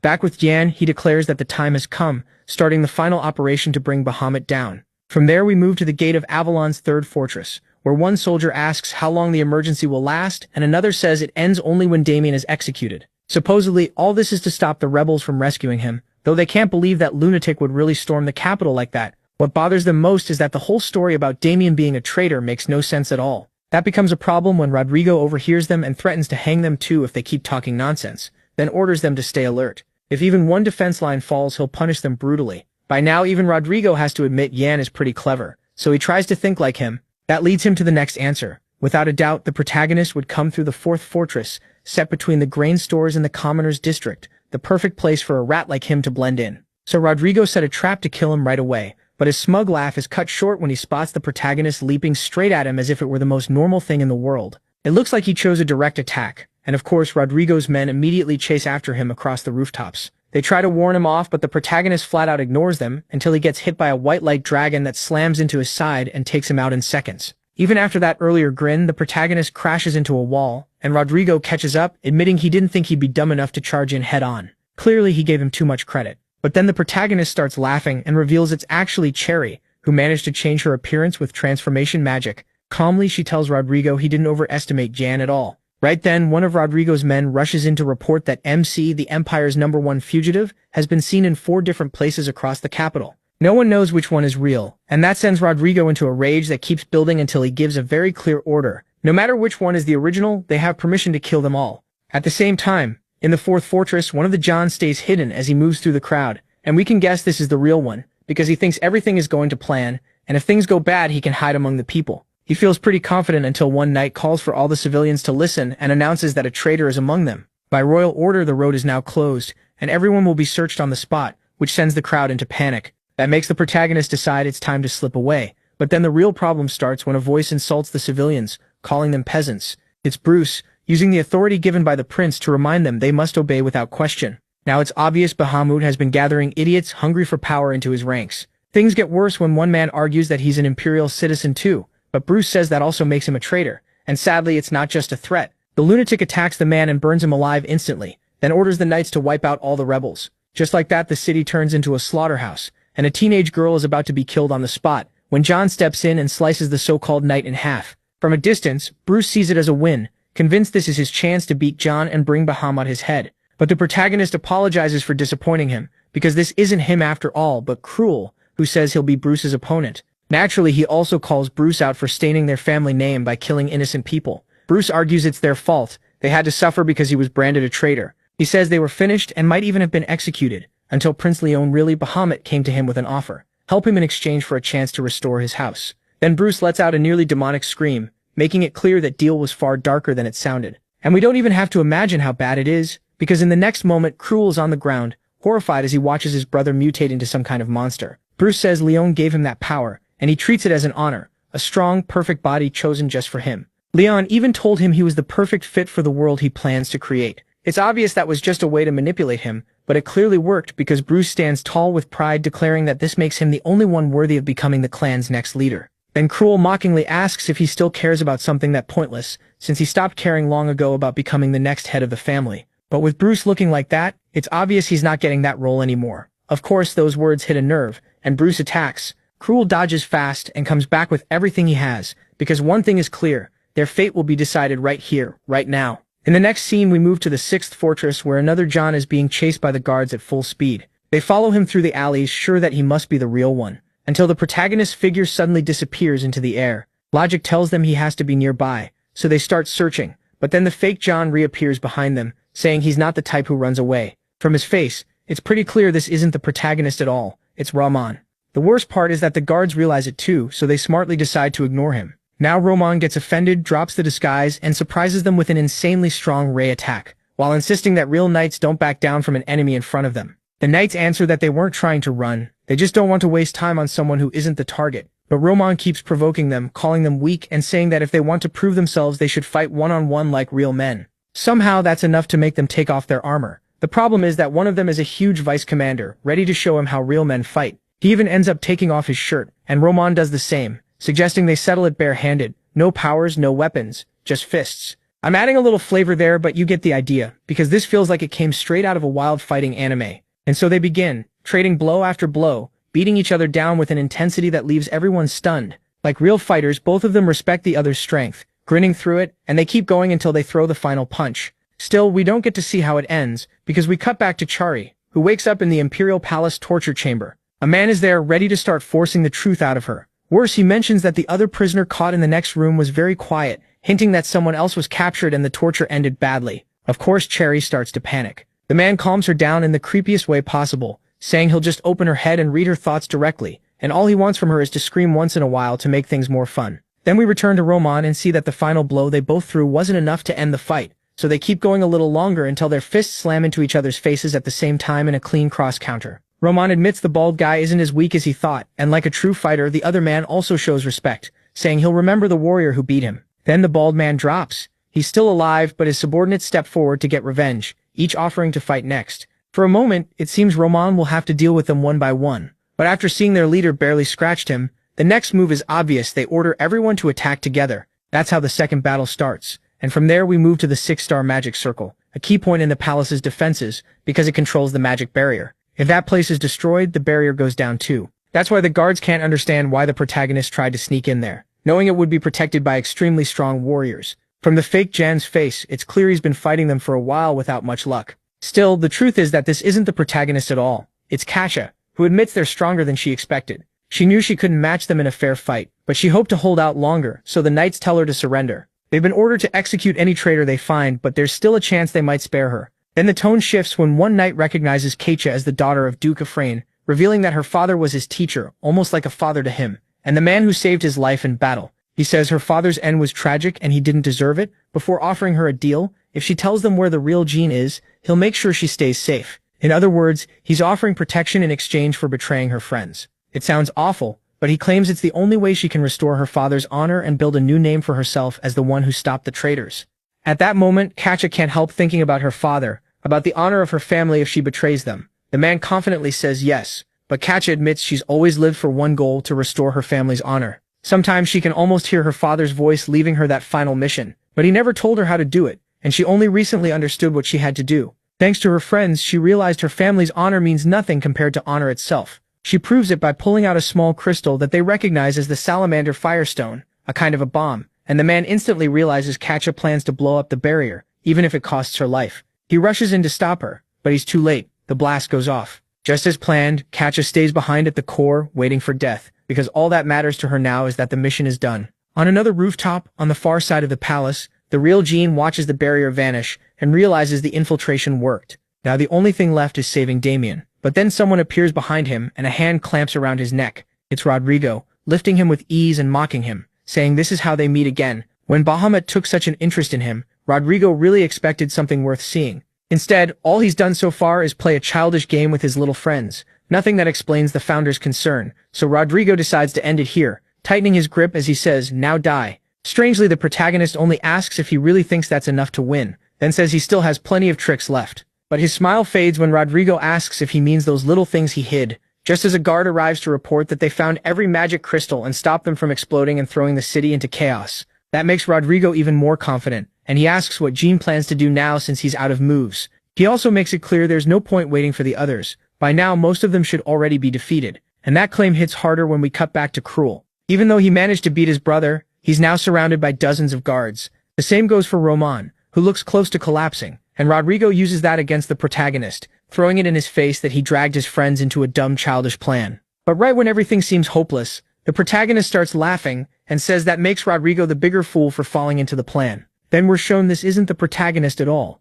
It's Chari, the real Chari, and she tells him the plan was never as simple as he thought. Of course, Rodrigo recognizes her as the brat he caught earlier, and he finally starts putting things together, realizing that the other Chari was actually the protagonist. That becomes even clearer when we return to the torture center, where he's already managed to defeat the torturer. Right beside him appears Momo herself, making fun of him for being a terrible actor. She also reminds him that little trick would never have worked without her advanced transformation magic. He says it wasn't that hard, but both of them know this isn't the time to argue, because the plan is only just starting. So Momo changes him back to normal. As the protagonist starts moving through the cells, Momo asks if the next step is finding Damien, and he says that won't be necessary, because soon she'll see why. First he has to deal with 10 knights guarding the door at the end of the hall, and they warn that no one is allowed past that point. The strange part is that they start repeating the line over and over, confirming Bahamut already turned them into his zombies, and that something important must be hidden behind that door. For a second, it looks like he might get past them without fighting, but then their repeated words turn into kill, kill, kill,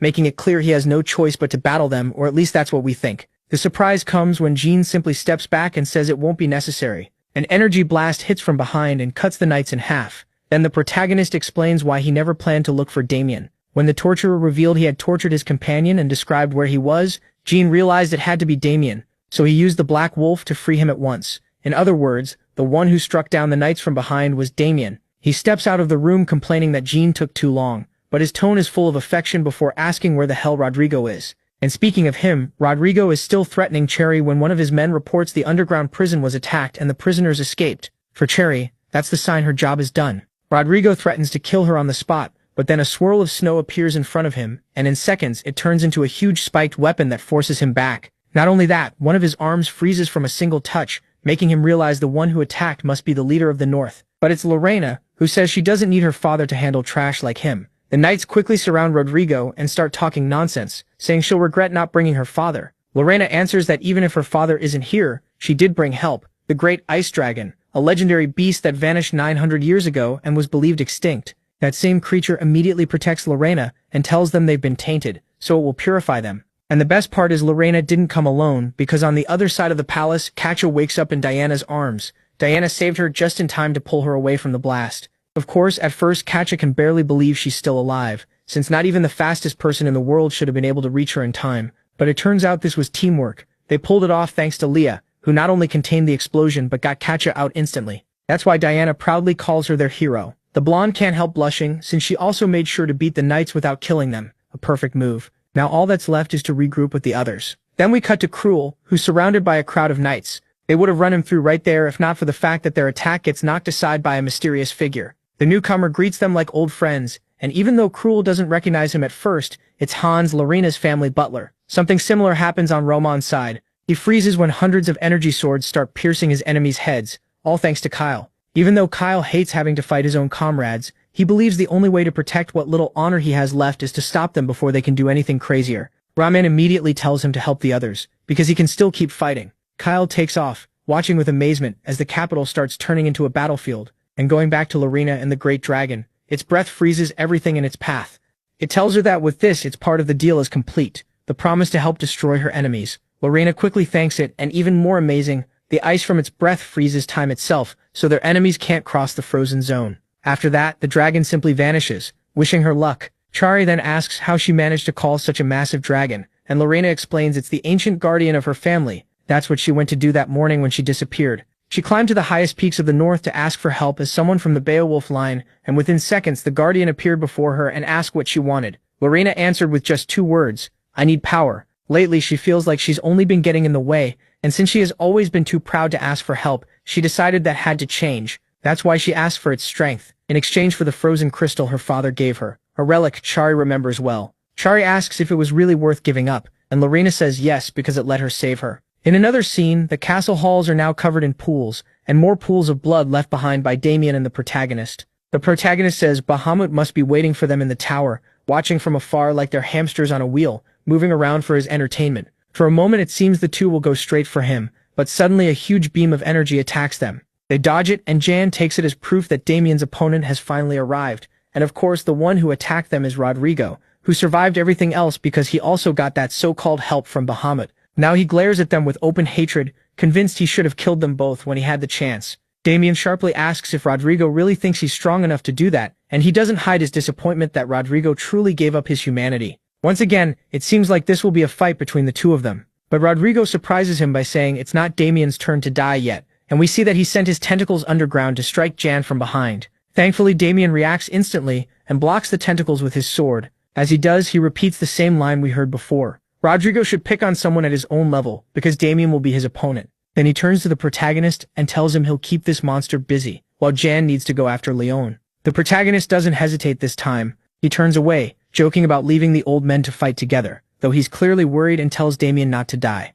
Like master and student, they part ways, and the once quiet palace turns into a true war zone because of the scale of the clash between Rodrigo and Damien. The two of them can destroy whole rooms in seconds. Since their techniques are so similar, they start off looking evenly matched, and Damien takes the chance to say how disgusted he is that Rodrigo's loyalty to the imperial family was just a lie. Of course, the old man fires back that Bahamut is part of that family too, but the redhead calls that nothing but excuses. They keep trading blows until Damien realizes that if they go on using the same moves, this fight will go nowhere. Rodrigo is thinking the exact same thing. He says the fight's gotten boring and decides it's time to show something new. He stretches the tentacles from his arms into a sharp blade, giving his attacks more reach and a new shape, a crack of dark energy that spits out hundreds of bolts which turn into tiny dragons. This is supposed to be a secret art passed down only to commanders of the special forces. What matters is that it shatters Damien's Black Shadow sword art like it's nothing, and to the old man that proves he has the upper hand. Honestly, it looks that way. Damien spends a long time just dodging until he realizes he has no other choice but to use that move. The problem is he's not sure his body can handle it. He might have kept hesitating, but then Rodrigo starts laughing and says he never passed on Damien's mother's final words. In other words, Rodrigo killed her. Damien warns him not to stain her name, but the old man keeps going, saying people can still speak even after their heads are cut off. That sick comment throws Damien off emotionally, and the old man takes the chance to pierce him from several angles, mocking him for still being such a stupid child that he fell for such an obvious taunt. In Rodrigo's mind, the fight is already over, but as he gets closer, he notices Damien's eyes aren't just full of pain, but something split apart inside him. Then Damien starts destroying the tentacles one by one as he activates the final form of his sword art, a wave of black blades that seem harmless at first. At first anyway, because then he spreads them until the whole room is swallowed by deep darkness. Meanwhile, in the throne room, Bahamut stays seated with his eyes closed and says, "You're late." We don't know if he was asleep, or if that's how he watches everything happening in the capital at once, but he starts complaining about how bored he was without Gendair. He calls him MC, the successor to the Heart of Mana,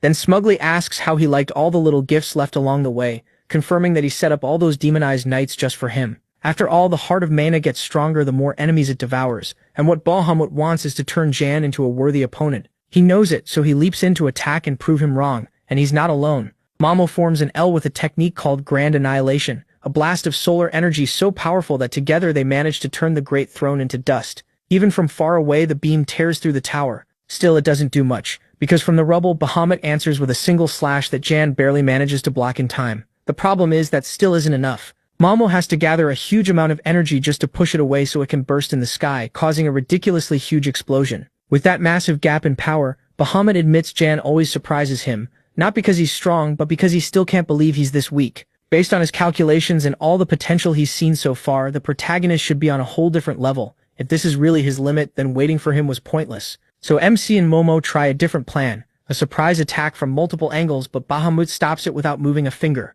That's when Jan realizes he'll never win unless he takes a risk, so he tells Momo to get back and be ready for what comes next. Then Bahamut asks what he did with the knights left in his path, and Jan makes it clear he found a way around fighting them.